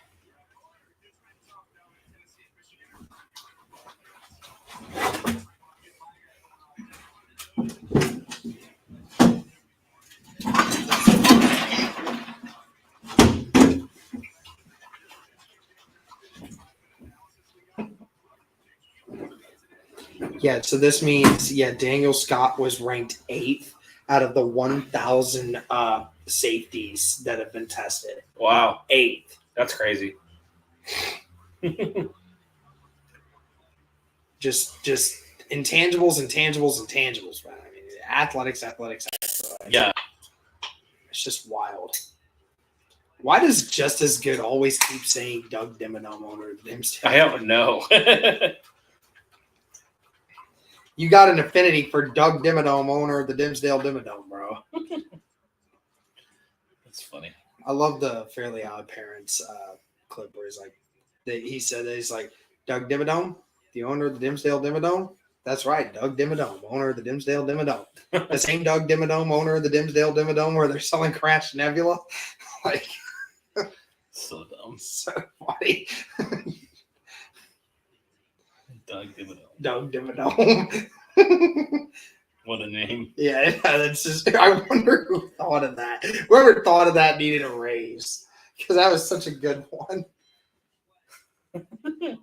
Love the draft, though, guys. Looks fun hanging out, watching this. Hey, appreciate it, man. Glad you get the reference. Hey, I mean, that's what's important, right? Yeah. Getting the reference. That was the show back in the day. Yeah, it was. Oh, she was a Disney person. I was a Nickelodeon guy. I was in everything. I was only Nickelodeon for the most part. What was that guy's name? Scott. What was his first name? Daniel Scott? Daniel Scott, yeah.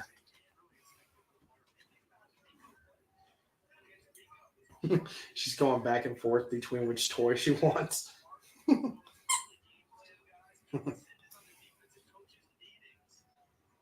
Payne Durham just got taken to Tampa Bay. Nice. There's another Purdue guy. Daniel Scott, 158. Okay, cool. Does Notre Dame and Purdue have any kind of rivalry? I know they're kind of somewhat close to each other. They're I don't both think Indiana. it's like a huge rivalry. Just got her by the ear.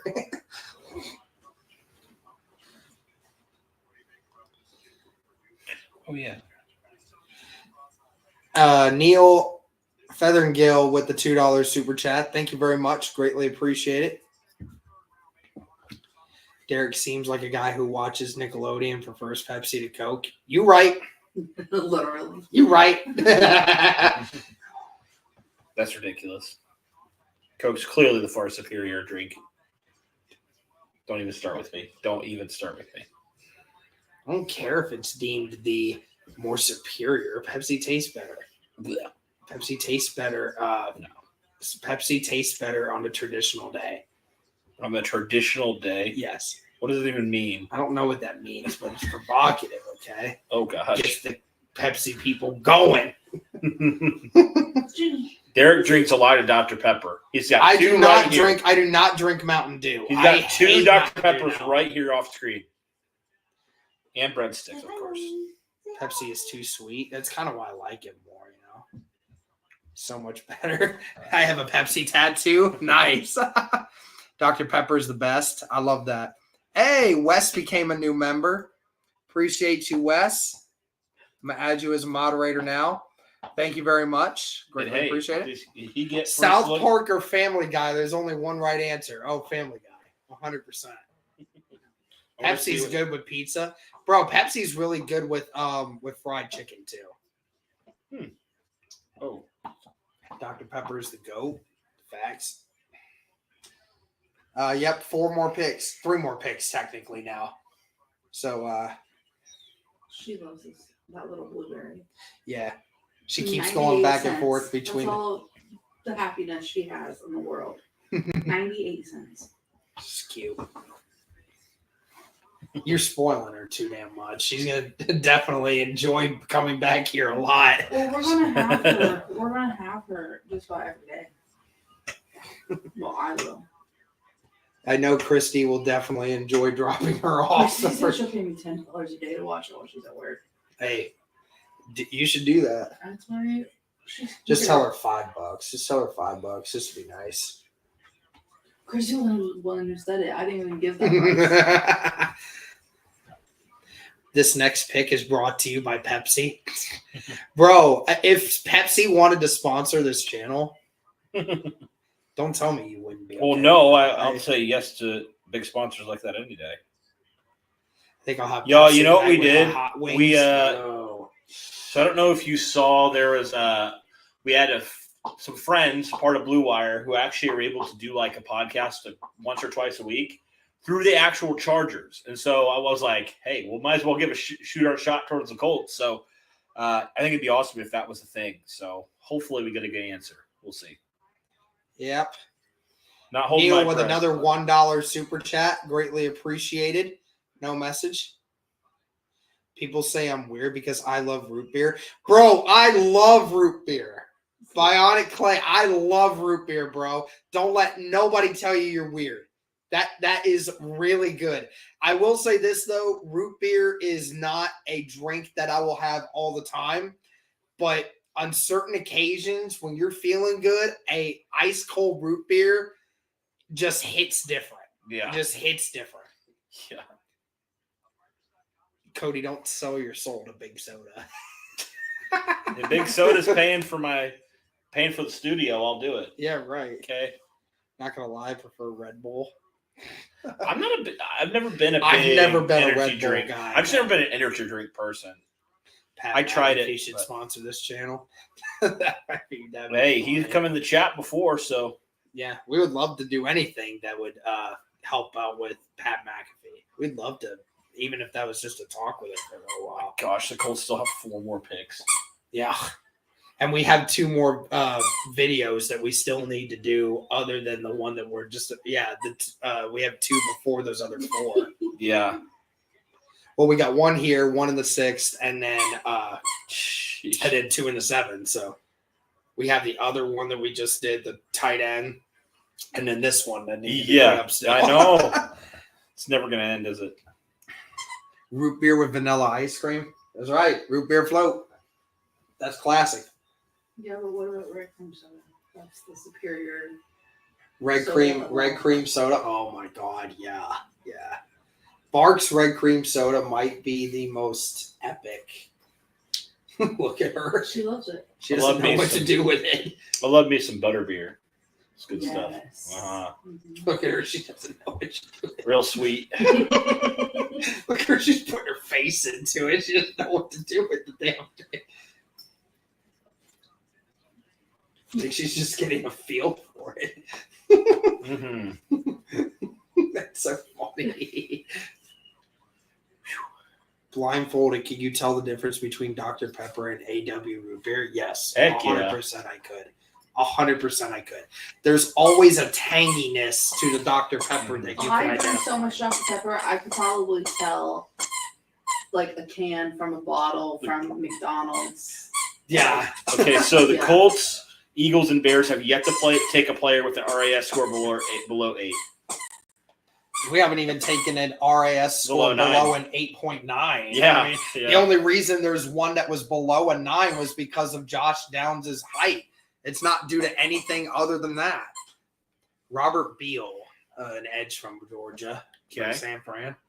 Rams get 2 picks back to back here. Do they? Yeah. Okay, we'll see who they go And with. then it's Indy. Almost 300 people in here still. Timmy Turner, my name is Doug Dimmadome, owner of the Dimsdale Dimmadome. All right, who would be your pick here if you had to choose one? If I had to choose one, I'm totally down with going Voorhees here. Voorhees. Although I probably would say you could probably refrain from doing that here because he probably won't get picked. He might be to the 6th round. But I wouldn't take the chance. I go Weipler. Voorhees or Weipler.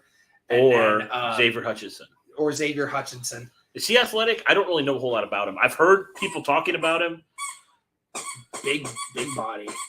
Well, they already Plucks got the ball out of the air, flashes the ability to make the first defender miss, and runs hard. Chat, what's Xavier Hutchinson's RAS score? Can you find it for us? Whew. I'm just curious. Yep. Pick is in for the Rams now. Let's see. Does the chat know what his RAS score is? I asked them.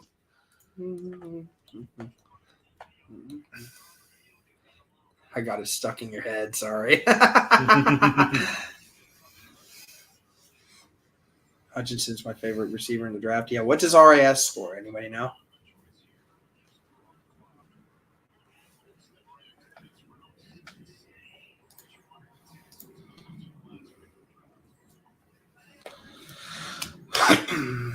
$7.27. That would be a reach for us. That would be a reach compared to the RAS score. I mean, was waiting for Eisman to tell because he's been the one doing it the whole time. Yeah. Goes back to the original toy that you got her. So he's not as good RAS wise. RAS wise, no. Warren McClendon Jr. goes here. So they pick a interesting. Oh man, you're good, Eisman. I wasn't complaining. I was just making an observation. Oh man.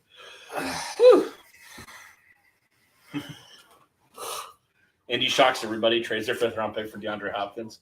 No, just kidding. I swear That ain't happening. But that'd be wild. If like they're asking for round 2 and they give them round 5 and they take it. Yeah, bro. There's no way. Uh-oh, she's getting a little wild again. She's getting wild. In a playful mood now. Yeah.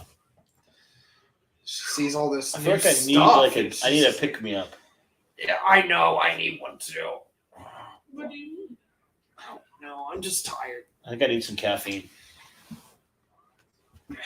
Oh, go get something. I need to stand up as well. That'll help.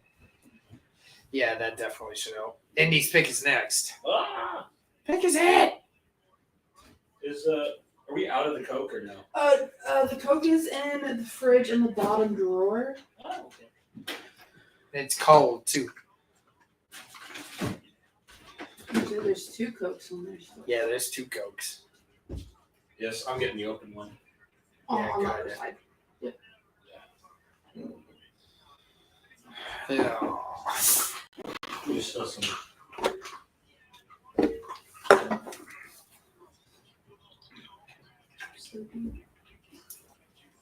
I'm getting hungry. I still have the sandwich stuff out. I'm making out a sandwich. That'd be fine with me. I could use that. Eric wants another dino sandwich.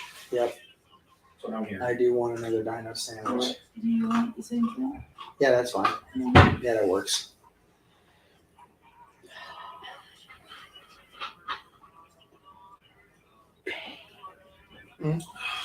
They're Shrek ears for your Crocs. Oh my God. I need them. Maybe. No. Maybe like in a month or so.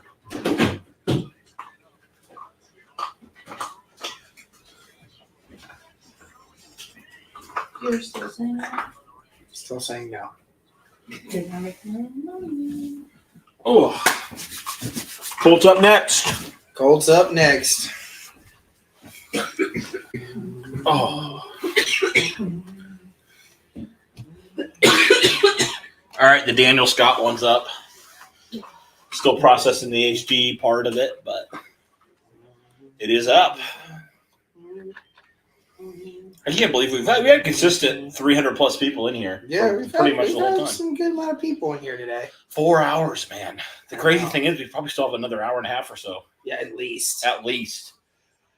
It's going to be our longest. Remember, these drafts normally go to like 5:30, 6 o'clock. So I mean, it's rough. But once Indy gets that last pick, then we can shut it off. Yeah. So unless they trade back in, which I don't think they would. Normally, once you don't normally trade back into the 7th round. Normally, you don't. Never know. I'm 99% positive they won't. Somebody said the other day, going from Matt Ryan to Anthony Richardson has to be one of the most dramatic athleticism upgrades in NFL history. Facts.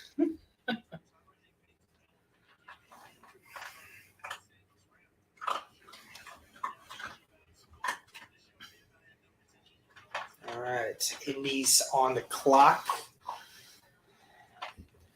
Do they finally go with an interior offensive lineman, or do they go with something different? Pick is in.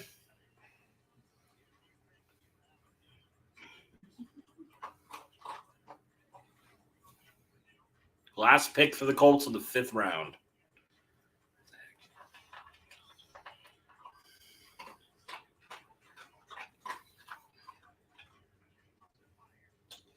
What do we got here, man? What do we got here?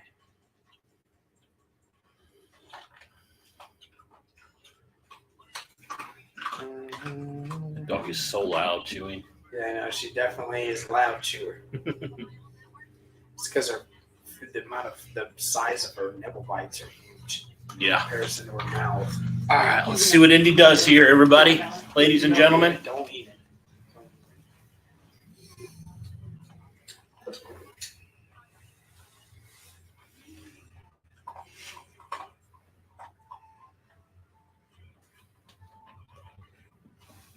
It's crazy. We still have a 6th rounder and 2 7s. 2 7s. So how many picks will this equal throughout the whole draft? I don't even remember. 10. More than that, I think. 11. I think it's 11. I don't know. I've lost track.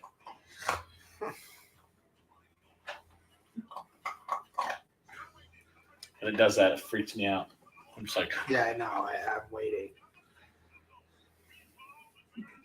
The Colts. Who will they take? Plenty of people still on the board.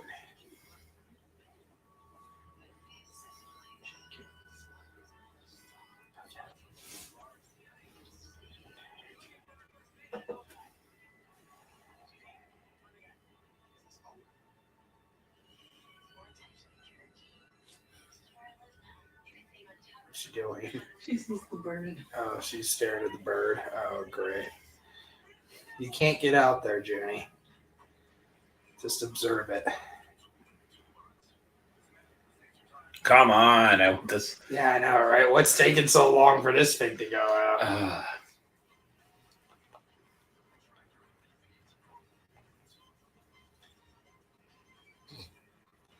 They're just giving out every possible thing they can give out on information.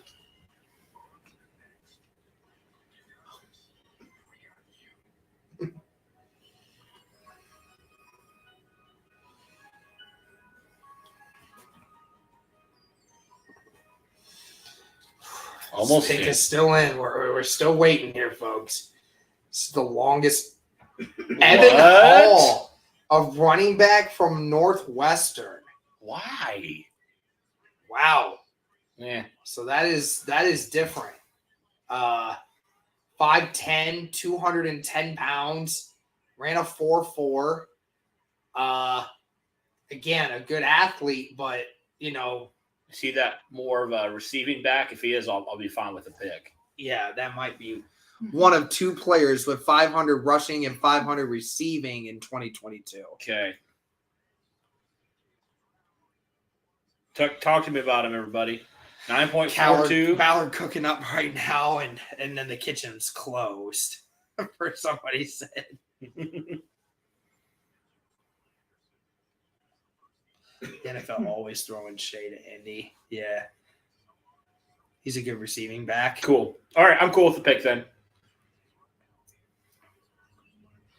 I'm seriously considering the fact that either Ballard thinks that they can actually get a good, solid offensive lineman in that 6th round, or if they're just gonna continue to address that in free agency. Mm-hmm. I'm still thinking that.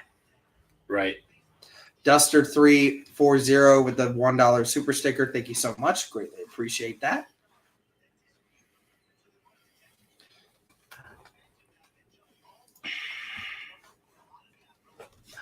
Gadget guy.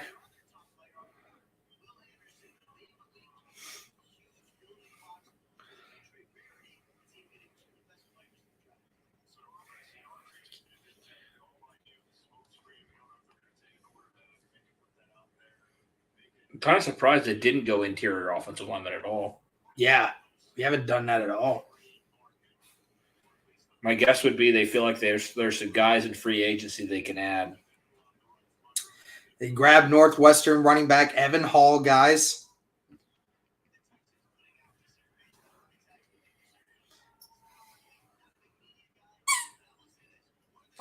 Landon Oliver, our guy from the Blue Stable, says there's the undersized creator out of the backfield for Shane Steichen. Will be a mismatched chess piece, is what he's saying. Cool. And Zach Hicks also mentioning it, saying a running back. Hall is a top-tier special teamer with some good film in the backfield. Feels like a good player for the rotation. Cool. Okay. Add more competition.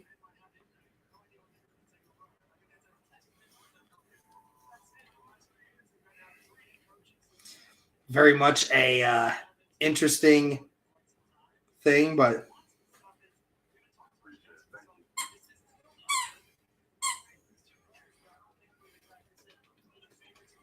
Yes, sir. Appreciate it. Thank you. 9.32 RAS score, Derek, for Evan Hall. What was it? 9.32. Wow. He's got elite speed, elite 3-cone, elite vertical, elite broad. Bionic Clay with the $5 super chat. My guy, thank you. I have to run. Thanks for all you do. Keep up the good work. Go Colts. Thank you, man. Appreciate that. Thank you. Short legs, keeps pads upright, stronger runner up the gut than expected. He led all running backs with 55 receptions last year. Dang. Okay. Yep. So this is definitely the it's definitely a guy that's most likely going to catch balls out of the backfield rather than run. Which was you needed. You definitely needed that guy.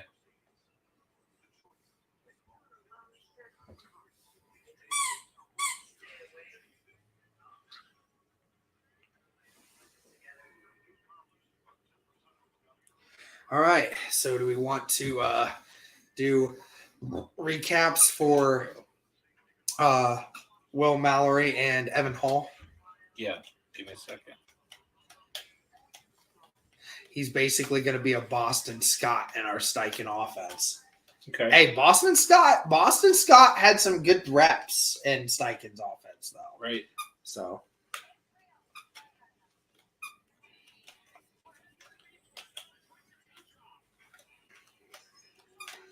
Leo says, I had no idea we drafted another corner in Darius Rush. Yep. Yep. Good pick, I think. Yep. We all seem to like it. All right, let's Round do number it. 6. All right. Let's talk about Evan Mallory. Let's talk about Will Mallory first. Will Mallory first, and then we'll talk about and Evan Hall. Sorry. Yeah. Will Mallory, Evan Hall. 880 catches in his Northwestern career. Wait, what? I don't know if that's true. No, that's not 880. There's no shot. But like it. Dang, dude's got some elusiveness. And he's got power too for being that size. Cool. Let me see. I'm honestly just surprised you haven't taken an interior O-line guy, but maybe they feel like there's some free agents out there still. I'm just gonna look it up here. 88 catches. I was like, what? 88 catches, I'm sorry, in his Northwestern career. Yeah. Yeah, so 9.32 there on that. And then we 176 is the pick. I need Will Mallory.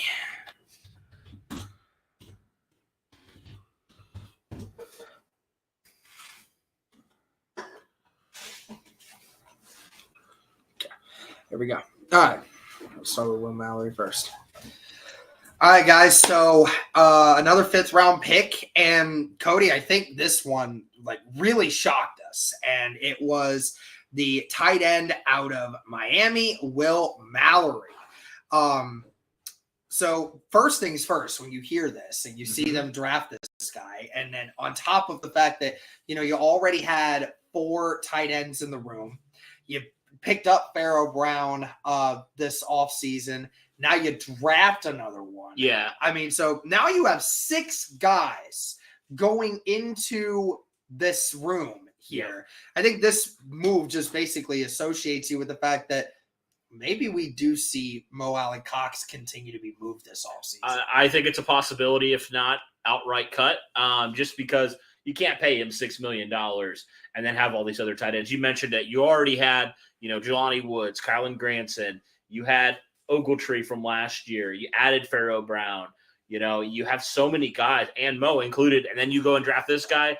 I do really feel like this is the beginning of the end for Mo. I mean, for what you're paying him, doesn't really make a whole lot of sense to keep him on your roster.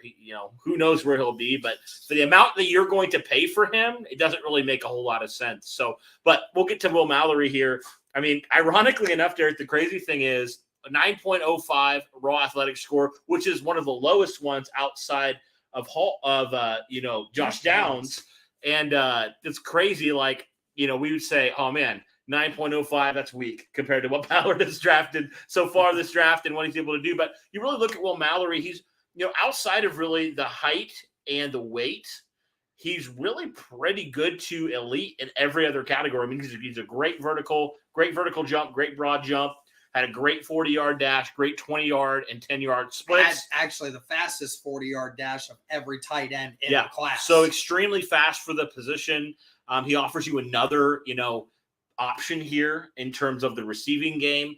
And, you think about that in that second offense. I mean, the Colts just continue to add weapons here and continue to add, like, the speed, right? You notice that Josh Downs yesterday, and now you add another guy here in Mallory, just the speed element and just getting guys in open field. And another guy that we'll talk about later that the Colts drafted as well. The Colts have just really been about getting speed and getting guys that can get open and getting guys that can just outrun people, frankly.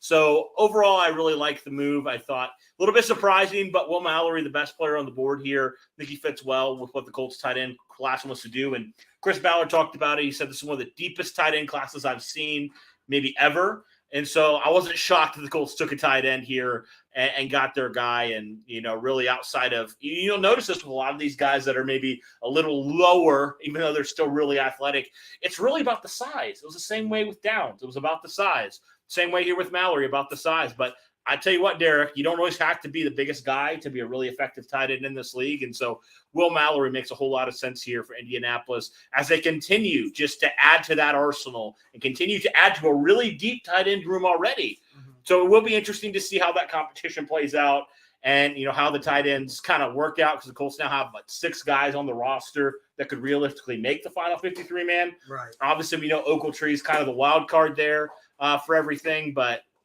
we'll see. We'll see. Yeah, I mean, it's very odd to say the least. I mean, you're thinking of some of the other options that this move could incite. It'll be very interesting to say the least. There's still a whole nother 3 picks that Indianapolis has from what we have seen. We've already seen them finish up the 5th round, so now we're going into the 6th. But it'll be very interesting to see what this does because now you got 6 tight ends on the roster.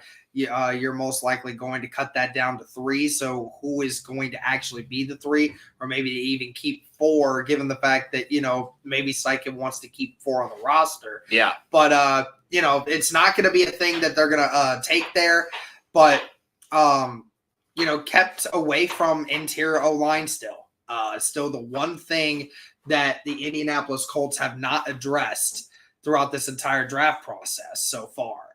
We'll see if that continues to remain the same or not, but Indy gets another wild card one here with the tight end. Be sure to let us know your thoughts, guys. Thanks for tuning in. All right. Do we want to go into the other one? the Evan Hall now? Okay. Yep. Let's do it. All right, guys. So the last and final pick of the 5th round for the Indianapolis Colts, who actually basically just traded away one of their 5th round picks to acquire a 6th rounder. And they ended up getting at number 176, Evan Hall, the running back out of Northwestern. So again, another wow pick that, a lot of other people thought that there were some other running backs still available, Cody, that Evan Hall wasn't as good as for some of these guys.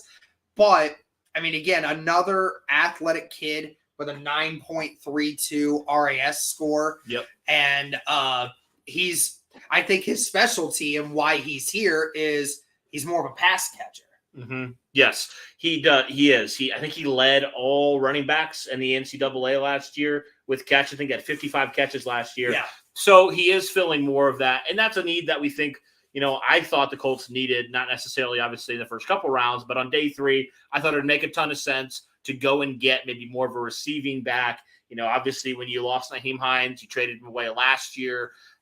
You needed kind of that guy. Nobody really stepped up after Nyheim Hines got traded. So adding a guy like Evan Hall, you obviously can do some stuff on special teams, has a big RAS score, really another kind of guy where, you bet on the traits again. And he also can provide some production out of the backfield. That's just something I think it's a new element you don't really have in the room right now before this pick. So yeah, overall was a little bit surprised when the Colts made this pick, but I think overall you add a guy that's just another mismatched nightmare. I mean, you already added 2 other guys.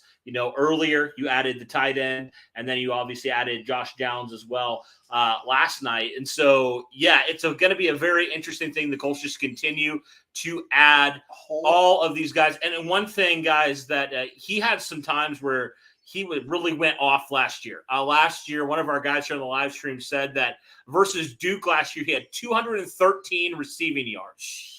So as a running back. So this dude knows what it is to catch in bulk and make the most of his opportunities. So I really do like the pick here. It adds a position of need that maybe people didn't necessarily think was a position of need. And I actually said, before this day kicked off, Derek, I said, there are some needs that I think for the Colts. And one of them I threw out there was playmaker. And the Colts have 2 now new playmakers.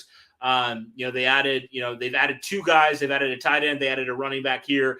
And I like it. I like just adding guys who have those athletic traits and just basically giving Steichen in this offense and Anthony Richardson as many physical attribute guys as you possibly can. So, yeah, and it's like, again, Evan Hall from a university that really doesn't have a lot of great weapons. Yeah, Northwestern never really has a lot of great weapons to open up. So Hall being that kind of player just kind of tells you what he is. I mean, 5'10", 210 pounds. Yep. Nothing crazy there. But again, 37-inch vertical, over 10-foot broad jump. So this guy has great explosion. Yeah. Ran a 4.47, so, really elite speed. Had good shuttle and 3 cones, so good agility. So at the end of the day, I mean, this is just how exactly what you think it is. He's going to be battling for that 3rd running back spot and what he's going to be willing to do. So not much to really look into with that point. No, but, I mean, Northwestern doesn't have any weapons, and this guy was still productive at Northwestern. So, I mean, maybe it's just a case of a really productive player, a really good player in a bad college program. I mean, I could really see that being the case here. So, I mean, it seemed like he was their entire offense last year. Evan Hall was. He even did work against your Buckeyes last year, over 100 yards. Yep. And, he's outrunning guys. He's got the speed. We watched a couple clips of him. He's got elusiveness, right, as well. So I think he's a guy where you just get the ball in his hands and let him go to work. So let us know, guys, your thoughts here on the Colts' last 5th-round pick, Evan Hall, the running back out of Northwestern. What are your thoughts on this pick? Let us know. Thanks, guys. Sweet. Okay, I'm gonna get all these. Fantastic. We got a lot of time. We do. top 5 running backs in yards per reception. And Evan Hall was 3rd last year. Wow. Even ahead of Jahmyr Gibbs and Tyjae Spears. I saved $320 by Dang. Sandwiches. It's a good value. Oh, thanks. Just open the app, go to the recurring tab, tap on the search. Come on, you stupid. It's good value. Oh, thanks.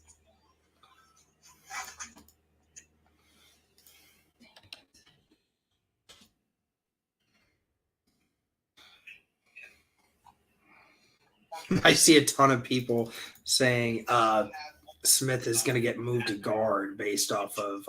There's no. I don't think there's any way. I'd be sure. Oh yeah, and Carl Brooks got taken. Yeah, I know. I saw that. There's Hodges Tomlinson. Yeah, Hodges Tomlinson gone. I got it stuck in your head. The Rams used to have a corner that I'm gonna take Brittany something. very similar. Yeah, I can see that. Undersized, but crazy. I got 30. We got 30 picks into our pick anyway, so I can take her off for a few minutes. I was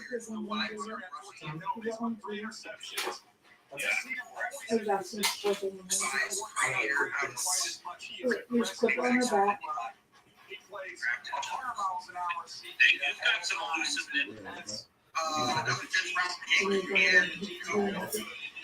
Trying to do that work out. No. Get on the field. Oh, did you lock it? No. So to lock it, so like don't let her go. Like, keep your phone, obviously. So you should press it down. Oh, okay. It's kind of stinky, but I don't even know totally how to do it. And she poops. Oh, I know how it is. Yeah, this is to lock it, and then that's. And then she poops. She has an today, so this might be. She's like, hey, good day. Thank you.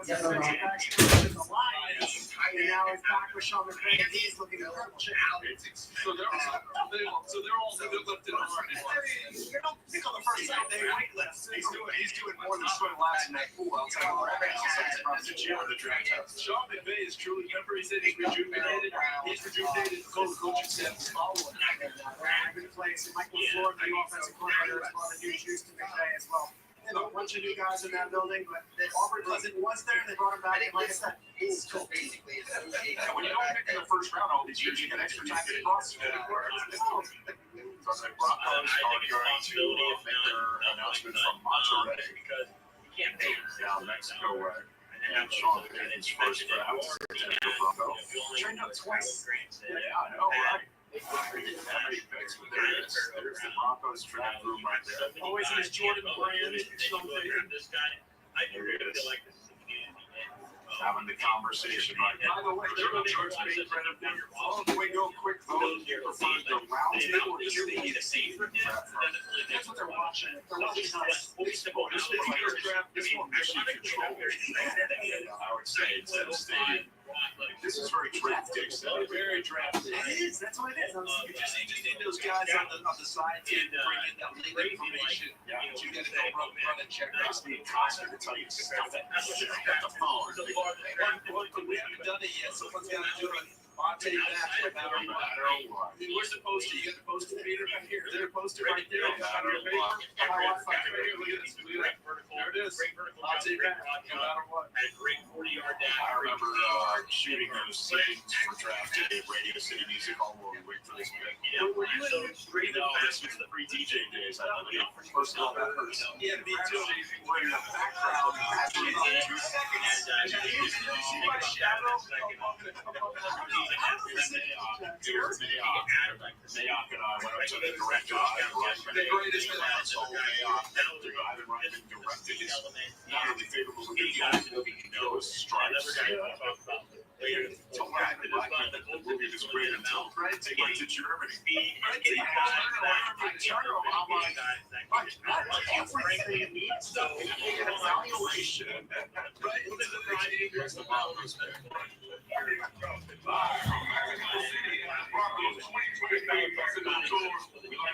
Broncos country for joining us today. So all the shot took a tight end here and got their guy. With a 1 quarter 8 the 2023 NFL Draft, the Denver Broncos select J.L. Skinner, defensive back, Racing State.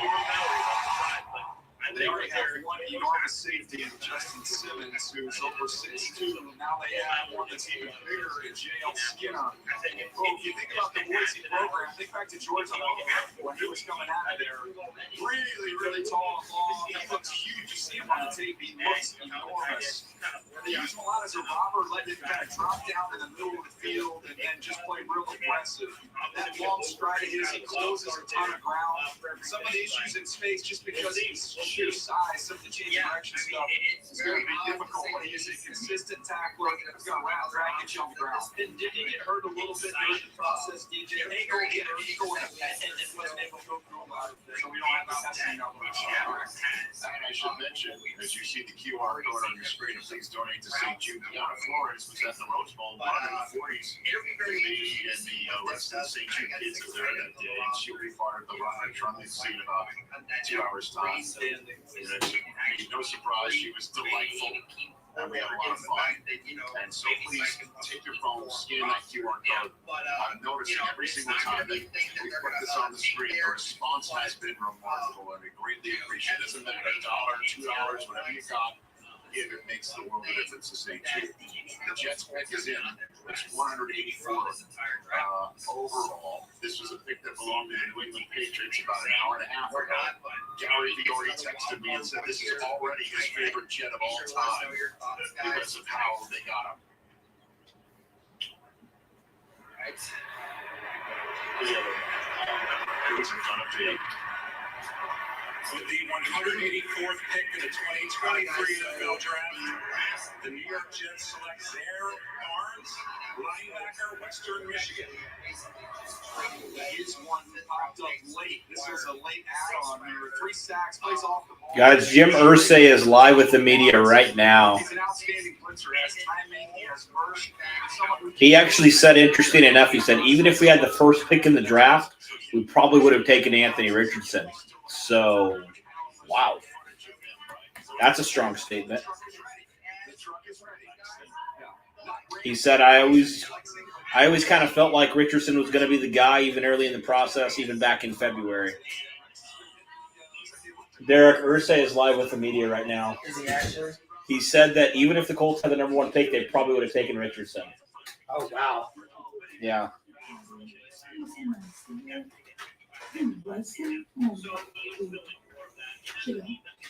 She went potty, yeah, but she didn't. She didn't know. I think she's had quite enough just yet to.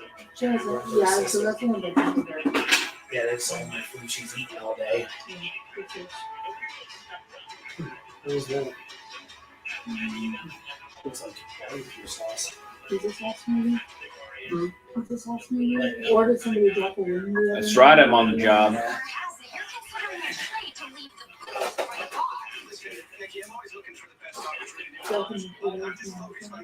What's that later?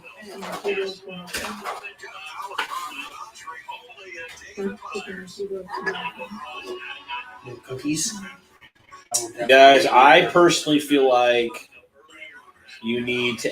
It posted something that said, my remaining needs are interior offensive line. This was earlier before this day.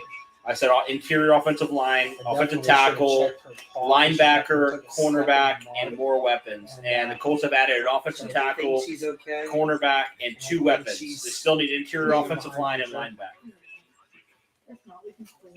Okay.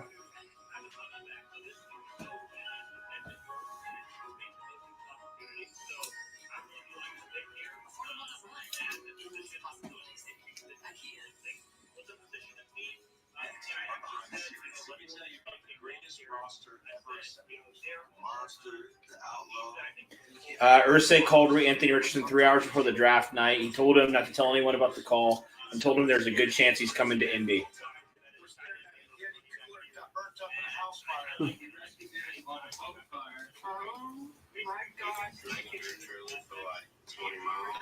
The root beer is disgusting. Hey, Mikey, get out of here, bro.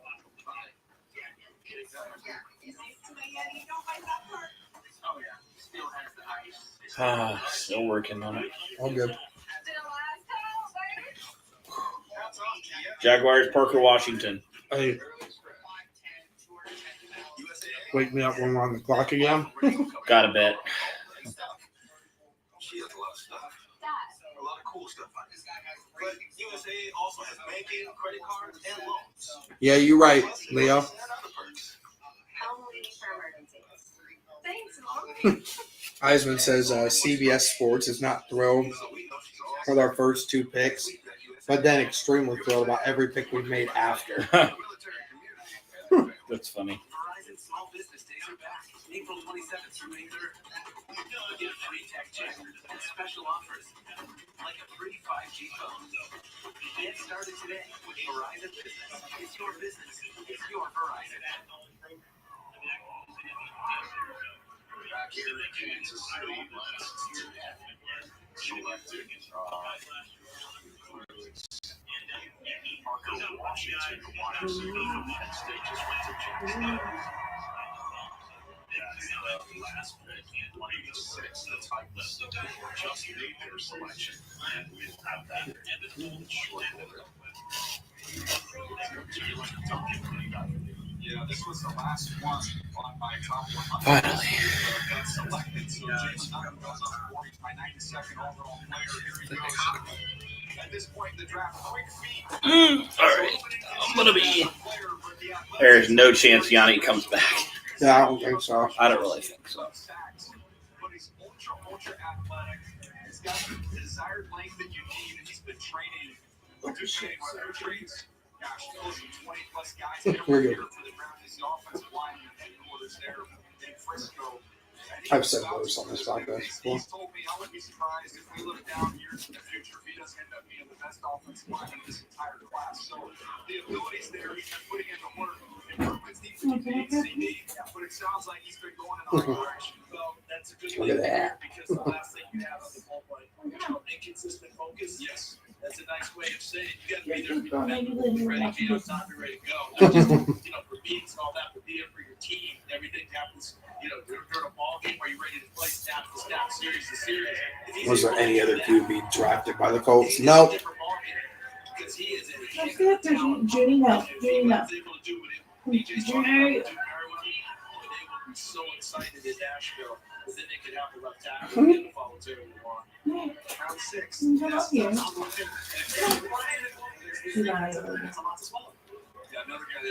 Well, that just goes to show you how high they deemed Anthony Richardson, man. Yeah. Even if he They was must number just 1 feel overall. So thankful he fell to them.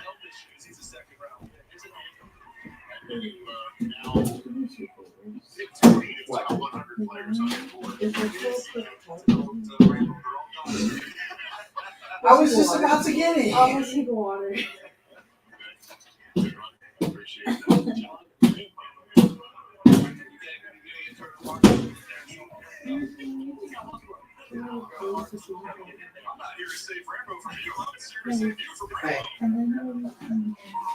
The top 100 is pick clean. So the Patriots are now No, honey. on the clock with a minute to go there. The Eagles, Rams, and Browns. Joining us now live on NFL Network is the head coach of the world champion Kansas City Chiefs and the host coach of this draft, Andy Reid, joining us now. A little bit of PDA going on with it, folks. Oh, whatever. Doing just fine. What's it like to pick last in the first round? Is there a PBA if it's in our apartment though? Yeah, it's not public display of affection. It's not in public. It's a good thing and a bad thing all in one sitting. So, eating. It's a good thing though. Oh, Judy wants a hug.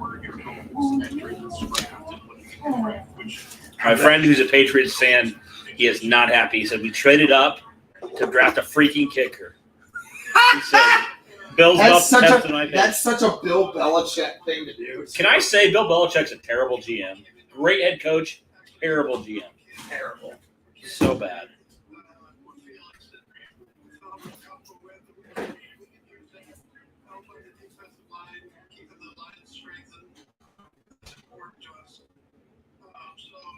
So that worked out well. We were able to have a good wide receiver. The group we already have, somebody that we're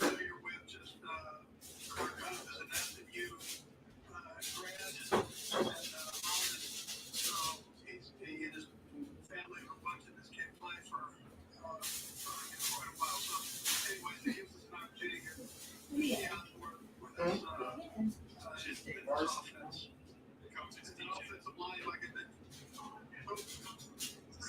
Yeah, I love those, but we didn't buy that over there.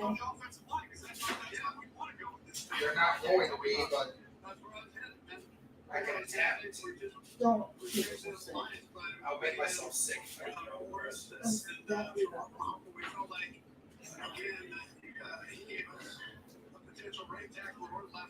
If the pan, maybe we can just put them on a plate.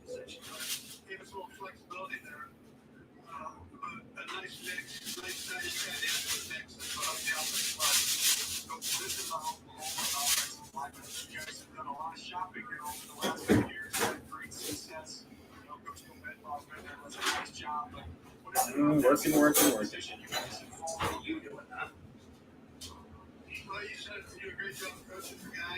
Judy. So, another disruptive pie, guys. So, another She's like, yeah, Hmm? and she's like, yeah. Nope. Sit. Sit. Sit. Sit. Coach, you mentioned the Hunt family connection to SMU, of course. It sounded like Patrick also had a relationship with Rice, and that they worked out together in the video that we saw.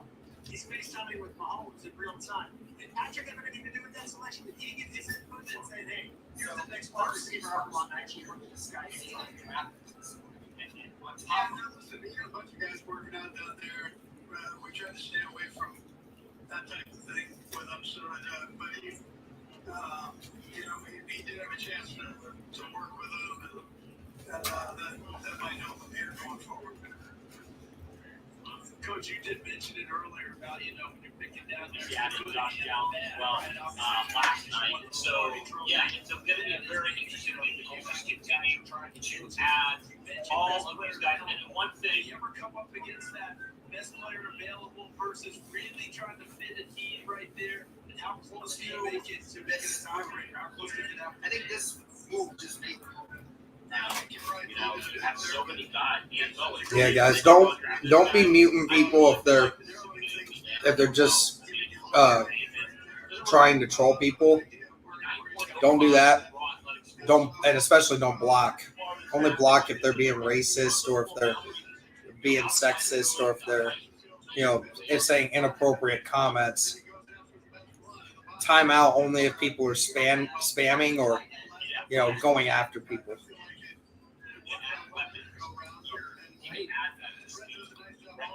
Who will be the player that would be the biggest surprise to not make the roster? I don't know right now. I'm not in that mood.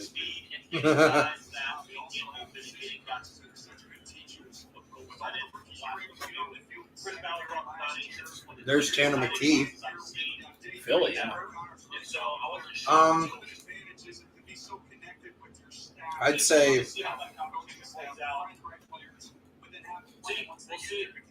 probably Ottawa Narbe.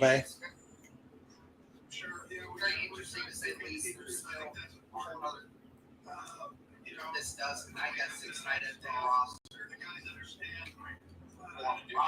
Yeah, but it's not it's away from interior O-line.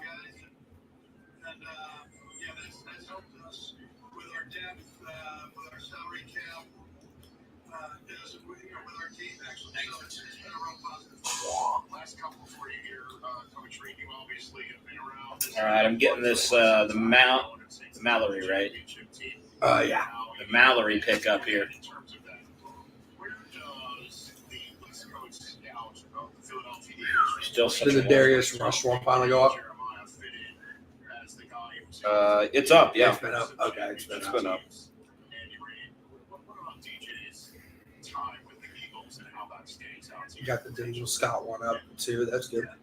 Yep. I've been working. I've been cooking. This guy's been cooking. Been cooking almost as much as Chris Ballard has in this draft, bro. Hey, it's content, man. Yep. I will get it up, and I will do my best to do whatever I can. Your friend and ours, Eric Stone Street, took us to Slaps Barbecue for lunch yesterday. And DJ If Anthony Richardson was off the board at 4, Jim Irsay says the Colts would have gone with Will Levis or traded down. Wow. So the Colts were the only team that was interested in taking Will Levis that early. That's crazy.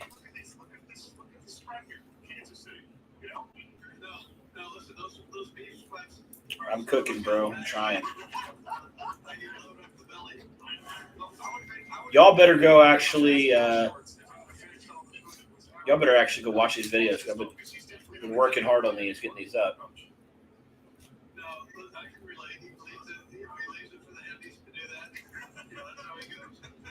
O'Shawn Mathis, Nebraska, goes here to the Rams at pick 189.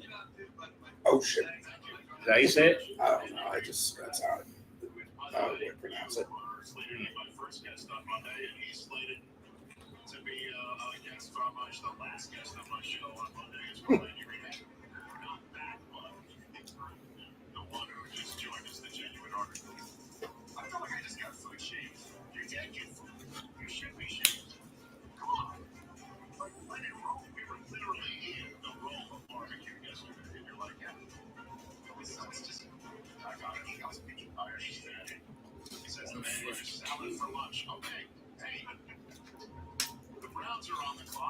Browns are on the clock. Wait, what?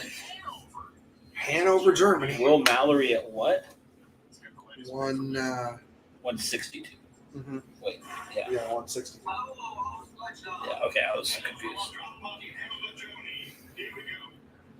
The 187th pick in the 2023 NFL Draft, the New England Patriots select Keshawn Boutte, wide receiver, LSU. Jeez. I love that they're doing that. We get their 3 picks behind everything. Yeah. It's pretty funny. Keshawn Boutte.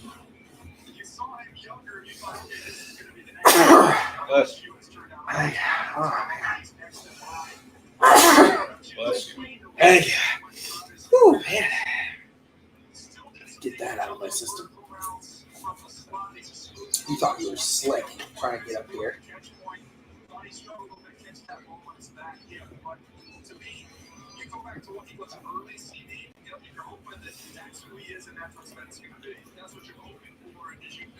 Who does Cleveland go with right here?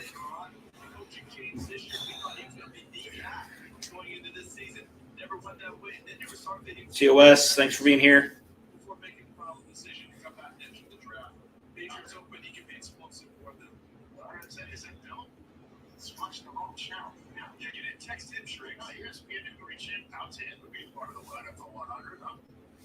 Just watching the wrong channel.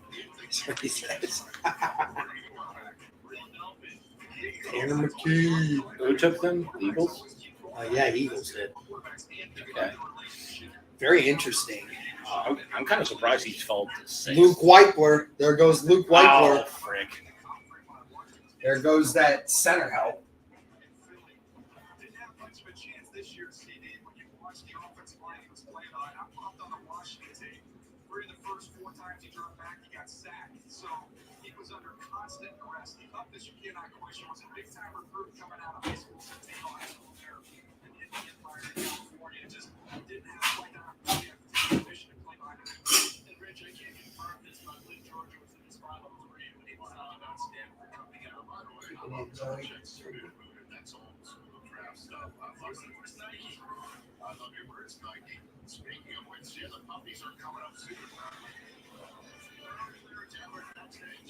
That's rough. That's rough. Would have loved to have had Luke Weipler. But, you know, it is what it is, though. That leaves me to wonder who are the best remaining guys left on the board. You talk about interior offensive line help. Still got a few guys there that could help. Voorhees still there. Center-wise, Jarrett Patterson's still there. So, you know, there's still options. But dang, Cleveland beat us to to Whitewater. Where is Indy in this? What's their next pick? 211. Gosh. Yeah, there's still 20 picks. And then they got 2 more after that. Oh my gosh. Indy. And. A live stream nap. Yeah. Seriously though.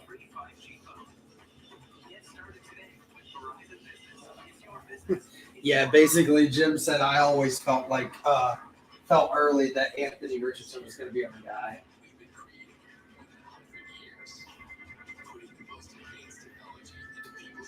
Ursay said it's going to be Shane's call on whether or not Richardson starts week 1.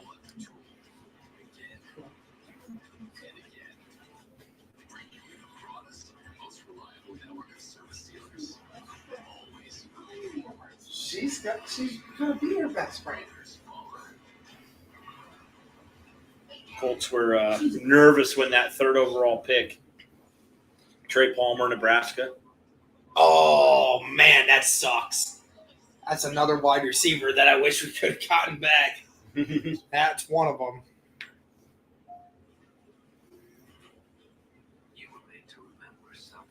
Oh man.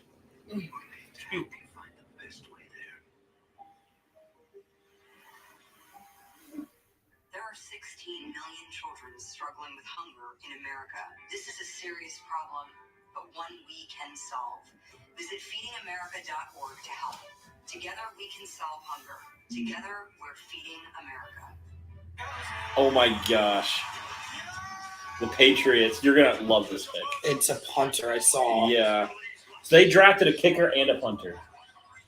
Why? They're stupid. Bill Belichick sucks. Bill Belichick's stupid. He's the reason why they're not. It's New England. New England, obviously, it was Tom Brady's show. It wasn't Bill Belichick. It was My Tom friend Brady. said, Bill's starting to test my patience. In a few years, when one of the hundreds of wide receivers picked after a kicker pans out to be an all-pro, I'm going to be thinking, wow, we could have taken that guy instead of a kicker.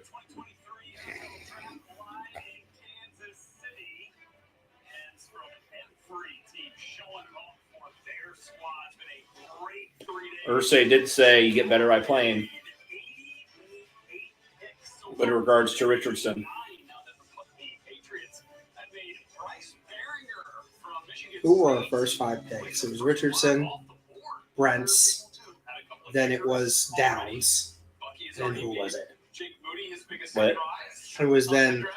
That was the tackle. Oh, it was the tackle, and then Adewanabe, and then it was Rush. And then it was Daniel Scott. And then it was running back. So, guys, this was a week early, which we found out, we finally got resolution on the Aaron Rodgers trade. And it made sense, right? You had to get some of those contract deals sorted out. You wanted to see where you were going to pick when you got that compensation.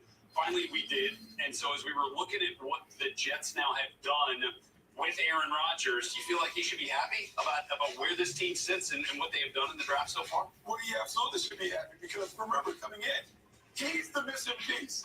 It wasn't about they needed all these other pieces. We were talking about this team is a quarterback away from being a title contender. Well, they removed the quarterback that was giving them problems, Zach Wilson, and then they have Aaron Rodgers as their starting quarterback. And so, if anyone should be happy, Aaron Rodgers should be happy. Because he stepped into a situation where everyone's saying, we have what you need. Top defense, we have an offensive rookie of the year, and Garrett Wilson, you have other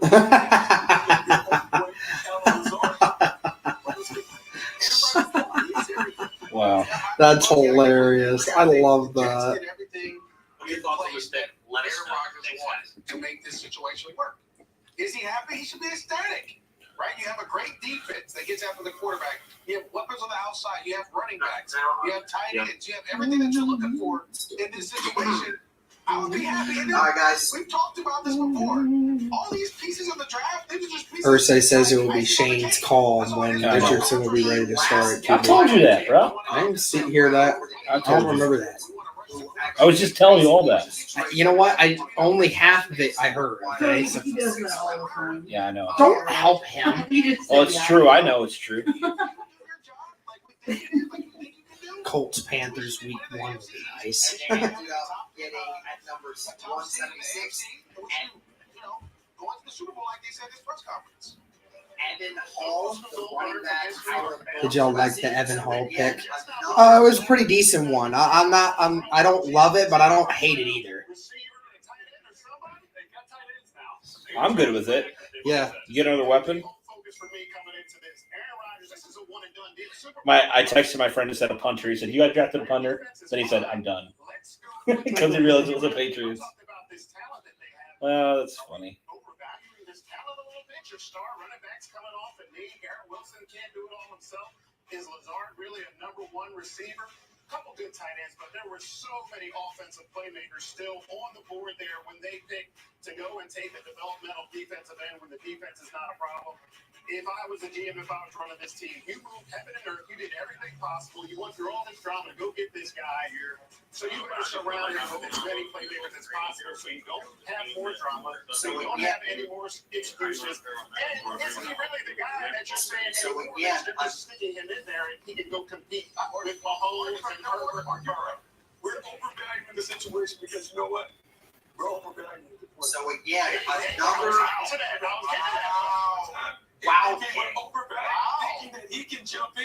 Evan Hall, the running back out of Northwestern. So again, another. He's not a top Matthew Stafford did it. Tom Brady did it. They had an all-star team, but Rams had an all-star team. guys. Let's just Around it. none of these guys can become MVP caliber Hall of Fame Running quarterbacks back from the front out of of their backs. Northwestern. And so So that is what again, Joe Douglas has done another- here in the second and third round is given Aaron Rodgers some insurance policies in case you get some injuries like they did last year to help bolster that offensive line depth with Joe Tippmann and Carter. That's all I'm saying. I'm a positive. I'm a glass half full guy. These guys over here. Let's assess the glass half full worthiness now of the team that Aaron Rodgers used to play for. The Green Bay Packers. The Pats have drafted a kicker and a punter, guys. So those people who are complaining about the Colts draft, just consider yourself lucky. Exactly. Titans drafted a running back without an ACL.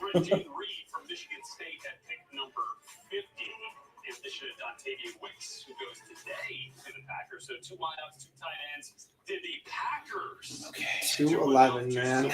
Just 18 more picks. All we're gonna do is run the ball, play action pass. We need some tight ends that roam the middle of the field. We have our 2 receivers from last year, Dobbs and Watson. We got 2 really good running backs. We just need to run the ball, create these loaded boxes. So all we're gonna see is single high coverage, cover 3 and cover 1. Our quarterback can play fast. We'll get the ball to our tight ends. All play actions we see here, right? And we'll make it work. But they're going to be a run-first team. That's what they're going to be. They're going to run the football. They're going to pound the rock. And that's what's going to make this work. That's why they went defense. They're going to pound the rock and play defense. I think it's going to work for them. Now you got this right. This is how you build around your guy here. This is how you build around your young guy. And where after the first round pick of Lucas Van Ness was saying, what are they doing? Why did they help Jordan Love? Well, because we got 3 coming on day 2 with 2 tight ends. And a slot little playmaker there in Reed. So they have the speed guys from last year, and now they really fortified it with 2 tight ends, and Reed can work the middle with guys for these easy throws that you talked about. Let's run this through maybe the best running back duo in the NFL and just make a lot of easy throws. Now, Jordan Love has to do it too. Now, we always talk about that, the supporting cast, but the more talent you have around your young quarterback, the less he has to take on himself. He'll make plays. And a lot of people to help him out to do it, but see, I love to see MJD. I'm glad you come over to the dark side. You understand that we get Green Bay Packers trying to take a first-round pick on a wide receiver and a skilled player on offense because you've had so much success throughout the years, maybe the last 30 years, doing it a different way. And so you do it again. You're going to get 2 tight ends to fortify the offensive line and the middle of the field. And last year, you took your wide receiver, Christian Watson. In the second round, just show up and make the plays. Pat McAfee is over here praising Bill Belichick for drafting a kicker and a punter. That's funny. Yeah, now they did not do what the Jets did, which was try to reinforce the offensive line. Have not selected one yet, although they do have another pick in the 6th round as currently scheduled in 4 in the 7th round on the way. We are right in the midst of the 6th round here on the 2023 NFL Draft coverage presented by Verizon. As we will continue working our way through the 6th round, Washington Commanders getting set to make a selection with the hometown Chiefs. Soon to follow. them. They've been a great team. We got much more coming up. I'm gonna try to. With Hyundai, there's magic in the journey. Your journey. Whether curiosity is your guide, or you're taking the turns as they come. Whether your trip is fueled by fantasy. Yeah, I don't have like just a blank template here. I wish I did. When it comes to making real life magic, at Hyundai, we're thinking Here's an idea for a linebacker for you. Okay. Ivan Pierce Jr. Okay. Tell me about him. Well, he's the linebacker from Cincinnati that everyone was talking about. Oh, yeah. The 5'11", 230-pounder from Cincy. He's a great pass rusher, and he's tough. He knows how to slip blocks. He's just, kind of small for the position, but he's a tough SOB. Man, he's everywhere on the field, bro. That kid makes tackles when it's just like, it just seems like he's in every play. It's just like Shaq.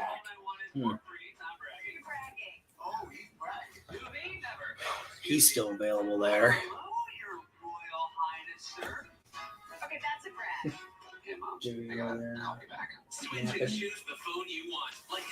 I wonder if you can. I wonder if I can see what. Tonight at 7 Eastern on Fox. Look at that. The Showboats take on the Gamblers. Then tomorrow at 4, the Generals battle the Panthers. Week 3 USFL action heats up this weekend on Fox. Let me see. As the season comes to an end, we want to say thanks for embracing the new era of Thursday night Not to get completely ahead of ourselves, but so far, how do you view this when it comes to overall drafts that he's had so far here in Indy? Would you say so far it's been one of the better ones? I would say so. When you got your even outside of the Anthony Richardson one, pick, I mean, right? It's a sad pick coming up. Oh no. You guys don't know that. Pace Jr. has a 5.71 RAS. So that means that's a no. Yeah. How much your phone? 2%. Yes, I'm staying off my phone. What's your phone? 15%. Absorb and No. this away. Just 100% leak-free nights. put your phone back on the charger. You're at 2%. It's still that shady. You're at 2%. Free pick of this 2023 NFL Draft on NFL.com with the Draft Tracker. Presented by Lexus. Take Junior in there. I'll take Junior in there. Approaching 200 total. Folks in Kansas City. Been a part of a fantastic day of draft festivities here on day 3. Look at that. What about that? You still want to make Here that in Los Angeles too, as we welcome you No, inside because I don't have any our more back studios. ones. Rizzo is with you. You use the Funky waffle Brooks, pizza. Maurice Jones-Drew, and Mark Ross, as we get set to make a few more selections. In the meantime, guys, obviously forecasting future success is kind of what this weekend is, as the dust settles, is what it's all about, right? And so when we look at the first 2 quarterbacks off the board here, who has the better rookie season out of those first 2 quarterbacks that were drafted? Talking, of course, Bryce Young at number 1, the Panthers, CJ Stroud at number 2, to the Cream cheese, Houston shredded Texans. cheese on tomato sauce, This is and tough, man, then because I think both just teams put are the noodles in. rebuilding. They're trying to. Oh, was that the thing that I said I didn't like? I think the You Carolina didn't make it Panthers have before, more did you? established. They've gone Oh, out. okay. They Well, have never a mind deal, that. they have a running game. If they have I offensive don't line, know, they're whatever kind of better that suited for a better rookie thing year was. for Oh, Bryce the Young. chili mac? Yeah. But then there's a part of me that You said says you CJ tolerated it. Stroud. I It's tolerated always it. been You the said you last didn't. guy opted out. Same Like we were talking thing. about this off air. Same thing. He wasn't a highly recruited kid out of high school. Wait a minute. Right? He had to go to the Elite 11 What's camp, everybody talking show about? out, What's and then he got all his offers, right? what? He wasn't really Anything. talked about a lot. Does not matter to me. In a positive manner here throughout the process. So it's that edge, it's that chip. How do people think they know what's going on? You have no idea. It's the You're not that far ahead of I don't us. think they're that far ahead. Oh, that's who that is. Okay. What? Oh, Jose Ramirez. You have something there to hold on to, and I think CJ Stroud holds on to that. Keelan Ringo got snatched up right before we could get him. Yeah. It's a bummer. Yeah. But we still got Darius Rush. Yeah.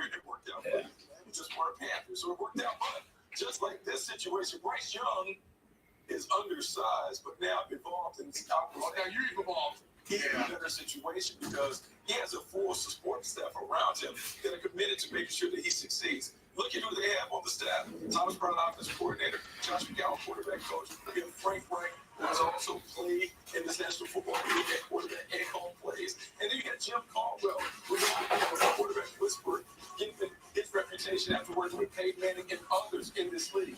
Just thinking about that, all the positive stuff that they can give him to get him ready to play, he's going to have a lot of success.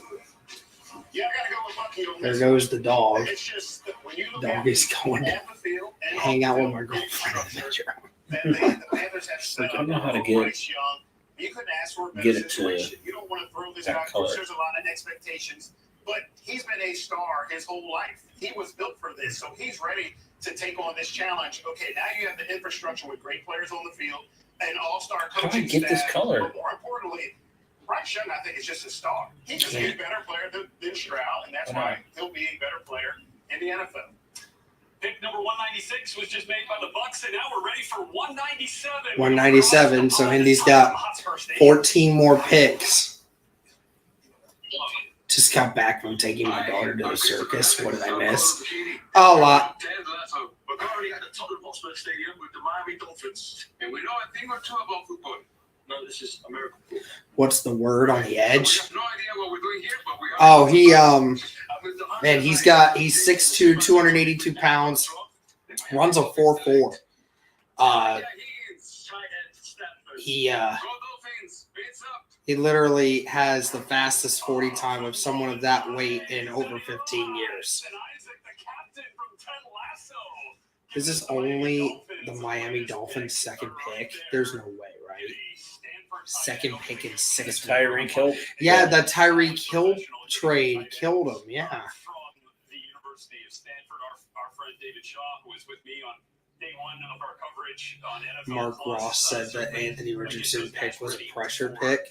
Yeah, they should definitely give him less TV time. We had a bunch, guys. We had 13 quarterbacks selected. Tater McKee was the last one. So why won't that match? Went for the Philadelphia I Eagles. don't know. Don't get too crazy with it. First one of the day. I know I it's do, though. the perfectionist that he is, folks. Well, I want to look at He can't let it just, let it be and breathe. So which one of these day 3 quarterbacks do we think will make The blue template has a mind of its own, man. You gotta let it live, let it be, let it breathe. Just because you think about the Brock Purdy effect, what you're looking for is a guy with experience, a guy with proven ability, record-breaking performance. Diabetes was already picked, I thought. Okay, Sonder. Hate how well the Eagles did this draft. Houston, not bad either. Bro, I'm telling you. If Deshaun Watson goes down or some injury, I think he has the Brock Purdy effects on Purdy. I love that. Is it on me? I mean, come on, listen. Do we be day 3? You already know who it is. And what I love about it is Jake Hader, and what I love about it is that he's going to the Saints. Going behind Derek Carr from where? Fresno State. So Jake Hader, let me give you a little bit about his situation. He went to Washington, it didn't work out. Transferred to Fresno State. I love that they talk about these quarterbacks who may never get to play it down, but yet won't talk about like a bunch of these other players that might actually start day one. Yeah. Or play much more significant snaps. If he does get banged up, he has to sit. I think he moves in in front of Jameis Winston and gives him that security that they're looking for to go. There's pick 199 with Baltimore. We can't go 30 for 30. You know what I'm saying? Here's your class. Hey, day 3, Joey. Anything comparable there? Yeah, look at it. It was all the same. Hand side? Oh, come on. Look at the completion percentage. Wow. Look at the yardage. Look at the touchdown. A stretch. Yeah, no, it's not a stretch. I just think you guys just aren't seeing it from the same lens. That's okay. Jake Hainer is a dog, though. Yeah, he is a dog. Remember I told you here first. He does have that dog in him. I'm not going to worry about this. It's got to be a guy There you that's go. Stetson Bennett, who's there with the Rams, It's smart and idea. the backup quarterback. It's not worth By it. the way, as soon as he got drafted, he's the backup quarterback. And then you have to look at how long will Matthew Stafford stay on the field? We know he's had the propensity to get hurt. So if Matthew Stafford gets hurt again, here comes Stetson Bennett, the two-time national champion, completely overlooked, ready for this big pressure, knows how to get it done. Older guy, so he's got the maturity, has played a lot of football. So you know he'll get in there, he'll play, he'll scrap. Poise, moxie, confidence. I think Stetson Bennett has a real chance to play and play early and play confidently like you've seen him do at Georgia. And has already had one of the best performances ever inside SoFi Stadium in that national title game in which they took care of business against TCU, and now we're all SoFi home. As you're going to look now, the highest drafted running backs in the last 5 drafts, and Bijan Robinson and Jahmyr Gibbs are up there. We get 2 of the top 12, separated by just a handful of picks right there. And kind of a shock when we saw Detroit end up pulling that card on Jahmyr Gibbs, but So do I. So we haven't posted the rush or any of these videos for on Twitter or anything yet. No. Okay, I am going to work on doing that now. I hope he got me thumbnails. He did. Did he not give me thumbnails? I already created thumbnails. I created thumbnails. Oh, okay. He said he's going to be not available. That's why he hasn't posted anything.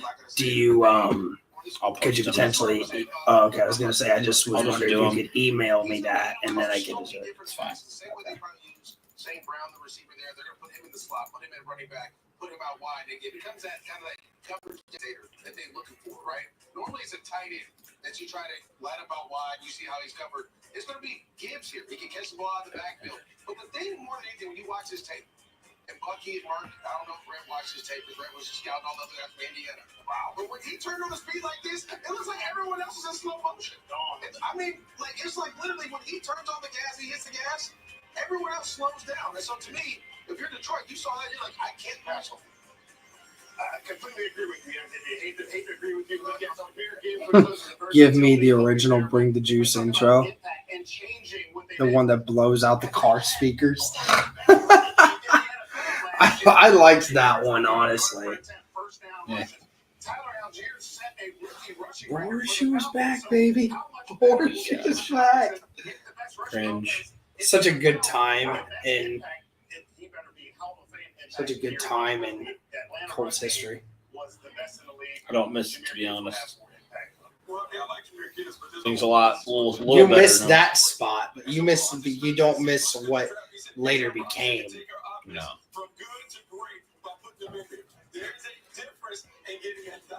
My neighbors hated it. It's funny. With a great back. Bijan Robinson gives you an opportunity to do that. But it's not just what he can do as a runner, it's his ability to impact the game as a receiver. That is why he is going to be the guy that we talk about at the end of the year, contending for the offensive rookie of the year. I mean, we've seen the way Scott Matlock for Chargers at 200. So 10 more picks, and Indy has their 6th round. All right. We got a lot more coming back. When we go back to Kansas City, picks coming up this week. My neighbors hated it. That's hilarious. He's like the treasurer. Yeah, under the treasurer. So I don't know what's the secretary. Well, the Rams we got puppies coming up on. We don't miss Wentz or emotionless Reich. You know, it's crazy because Reich wasn't emotionless in 2018 and 19. It was only after 2020 that he started becoming a lot more chill. Yeah. I'm looking for someone who can decide on a Friday that a one-night commitment on a Saturday is a fine idea. Maybe you heard of the Rat Pack. They hung out here all the time. So pack a bag, or don't. You could be here in a few hours. Meet me at hotels.com. I like to move it. You like to move it. We're reinventing our network.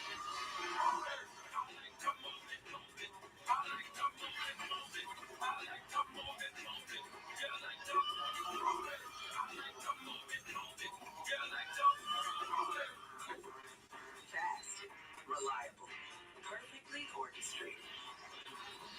The United States Postal Service. What's his name? Evan Hall. Powerful tool in the toolbox. There's an app that saves you time and money. That's why we got an app that lets you build an instant quote, reorder your favorites, and track your MVP's pro rewards.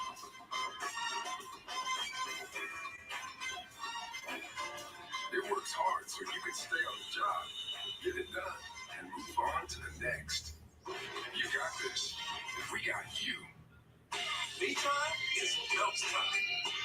This cheese is so crispy, loaded with toppings, and just $6.99. Enough for two, price for one. Pizza Hut Milks, just $6.99. And we've been somebody else if we're taking a right turn instead of a left.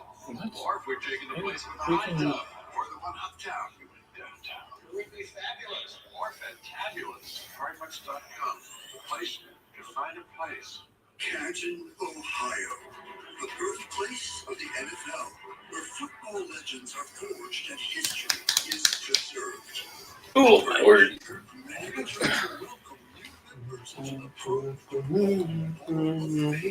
Corey Trice or Voorhees? Voorhees. What do you have to lose, man? It's a 6th-round pick. Please. Hi, Junie. Hi, girl. Come on. Hi.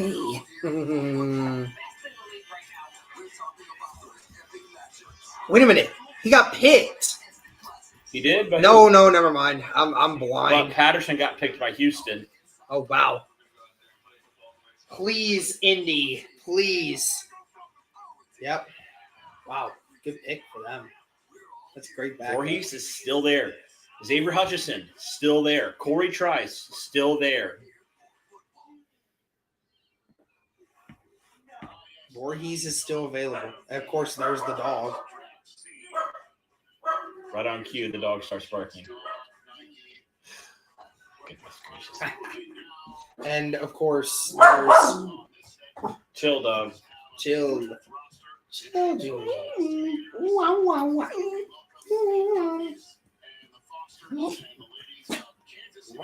Pick is in for Jacksonville. Stop. Relax. She had this the other day. Why'd she just go crazy all of a sudden? I don't know. She's probably she's getting the zoomies is what she's getting, so don't worry, you just gotta let her get that out. Get it out.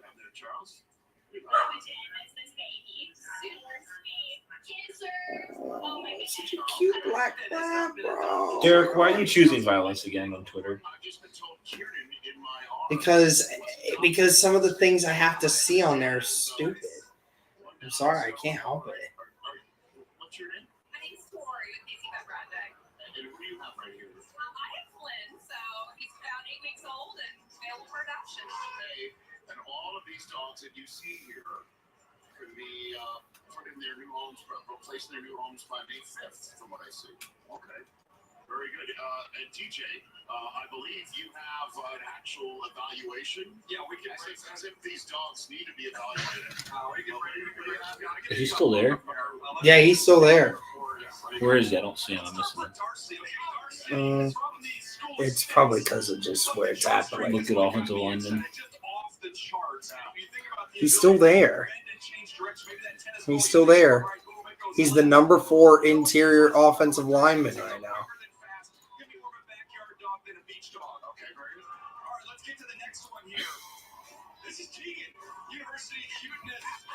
See on the bottom, inconsistent pause. There's flashes of what you want to see. Just a little inconsistency there. But the enthusiasm.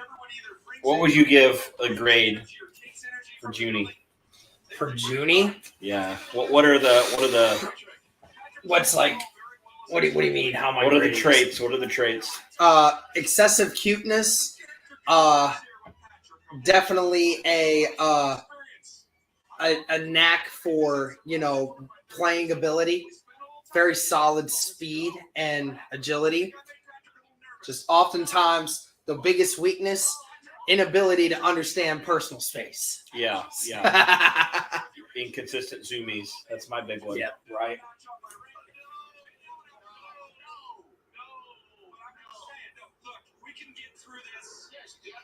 Oh, the dog ripped his shirt. Oh.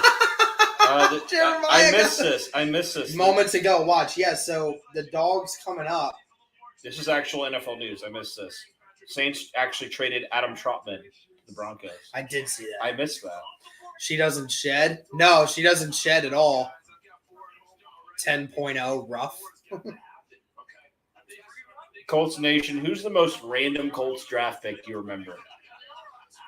Dangle Jeremiah's best available puppies. This is real stuff that we needed to see. This is the content we wanted. Oh, Patrick peed on him. Oh, he peed on him. That's so good, dude.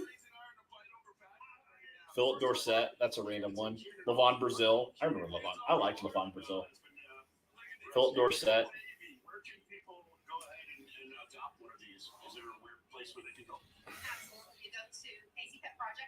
Only 7, like 7 more picks, guys.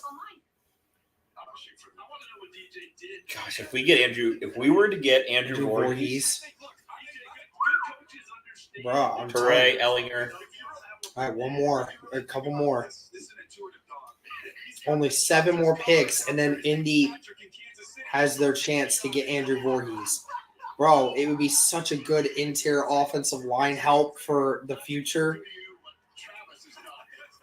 Why is everybody just naming former Colts? Because I asked them to do that.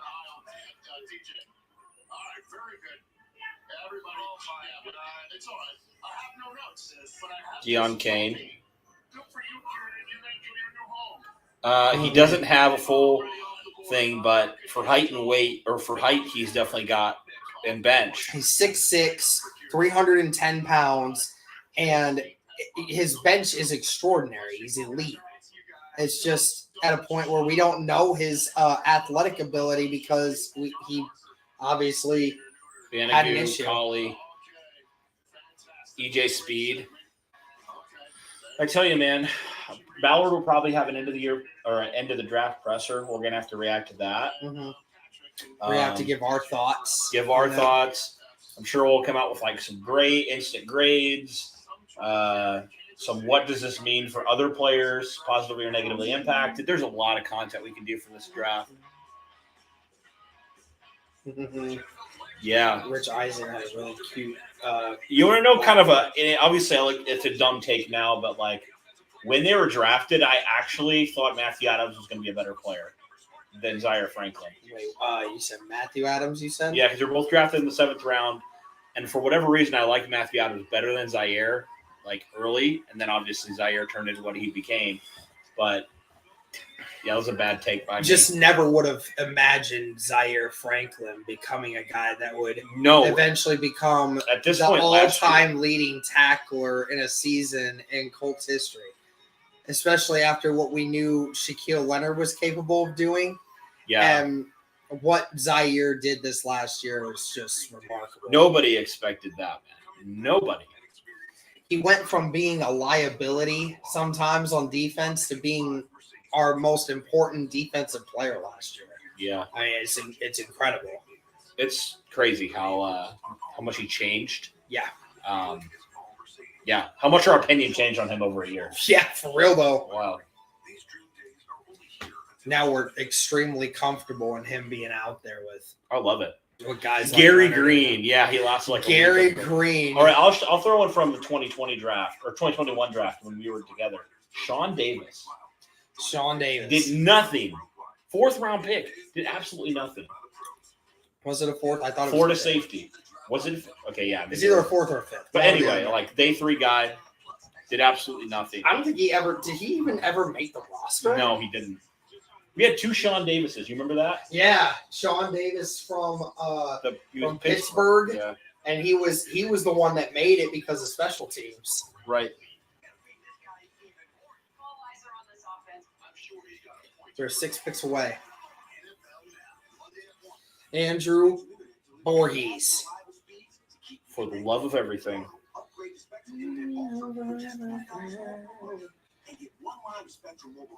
I still remember how bad Derek wanted Elijah Vera Tucker. Bro, I'm telling you. Look at where he's at now. Not gonna lie, Dio Dangbo caught me off guard. That was random. That was. It was very random. It caught us off guard. Never would have expected that, especially after you had just drafted Quiddy Pay, the Brown prior. Yeah. Jackson Barton. That's a name I haven't heard in a long time. I don't even know that name. Jackson Barton. I don't even remember that was a number of years ago now. That was a random Hey, one. your favorite guy, TJ Green. Okay, I'll be honest. He was horrible, but there was a little bit of time, I think like early into Ballard's tenure, where I was kind of defending him. Because the traits were there. He was just a head case. He was the athlete before Ballard really started taking it. He's terrible. He just wasn't. It was a Grigson pick, but like I was like, okay, maybe he could turn into something. Who was the Florida corner that we drafted? Quincy Wilson. That did not SOB, work out. Man, that 2017 draft did not. I came into the NFL to guard guys, not cover grass. Hey, you know what? At the end of the day, it turned into Isaiah Rodgers, so I won't complain. Exactly. I'll take Aaron Rodgers 100 times out of 100. Yes, Voorhees tore his ACL at the combine. So it would definitely, I would think it would be a redshirt year for him, but the talent is undeniable with Voorhees. I don't know how he's still here. And Voorhees, from his doctors, specifically stated that he is on schedule and that he's expected to make a full recovery with no issues. So that's great. It lets you know that, hey, he may not play this next year, but he might. But at the end of the year, he'll be ready and he's going to learn. And then at the end of the next year, he's going to be ready to go. Yep. So I think you bring in some competition. Dalton Risner's a name. That's pretty. A lot of people like him. Is Pace gone? No, he's not. Pace is not gone. But you bring him in, and then next year you let him compete. And DSG brings up a good point. He says he's possibly able to return mid to late season. Yeah. They said that his recovery was on par, if not early. So it's true. He could be. But, the only thing is, though, is that the only problem is it's hard to for a rookie who's coming off of an injury to come in on the last few weeks of the season not having been in football shape. That's true. You know how that is, right? Yeah. So it basically, we just know he's not playing this year. But 2024, Voorhees has that opportunity to take that spot over, honestly. Right. 5 more picks, 6 more picks. We're still waiting for Houston's.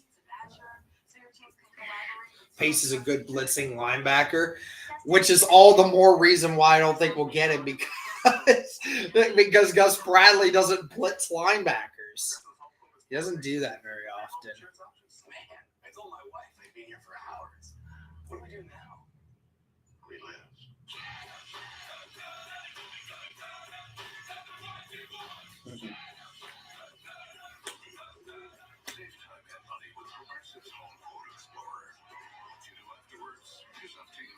The Josh Johnson is going pretty well. Oh, yeah? Cool. It's at 4.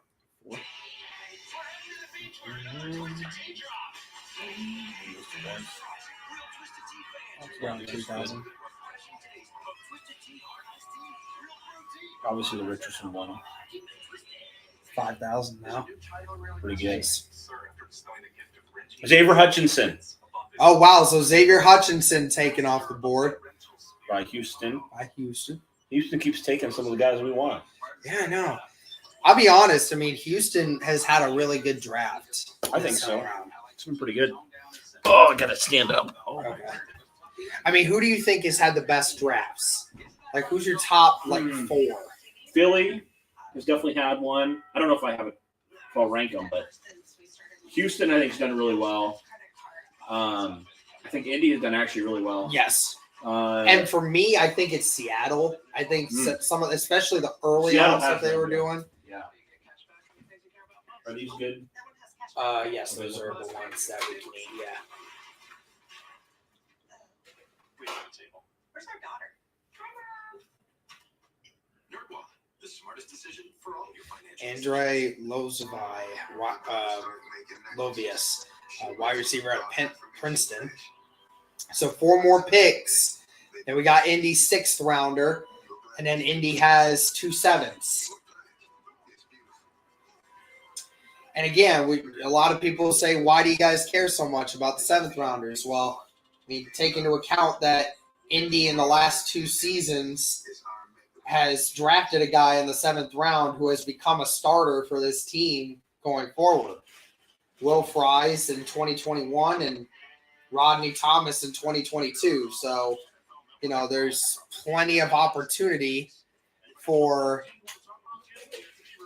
Indy to get somebody, and somebody good too. And especially since some of y'all care way too much about who's that receiver that we drafted in the 6th or 7th round in 2021, the really big one, Mike Strawn, right? Strawn, oh, yeah. Mike Strawn. Yeah, y'all really want some Mike Strawn in there, so you know that's another one.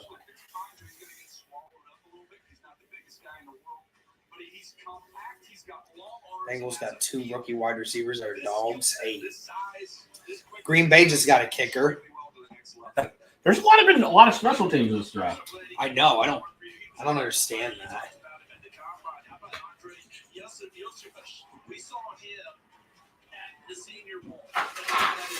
Do you want this one? I'm so hungry. All good. Take what you want. I may honestly order something else. Working on the track program there with the World Prince Samara, who's been the coach there for over 40 years. Watch him move after the catch. See him go? There's some stairs there. You can see they have Tafwan in him. He will block out on the perimeter. He'll go up and make the tough contact. About to say something bad about Doolin. Great body control. And then, of course, they have Tafwan, a big part of who he is as an athlete. And by the way, you know who was throwing the passes to him in Princeton? Remember Steve Stenstrom? Yes. Quarterback at Stanford. That's his son. It was his quarterback there. Look at the body on him. Control, spin, throw. When you don't have athlete, that's This guy's a track athlete too. The athlete in 10 different events. This guy can get it done. And by the way, doesn't have to change much in terms of wardrobe for Princeton Tiger and black and gold. I mean, black and orange. He's going to Cincinnati Bengals in black and orange. Someone slaps that five there. You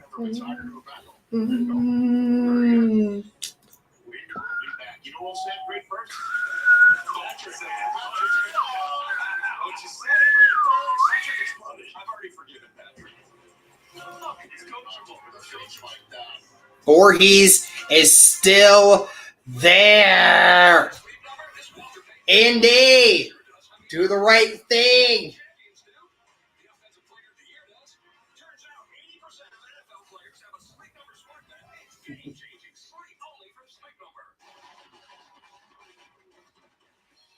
This electric feels different because it's powered by the most potent source of energy there is. You.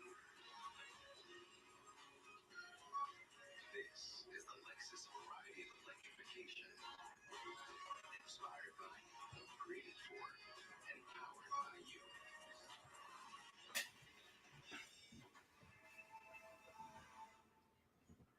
There's 1,000 different drink combinations at Sonic. I'm gonna list them one by one. Get ready. Cherry limeade. Well, it looks like Sonic. You're looking pleased with your All right. Jacksonville takes the safety. Who's our top 4 wide receivers? Michael Pittman, Alec Pierce, Isaiah McKenzie, and Josh Downs.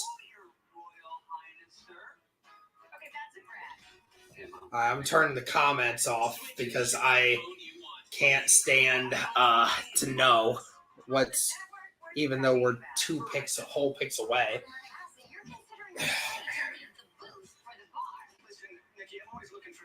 Pick is in. I'm just focused on getting the next round. And Pierce. Yeah. Get a power card with an entree only at Dave & Buster's. When a new car loses about 10% of its value, the bidding can drive off the lot. Or more. That's why Farmer's new car replacement pays to replace it with a new one of the same make and model. Get a whole lot of something with Farmer's policy perks. We are Farmers. For pros like Cam Jordan, confidence is a game changer. Just like doctors all over the world, Cam trusts Invisalign aligners to improve his winning smile. I thought about getting Invisalign. Mhm. I thought about getting some Invisalign. Oh, nice.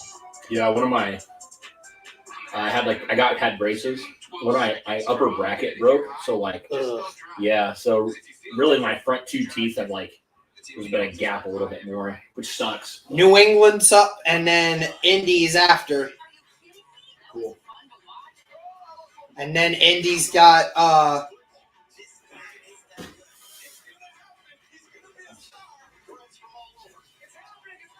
and then 2020 or 221 is when our next one is. 221 and then 236.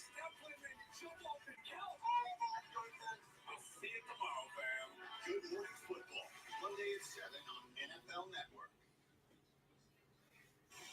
All right, folks, it's time. Just a few minutes to place the truck. It's an annual final day of the draft game that we play with you, where you take to Twitter any position, school, or draft eligible player that you we wouldn't have video of, and see if you stuff our fantastic production truck team here in Kansas City. We'll nervous.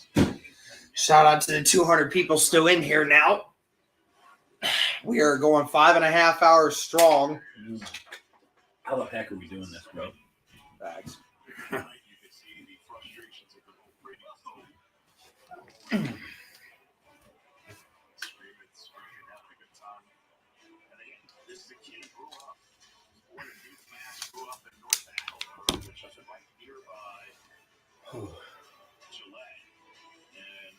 We're showing you photographs of his childhood all Thursday night, in the Brady jersey and the Badger shorts. And so for him to be talking to Mike Vrabel as his new National Football League head coach had to be a particularly wild moment for him.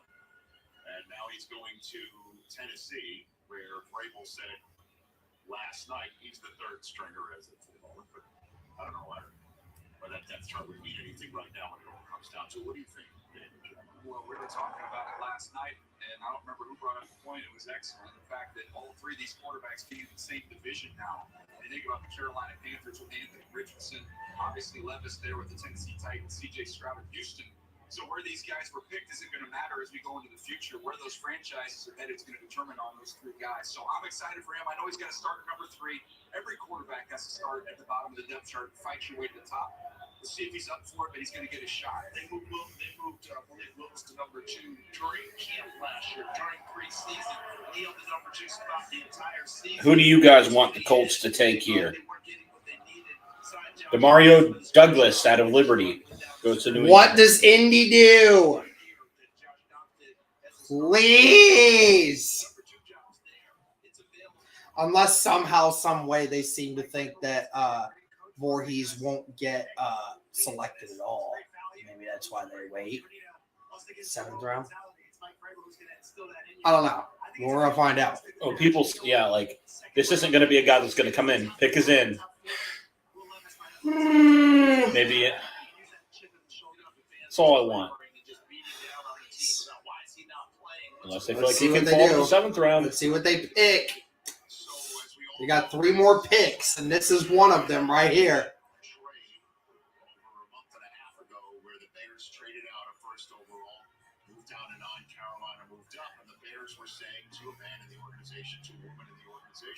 Hey, now it just comes to making sure we make the right picks in this draft.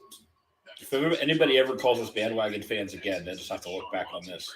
And we stream 5.5 hours of the third day of the NFL draft. See who Indy gets here, everybody. Let's go. Come on. Come on. Oh. Titus Leo. Edge out of Wagner. Man. Really? Another edge guy? Really? There's the Ballard small school pick. 6th round every year. I mean, it's always like that. probably an athletic guy. I really. It's all been constructed. 8.84 or 8.48 RAS. Lowest one? Lowest one, yeah. It's all been constructive criticism. Franchise reset that went on here. You know, they added a couple big time players. Here goes small school players. Yeah. 234 tackles, 13 sacks, 40 tackles for loss, and 6 forced fumbles in his career. So the kid's been productive. He's been productive. He must have the traits as well. Yeah. I want to see more about this guy. He is an inside guy. I mean, we kind of said the same kind of thing when it came to, last year when, when we had the issue with Drew Ogletree, right? Everyone kind of wondered what was going to happen.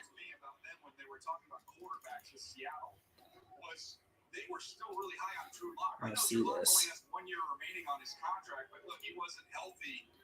Also has special teams value. Yeah, 8.48 RAS. All the traits are there. He's just a little undersized. And the bench wasn't great. But he's got a good vertical, good broad. He's very fast. He's got a pretty solid shuttle and 3-cone.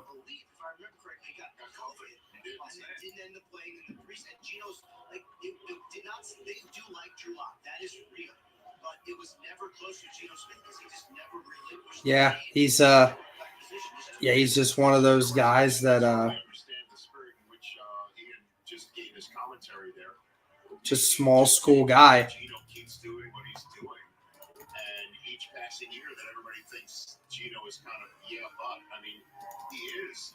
People saying a 6th-round pick is an F pick. That's funny. It's literally a 6th-round pick for a reason. Relax.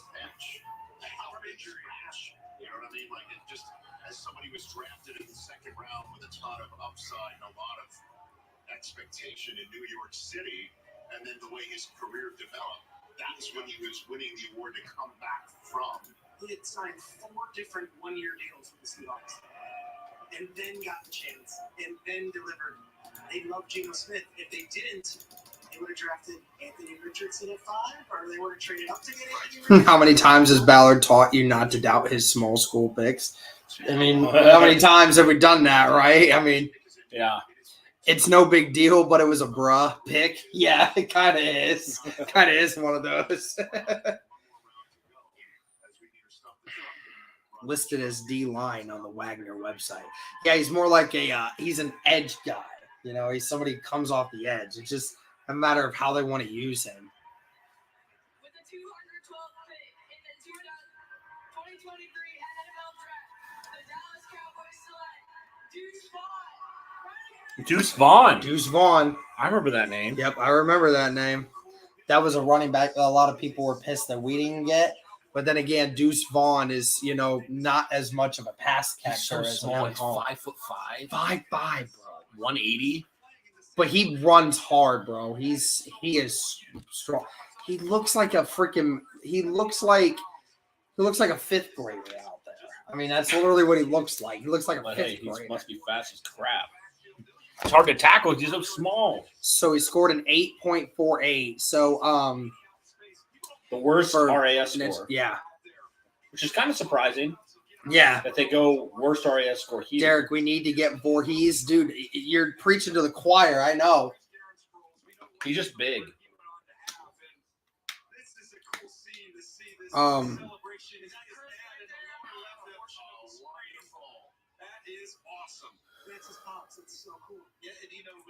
And I mean, so he's got a really good 40. 245. Runs a 4.6.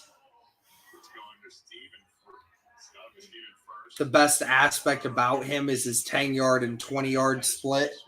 He's got a 9.8 and a 9.9 on his 10 and 20-yard split. So very quick and explosive, obviously, with the speed. His broad jump is almost it's over 10 feet. So that's really good.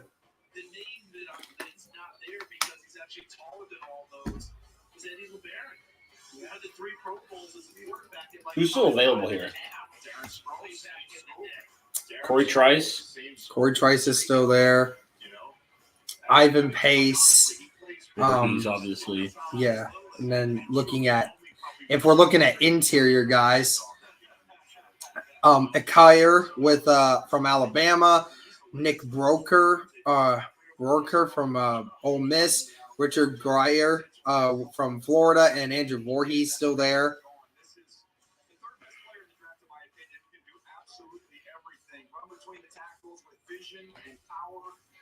Get out in the open field, he can make you miss, and then he can run away from you.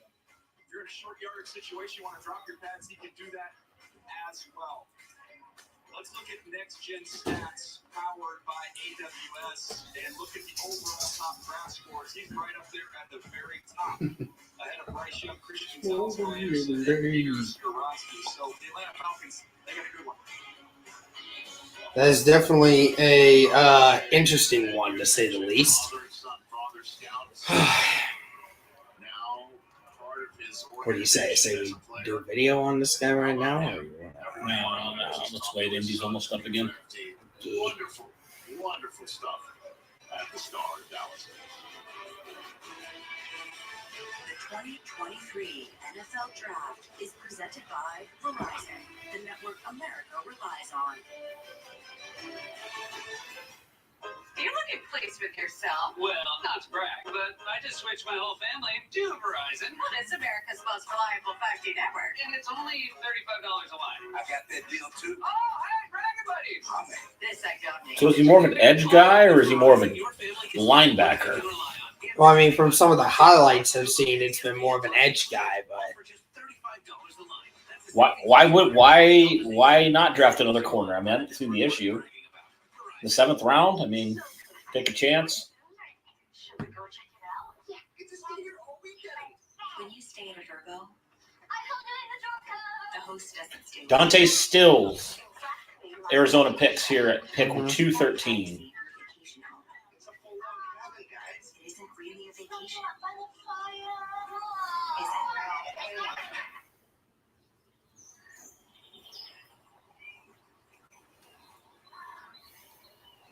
Try Tide Power Pods with 85% more Tide in every pod. Who needs that much more Tide? He does. What does that mean? It means you're gonna need more Tide. See? More lights, more Tide, more adorable, more Tide. Everyone's gonna need Tide. You're gonna need more Tide. It's a mess out there. That's why there's 85% more Tide in every Power Pod. Subway keeps upping their game with the Subway Series, an all-star menu of delicious subs. Like number 8, the Great Garlic Rotisserie Style Chicken. Garlic aioli. I've tasted great garlic. Tastes way better. Can't argue with that analysis. Try Subway's Tasties menu upgrade kit. We're heading to the feed for another Twitch and Team Drop. Pick is in for New England. Castro looking for a backup punter. just 7 more picks, and and we're there. So.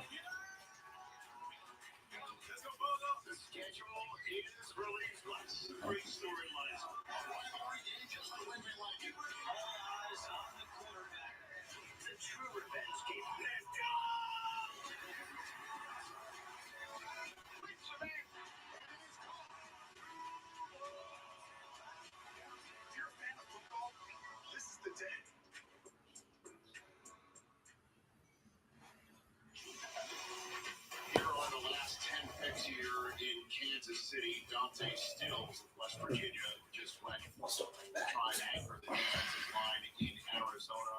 That was a great moment. Deuce Vaughn, Kansas State's finest. This past year, he's going to the Star in Dallas. Hey, so when we come back, one last break, we get our ducks in a row. The truck is ready. The truck is ready and willing. Watch, the Colts don't even draft him and they sign him as an undrafted free agent. Bro, I swear.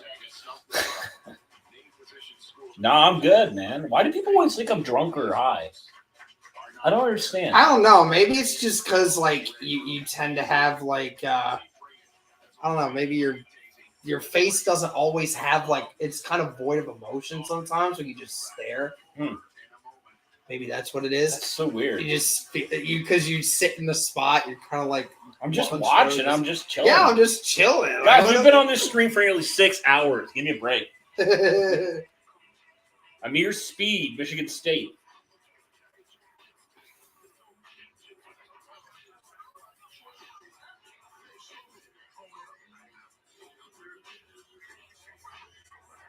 I forgot I was going to do a show with Drake today, but I'm going to do that later.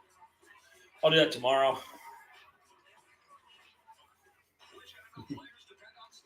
Oh, that sounds nice.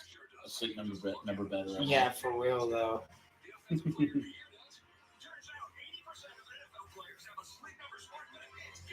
Keon White was not happy to get drafted by New England. Look at his face. He's like, great. Yeah, look at him. He's just not happy at all. Oh, Grace is in here. Hey, Grace.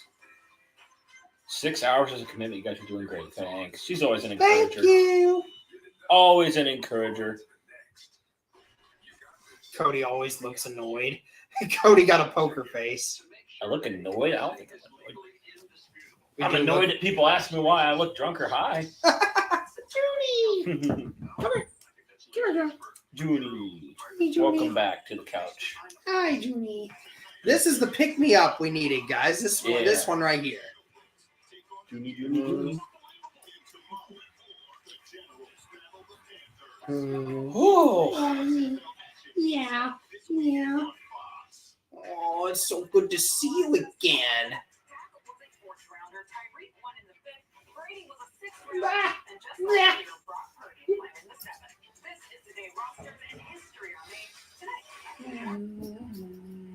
At Spectrum, we've built a network to help businesses thrive.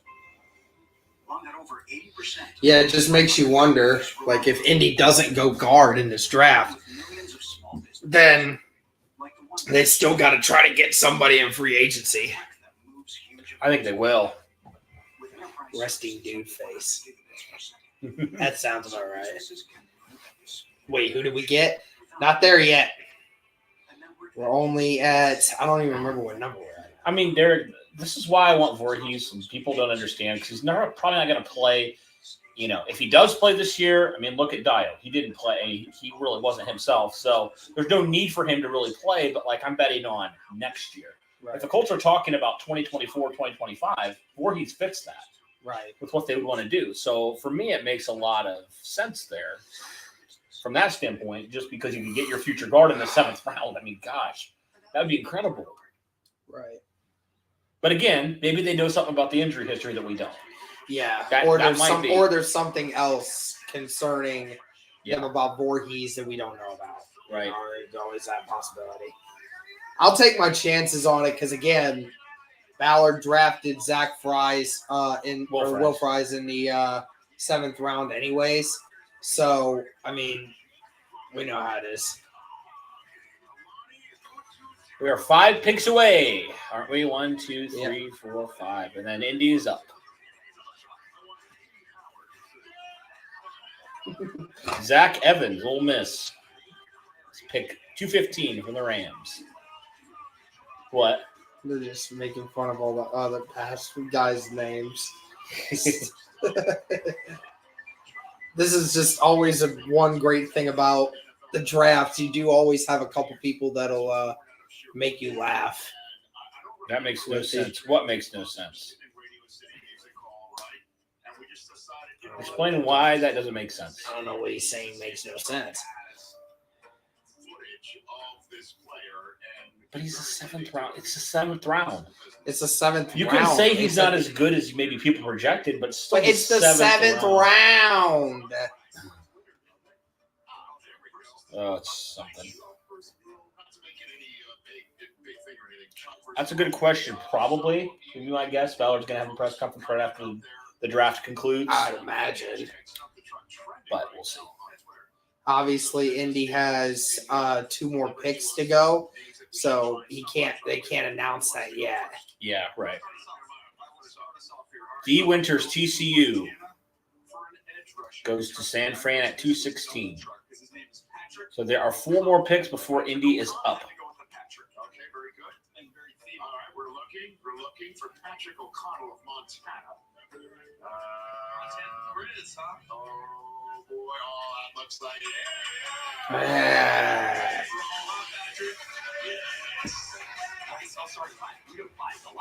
Yeah, we do. Okay.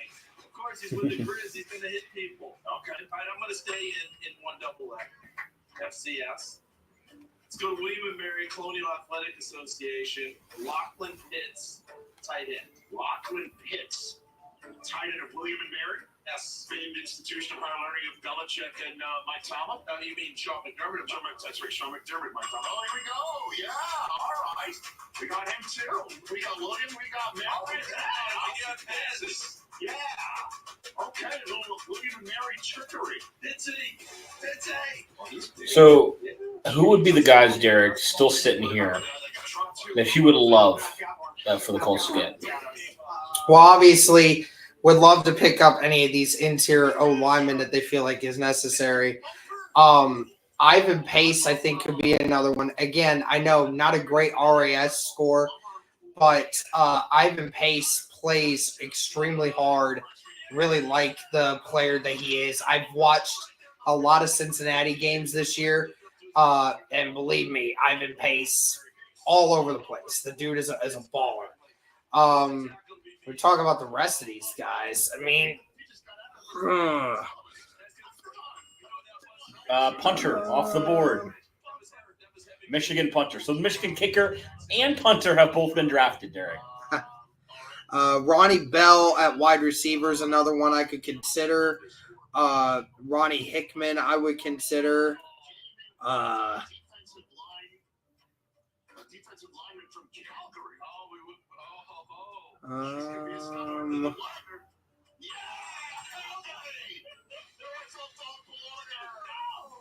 Oh, jeez. What? Huge guy. Look at this guy. Look at how big he is. Oh. How big is he? I don't know, but look how big he is. Oh.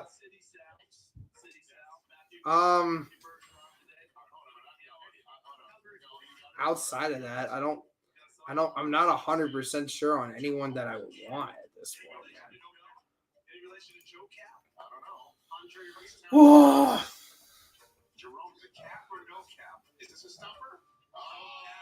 It's a stumper. You don't want to go Kutztown. All right, we got it. All right, it's 4-1. Hold on. We're going another round. Let me pull one up right here. From Mike, I've got. Here's one. Let me get this one right here. I got Morgan Scroggins, wide receiver of Bowie State. Well, they got this one. They got this one. Scouted it from Bowie State, Maryland. Bowie State wide receiver Morgan Scroggins. Morgan I would say the name of the Scroggins. person who tweeted this, but there's a lot of numbers. It could be a stump the truck bot. I do believe we had him in the HBC. We're searching. No. It's on a bad roll right here. Yeah. What about Ian? They're trying to name guys who wouldn't be in their database for guys that have film on them. I think. Oh, yeah. Like guys that wouldn't have a draft profile on their thing. So they're trying to name guys who would do that. 2 more picks and an Indy's up. The Colts have 2 picks in the 7th round. Oh, Santana Tech. Kennesaw State. Some of these freaking schools, man, are just like, wild.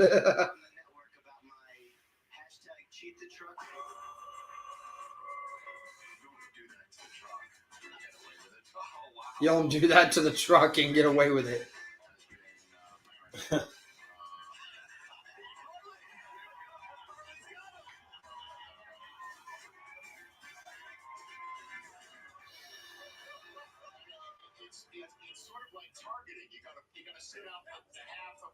Oh, interesting. Larry said, Derek. Apparently, Zach Hicks said that Colts could target Dalton Risner, AJ Cann, Trey Turner, Roger Saffold in free agency. Yeah, he was talking about the group of guys that he would think they would target, but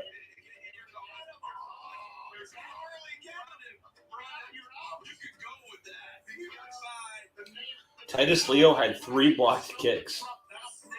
wow.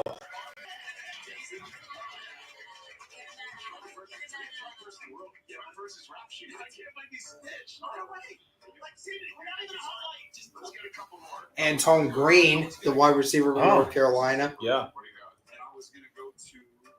I'm gonna, because it's my favorite business. Yeah. I'm gonna go Chris Coleman, a wideout from Cal Poly. Chris Coleman. Couple more here, and Indy's up. This is dangerous. Go get Corey Trice and Andrew Trump's got Voorhees. Call it a day. Here we go. Let's see it. This is spot Chris Coleman actually. There he goes. He's got those spot shadows for Cal Poly. On a lot of tunnel screens. The backside of those 3x1 formations, a lot of that offense. CD, he can go in space. Can you all just do me a favor, please? Go. As we're looking at this South Cal Poly footage. One second, hold on a minute, teammate. Can you just rack up Bumpo? I'm sorry. If I'm in a conversation and the phone line drops out, I need the call back. Closure. All right. We're going to turn the comments off as we wait in anticipation for Indy's second to last pick of the NFL draft. Yes. All just depth at this point, ladies and gentlemen. So we will see some potential. Yep. Take a risk. I think it's worth in the 7th round taking a chance on a guy who had the talent to be a day 2 pick, just has the injury concern. Maybe there's other concerns, but if it's just the injury concern, I think it's worth it. Zach Kuntz. Zach Kuntz off the board. There's that tight end that somebody was talking about earlier in the chat. That Colts. Colts don't need him, unfortunately, but I mean, he's a good player. So 6'7", Derek. 6'7", almost 6'8", at 255 and runs a 4.5. Can you imagine if the Colts added? Look at that athleticism! Holy crap! Oh my goodness! 94. Wow, that's wild.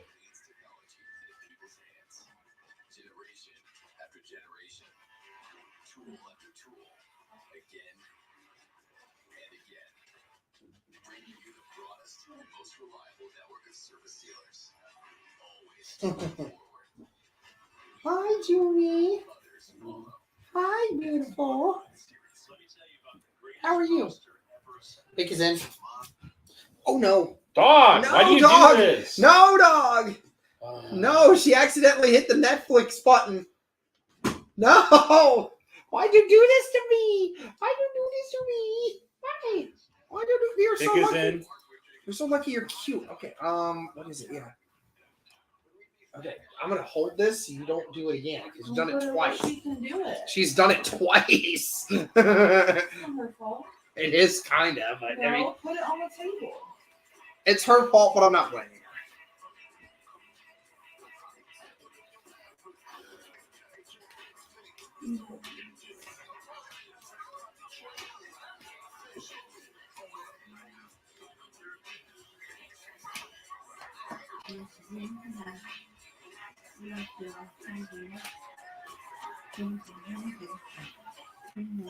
You're looking pleased with yourself. Not I just switched to Almost there, man. Almost. And then we got one more pick after this. There's just been so many picks from this team. I know. This is like got to be the record for the Colts in the last few years. Yep. That is so many picks. Oh my gosh. Just crazy. Notice how it's always the 6th round. Dog. She's a dog. Oh my gosh. Almost yanked my wiring out. Thank God this doesn't have to happen more than after today. Yeah.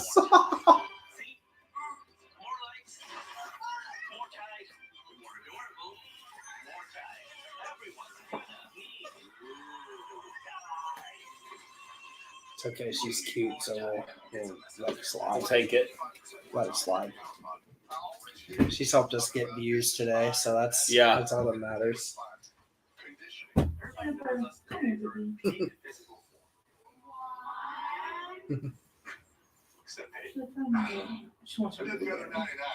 Enough was enough. We had to show Coach Bay how we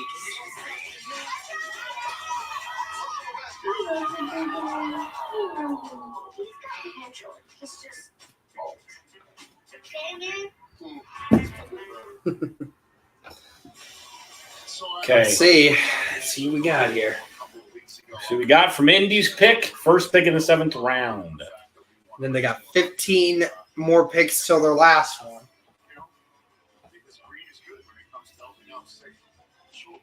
At St. Jude Children's Research Hospital also help them find the cures for kids who need to go there to help solve whatever mystery. Jalen Jones. Another cornerback corner from Texas A&M. Let's go 3 corners. Wow. Jalen Jones. Another Derek 6'2" corner. Wow. So they don't go Corey Trice, they go Jalen Jones. Who at that moment in time was not even on like the board when it came to top guys. But wow. I mean, talk about, again, shooting for the fences when it comes to the intangibles. Yeah. Yeah, Zach Kuntz with a 10 RAS score. Jeez. Yeah, I just saw that. He was the 5-star running back at TCU, ended up transferring out, going to Ole Miss. So change at TCU. Exactly. Wasn't involved a ton in the pass game for Lane Kiffin, only 12 catches. But this is a very gifted player. You don't become a 5-star without having that natural ability. Short area burst. You watch the A&M game, and he has one of the most explosive break of a tackle that you'll see. Just drops his shoulder, runs right through him. Has a nice little stiff arm as well. So this is 8.79 RAS score. Okay. He's got good height, good weight, good vertical. Little bit. Well, the 40-yard dash was not good for him. Mm-hmm. He ran a 4.69, but he has an elite 20-yard split and a very good 10-yard split. 3-cone is pretty good. Shuttle was not great. And the thing is, too, is he's a physical guy at the point of attack, so it allows him to, not get burnt by guys as much. Yeah. Because he's going to be more up on you, and he's going to jam you at the line. So it makes it a little easier for him. But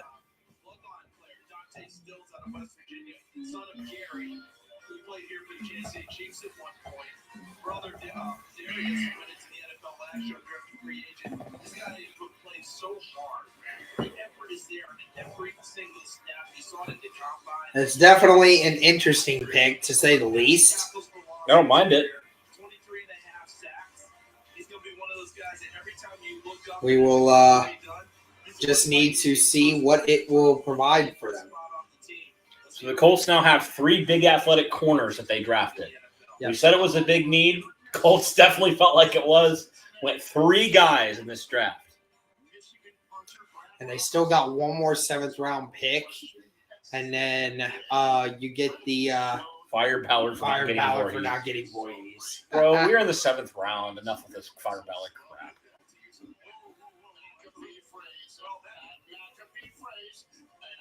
Dwayne McBride. Running back at a UAB.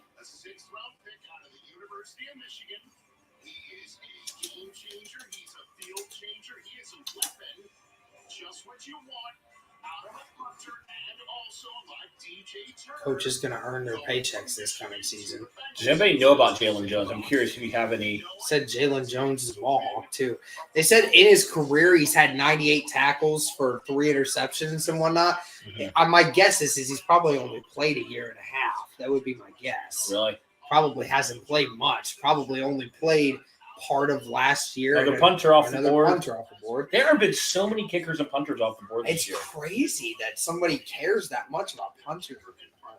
Well, I mean, because the thing is, sometimes these guys don't want these guys to go into the undrafted free agents and lose out on them.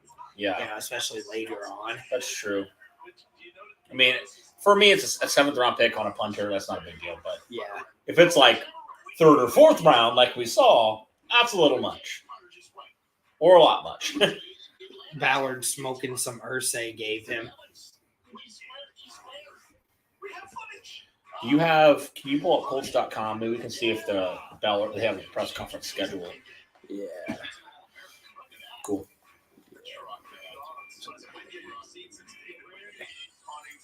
Probably not yet. Probably not. Nope. Nope, nothing yet.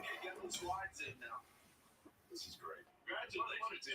How about the truck having the punter from Wingate?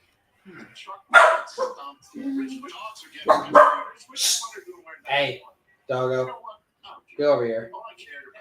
I don't care what you think you hear. Get over here. Probably does hear something. I heard a door slam, so. It's probably my food. It might be. My dasher should be here. Should tell him to leave it at the door. Yeah. That might be what it is.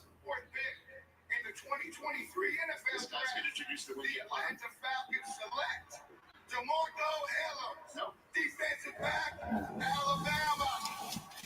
28-3, good one. We've heard that before.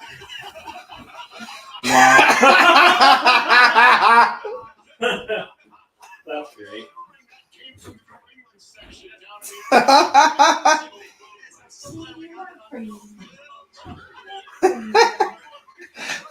28-3. Good one. We've heard that before.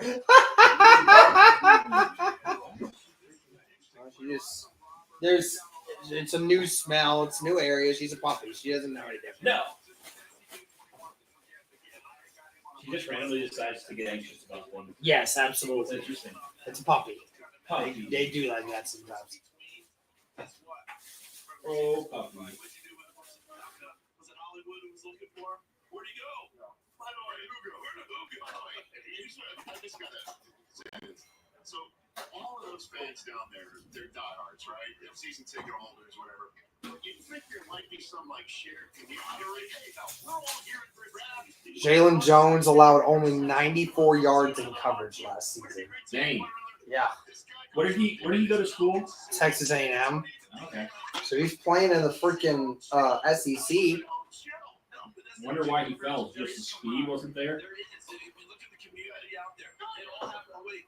There's camaraderie like that until the ball is on the tee. That was kickoff. Game was on once he's up on the stage. Hi, Jeannie.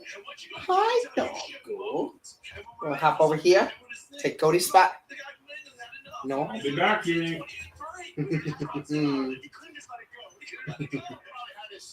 Climbing all over me today.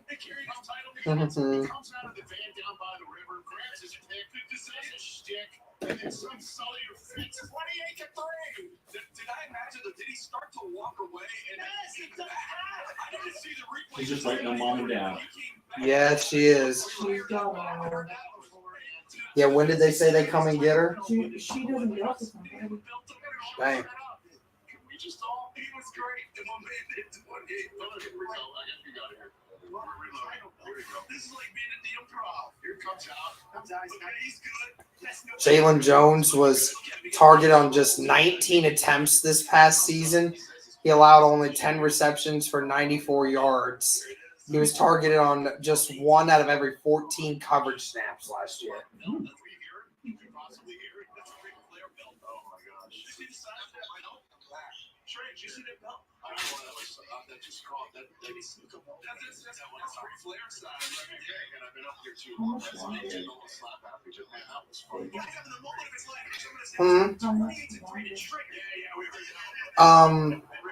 We only have one more pick, and that's going to be in about another 11 picks. So I would imagine probably within a half hour we would be done with this. So.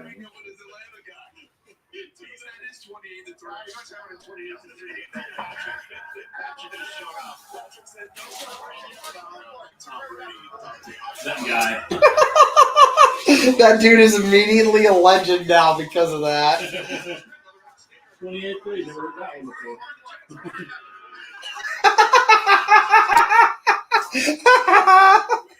It definitely was a New England fan that screamed it at him, and they had to. In the 2023 NFL Draft, the Atlanta Falcons select Jovan Gwynn, center, South Carolina. He's a feisty player. Yes, he is. Undersized. Gets a Brandon Shell in him. Yeah, Jalen's highlights look good. No idea how he looks on his bad plays, though. Jones is a zone-ready corner,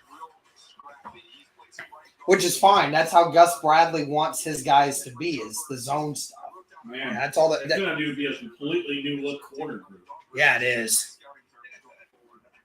Down block power, he can anchor as well. So some inside versatility, but they now see as a center, he'll be a center. Got that sawed off to him, right? Have you ever heard sawed off, not mean, meant as a compliment? I tell you, man, they do work in those later rounds on those DBs. Yeah, and and the thing is too is you can never have too many corners. You know, it's one of those things you take it for granted a lot. Yeah. Rams took the Wingate punch. So You gonna tell that to the guy up with the thing with the title? oh my God. I didn't know that too.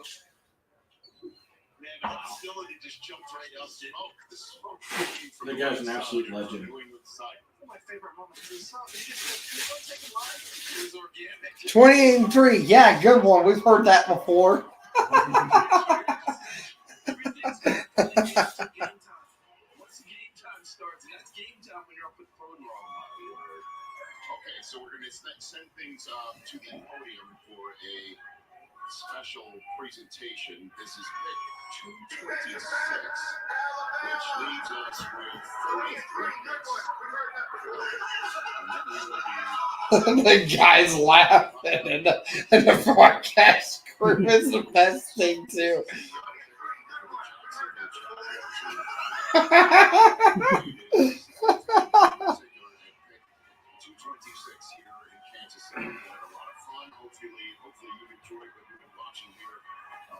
Does Indy finally go Voorhees here? It's going to be pretty cool. To announce the Jacksonville Jaguars selection representing the Pat Tillman Foundation, please welcome L. Trice Burks.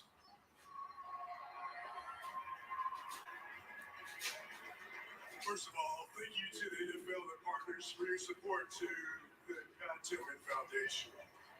With the 226th pick in the 2023 NFL Draft, the Jacksonville Jaguars select Cooper Hodges, guard, Appalachian State University. There you go. There's your guy. Appalachian State. Cooper Hodges played a ton of football up on the mountain. 4-year starter, over 3,500 snaps. Got a running game that's always been good up there. They pride themselves in it. He's an outstanding run blocker. Can really move people there at the point of attack. Interesting to see where he ends up playing at the next level. Kicking him inside, I think, makes a lot of sense. So, a good football player, tough. You don't play in that program unless you're tough, except for me. All right, so picks by school now. Let's update it. Just for us, right here on the set.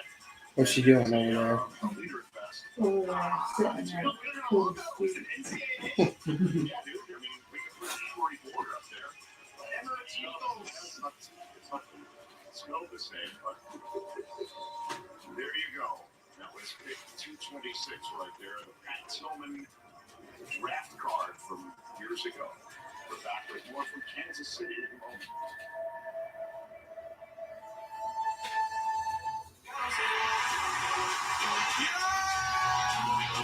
9 picks, and then we're in.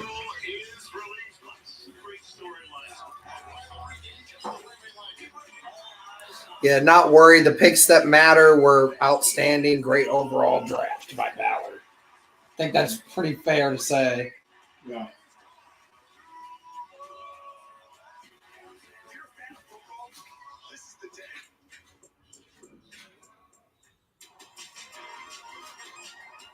The Hyundai Tucson comes with America's best warranty.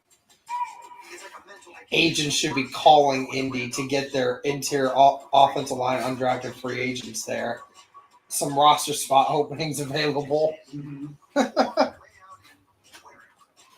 That's true. Like any of the top interior offensive linemen, their agents need to be calling. The first call they need to make is to Indy.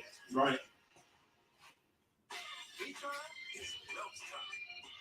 It's cheese so crispy, loaded with toppings, and just $6.99. Enough for two. Price for one. Pizza Hut Melts, just $6.99.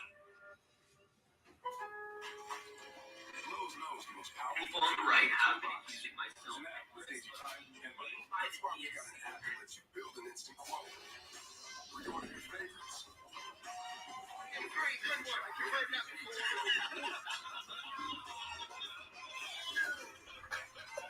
So funny every time you hear it. It's just That was incredible. such a great moment. That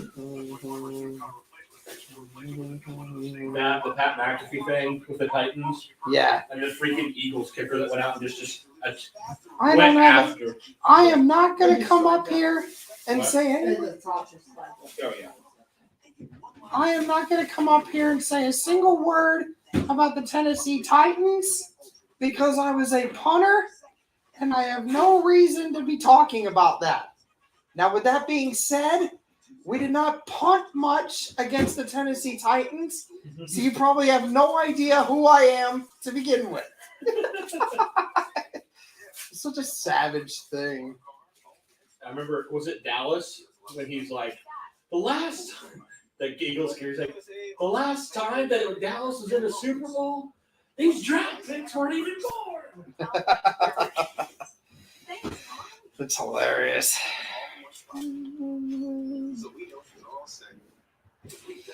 I bet Ballard told Voorhees if he's not drafted, they'll sign him. Could see it. Watch the Colts go another corner.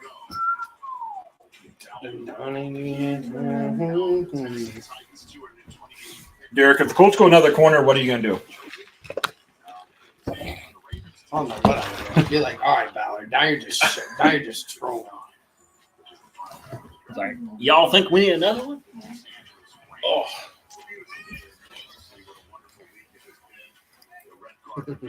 Chill, dog. I know you. I know you.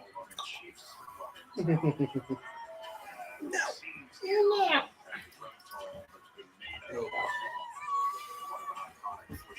I feel like there's so much more we got to talk about. I know, right?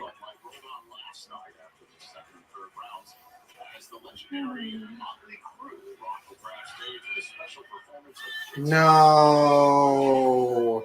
What? No. They traded back in to get him. Dang it. The Ravens traded back in to get Voorhees, bruh. No.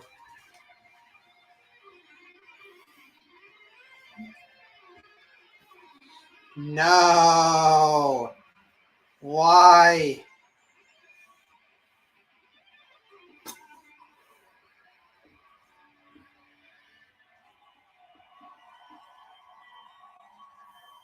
Damn it. Oh well. It's not like he was going to do anything this year for us anyway. All right.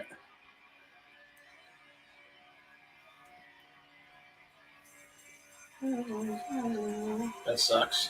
Yeah. Anybody else on the board, guys, that you would like the Colts to go after?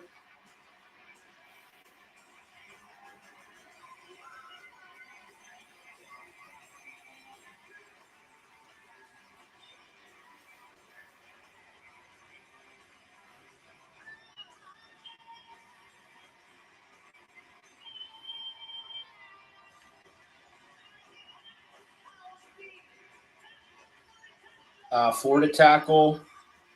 EQ. Okay, who is that guy? Emil Ekiyor. Did he already get taken?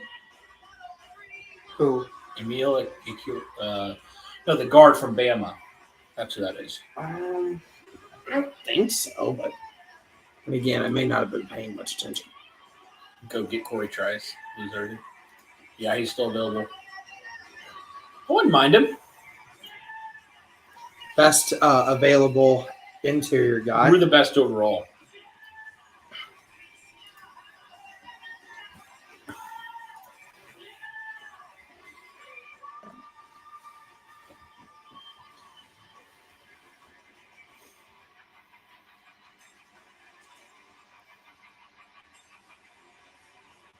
Who's that Florida left tackle people are talking about?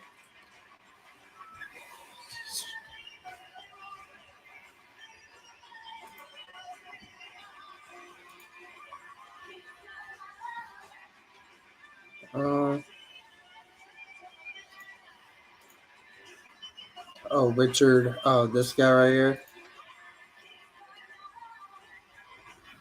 Yeah, Richard. Started at left tackle the last 2 seasons, but he began his career at guard. Where he projects best in the NFL. Okay.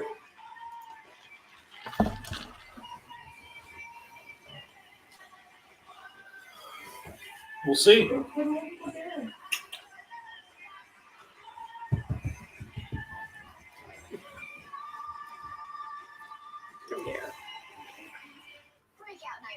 That's not what he said at all. Who are you talking about? This guy, he's an idiot. He said Jim Mercer said he will start. He said actually it's up to Steichen on whether or not that's going to be a thing. Let's go. Oh, yeah. I'm a Miami hotel. I'm looking for someone who loves Archie good times. Yeah, the Colts haven't drafted this many DBs in a draft since 2001. Wow. Hey. Yeah, the Dr. Pepper cans. Say hi to Aunt Zoe. No? You go check out around there?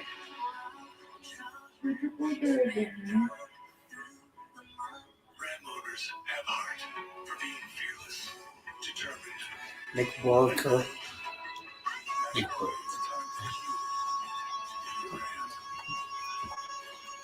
Has she finished all her food or no? I guess this is not the food angel flavor. Okay. Once she finishes what she has there, then we can, but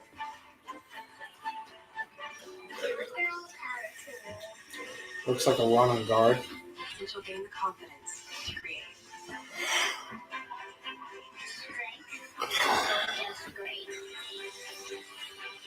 Before you know it, she'll have worked her way up to joiners and jigsaws.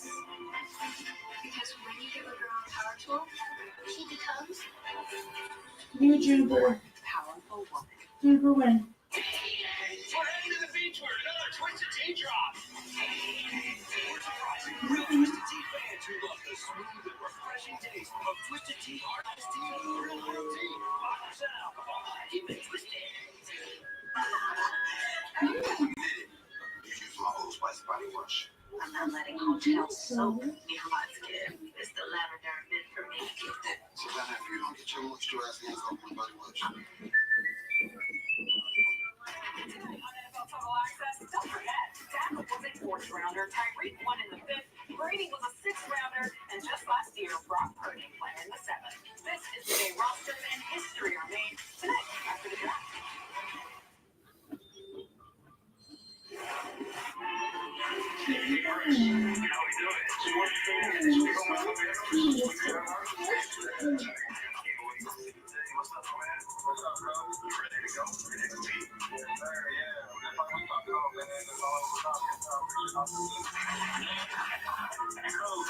You know, I'm a Florida Gator. You know how much it hurts my soul to take all these Georgia Bulls off? You know? I do want to win. I do want to win, my man. You're right. I do want to win more than you know. Did you ready to play some football? Emil Ekiyor, the Georgia guard. A lot of people didn't think he's the only one, the last one worth drafting.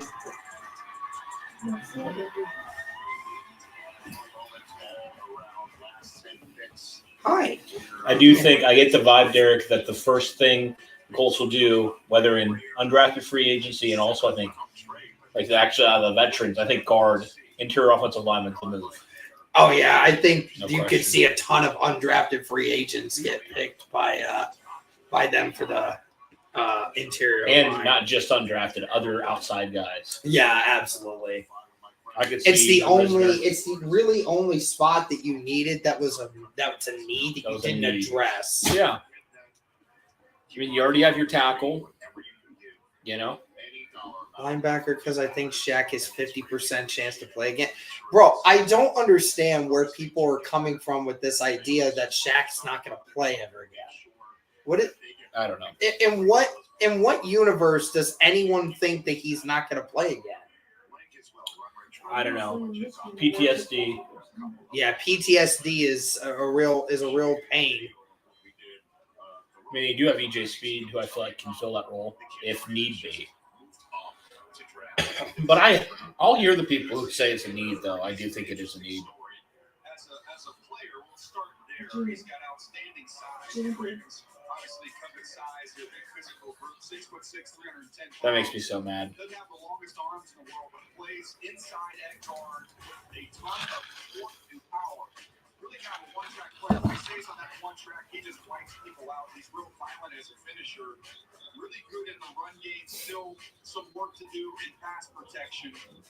But the interesting thing about his story, he tore his ACL at the combine. Remember, he ended up still going back to went back to the bench with the brace on him. Okay, so he can play center as well, like or whatever. I'm gonna mispronounce his name. I apologize. It's all right. We'll figure it out. Yeah. I think that pushed him down further. And the Ravens, I would imagine this could just be a redshirt year for him next year. They have a guy with starting potential there on the line. There you go. She's figured it out. She found the squeaker. She found the speaker in it. Oh, is this not the Velvety that has the Cougar and the water bottle? Yeah, I just expected to be a red shirt year, they said. Yeah, absolutely. They think he is going to be a starter eventually. That is why. See, why didn't we sign? Like, why didn't we draft him? Back into the draft to take him as I don't know. Neil Altrust sent a letter to He gets he needs to make a full recovery and get back on the field. I don't know. It's the thing about a lot of teams. Why didn't they? Carrington Valentine, corner goes here. Colts are up in a couple more picks here. 3 more before India's up. Carrington Valentine out of Kentucky. Yeah, that was a guy that a couple teams were thinking about. I think it's a pretty good pick there for them in the 7th round. Yeah. Good athletic guy.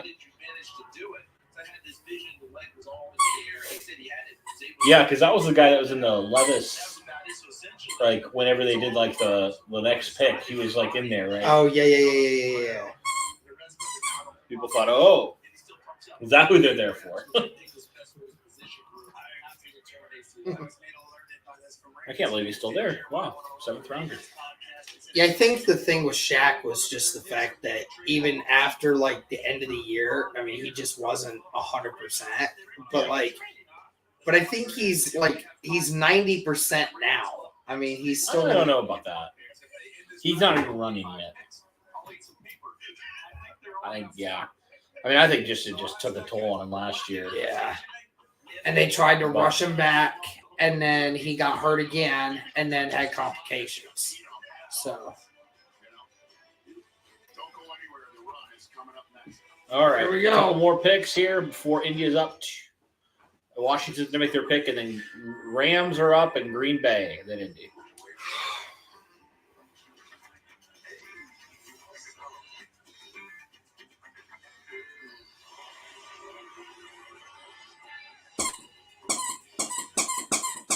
You guys need a contract with the Colts media team.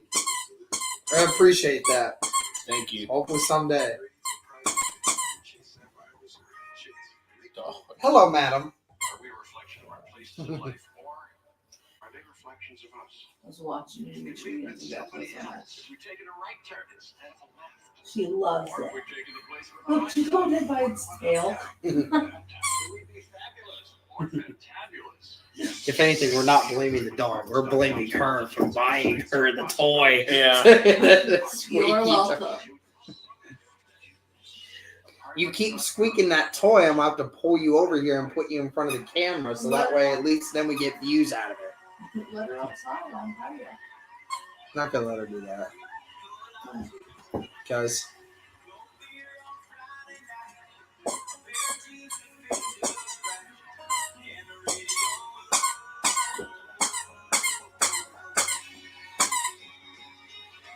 Just hear the squeaking. she is chilling. Yeah, so right now, Derek, you have. Let's think about your corner room real fast. Now you have 3 corners you drafted. Do you even need to go outside and get somebody in free agency? Maybe, maybe not. Well, you certainly don't need somebody to fill the immediate void. Yeah. I don't even think you need to now because, like, it just seems like it's a waste of trying to. I just think that it's one of those situations you just don't even need a veteran in there because you've got all these young guys and trying to figure it out one way or another. I mean, there's no point in, getting try to get a serious name in there. With how well you've drafted corners, Yeah. I don't know. Like maybe the only guy I would want to probably sign is Rock. Like just like a back on a 1-year deal because he did have the injury last year. Mm-hmm. He obviously knows, knows the culture in Indy, and he's younger. He's 26, so. It was year 19 of my run. Rams pick is in. That I used to do at the combine, but haven't done so for the last couple of years because the world has changed a few years ago. If they ended up in the combine, so I started running in Los Angeles. It was 9 years ago that I decided to add a charitable component to the run. And the charity that I chose at the time was easy to choose. It's St. Jude Children's Research Hospital. At the time, my wife and I had a 5, 3, and 1-year-old, and now all grown and healthy. But what if you get the call that so many St. Jude parents have received that your child is sick and that the only place that knows how perhaps to get them better is St. Jude Children's Research gotta Hospital. go. So that's why I run. I don't even Every know. single year, I said raises this much for money.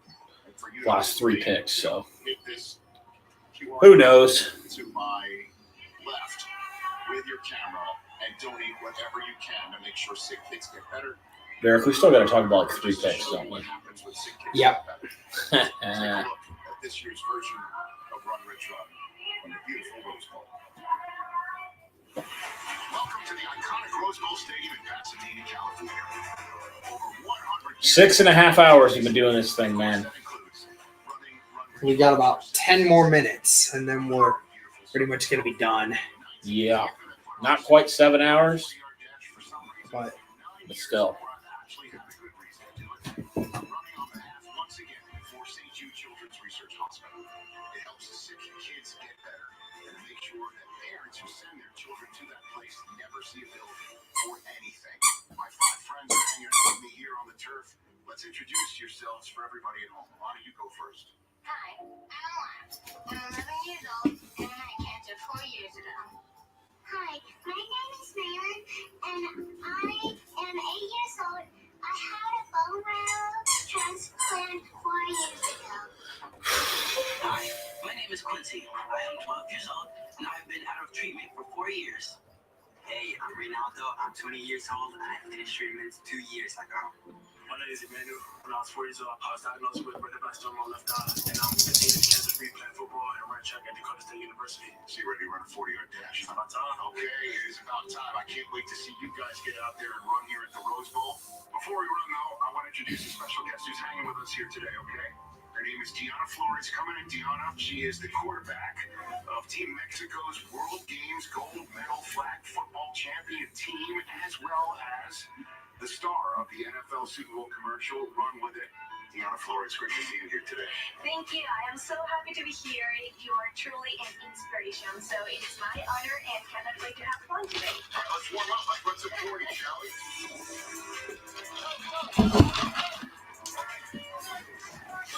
Oh.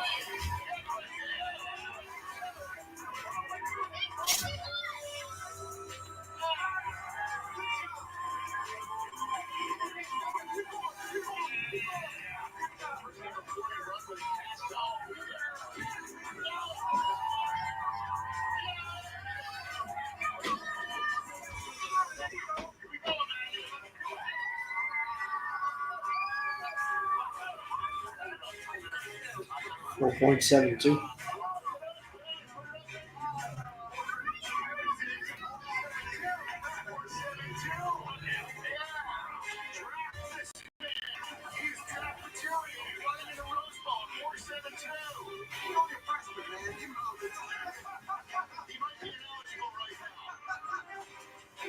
She's the best flag football player on planet Earth. She won gold medal for Team Mexico.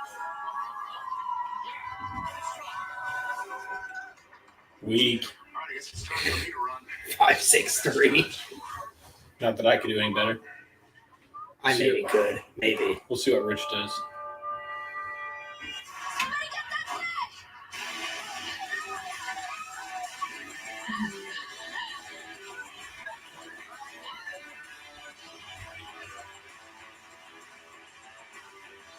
Rich. He's so funny. Yes, he is.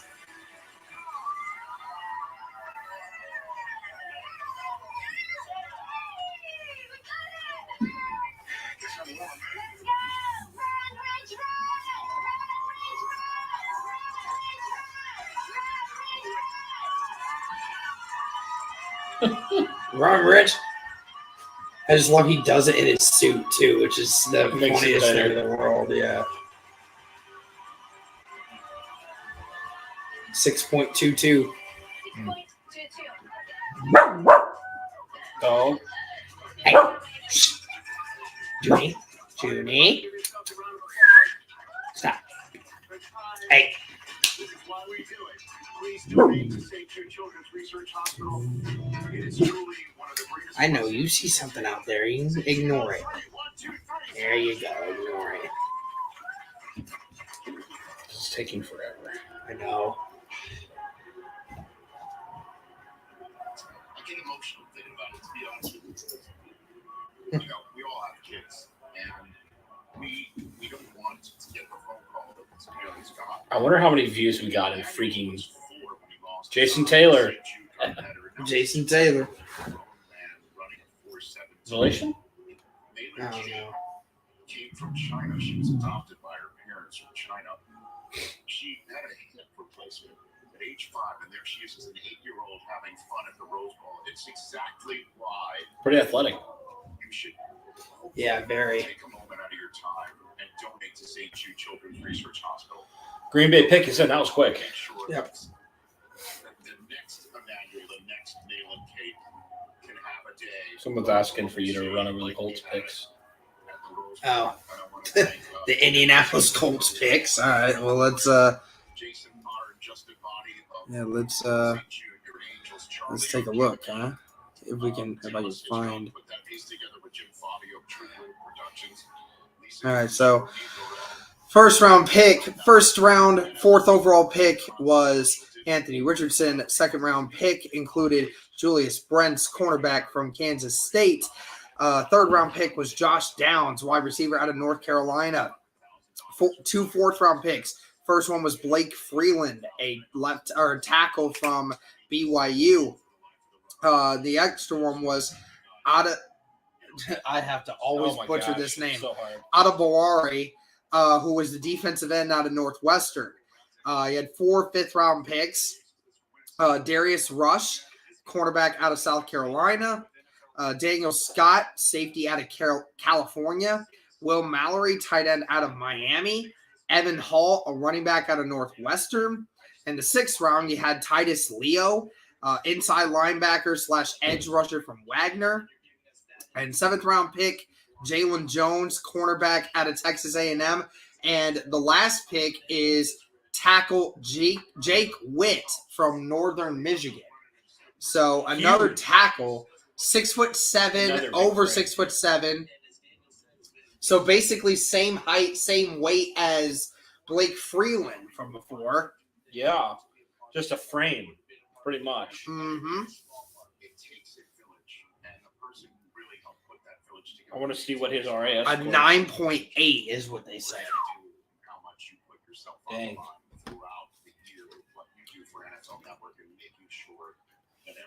9.8. Brian, my favorite one personally was Julius Brents. I really wanted Julius Brents from the very beginning, so I'm very happy that we got him. Cool. Unless some crazy thing the Colts trade back in. That's it, man. That's it. That is the 2023 NFL draft for the Indianapolis Colts. So, man, we put probably 15 plus hours into the 3 days of streaming. It's been fun, but it's been a journey. That's for sure. It has been for sure. Quite a lot. So, man. Yeah.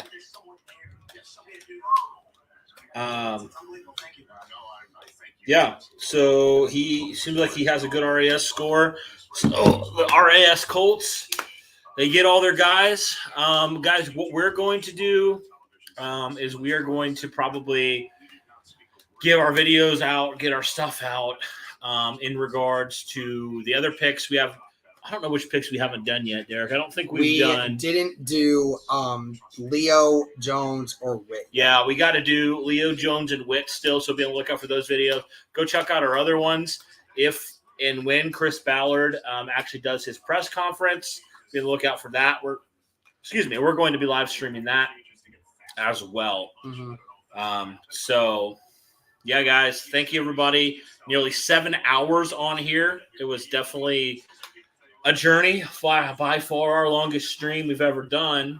I had a ton of fun. Yeah, absolutely. Good draft process and learned a lot about different players we never knew about. Yeah, it was good. Good stuff. Yep, absolutely. And we hit 16,000 subs. And hit 16,000 subs. That was the big goal. That is always the great thing. We ended up with 16,032 by the time we end this. So, yeah, awesome. Thank you guys again so much for all the support. We greatly appreciate it. Thank you to everybody who took the time out of these last 3 days to spend any amount of time with us as we, went on this journey and just figuring out who the next round of Indianapolis Colts are going to be. Mm-hmm. So, yeah, awesome. But here's the thing, man. We got a lot more content coming out. So hopefully everybody that tuned in will tune in for our other stuff that we're going to be coming out. So, yeah, just be on the lookout for that. Yep, absolutely. Well, that's going to do it for this one, guys. Again, thank you so much for tuning in. And as always, go Colts.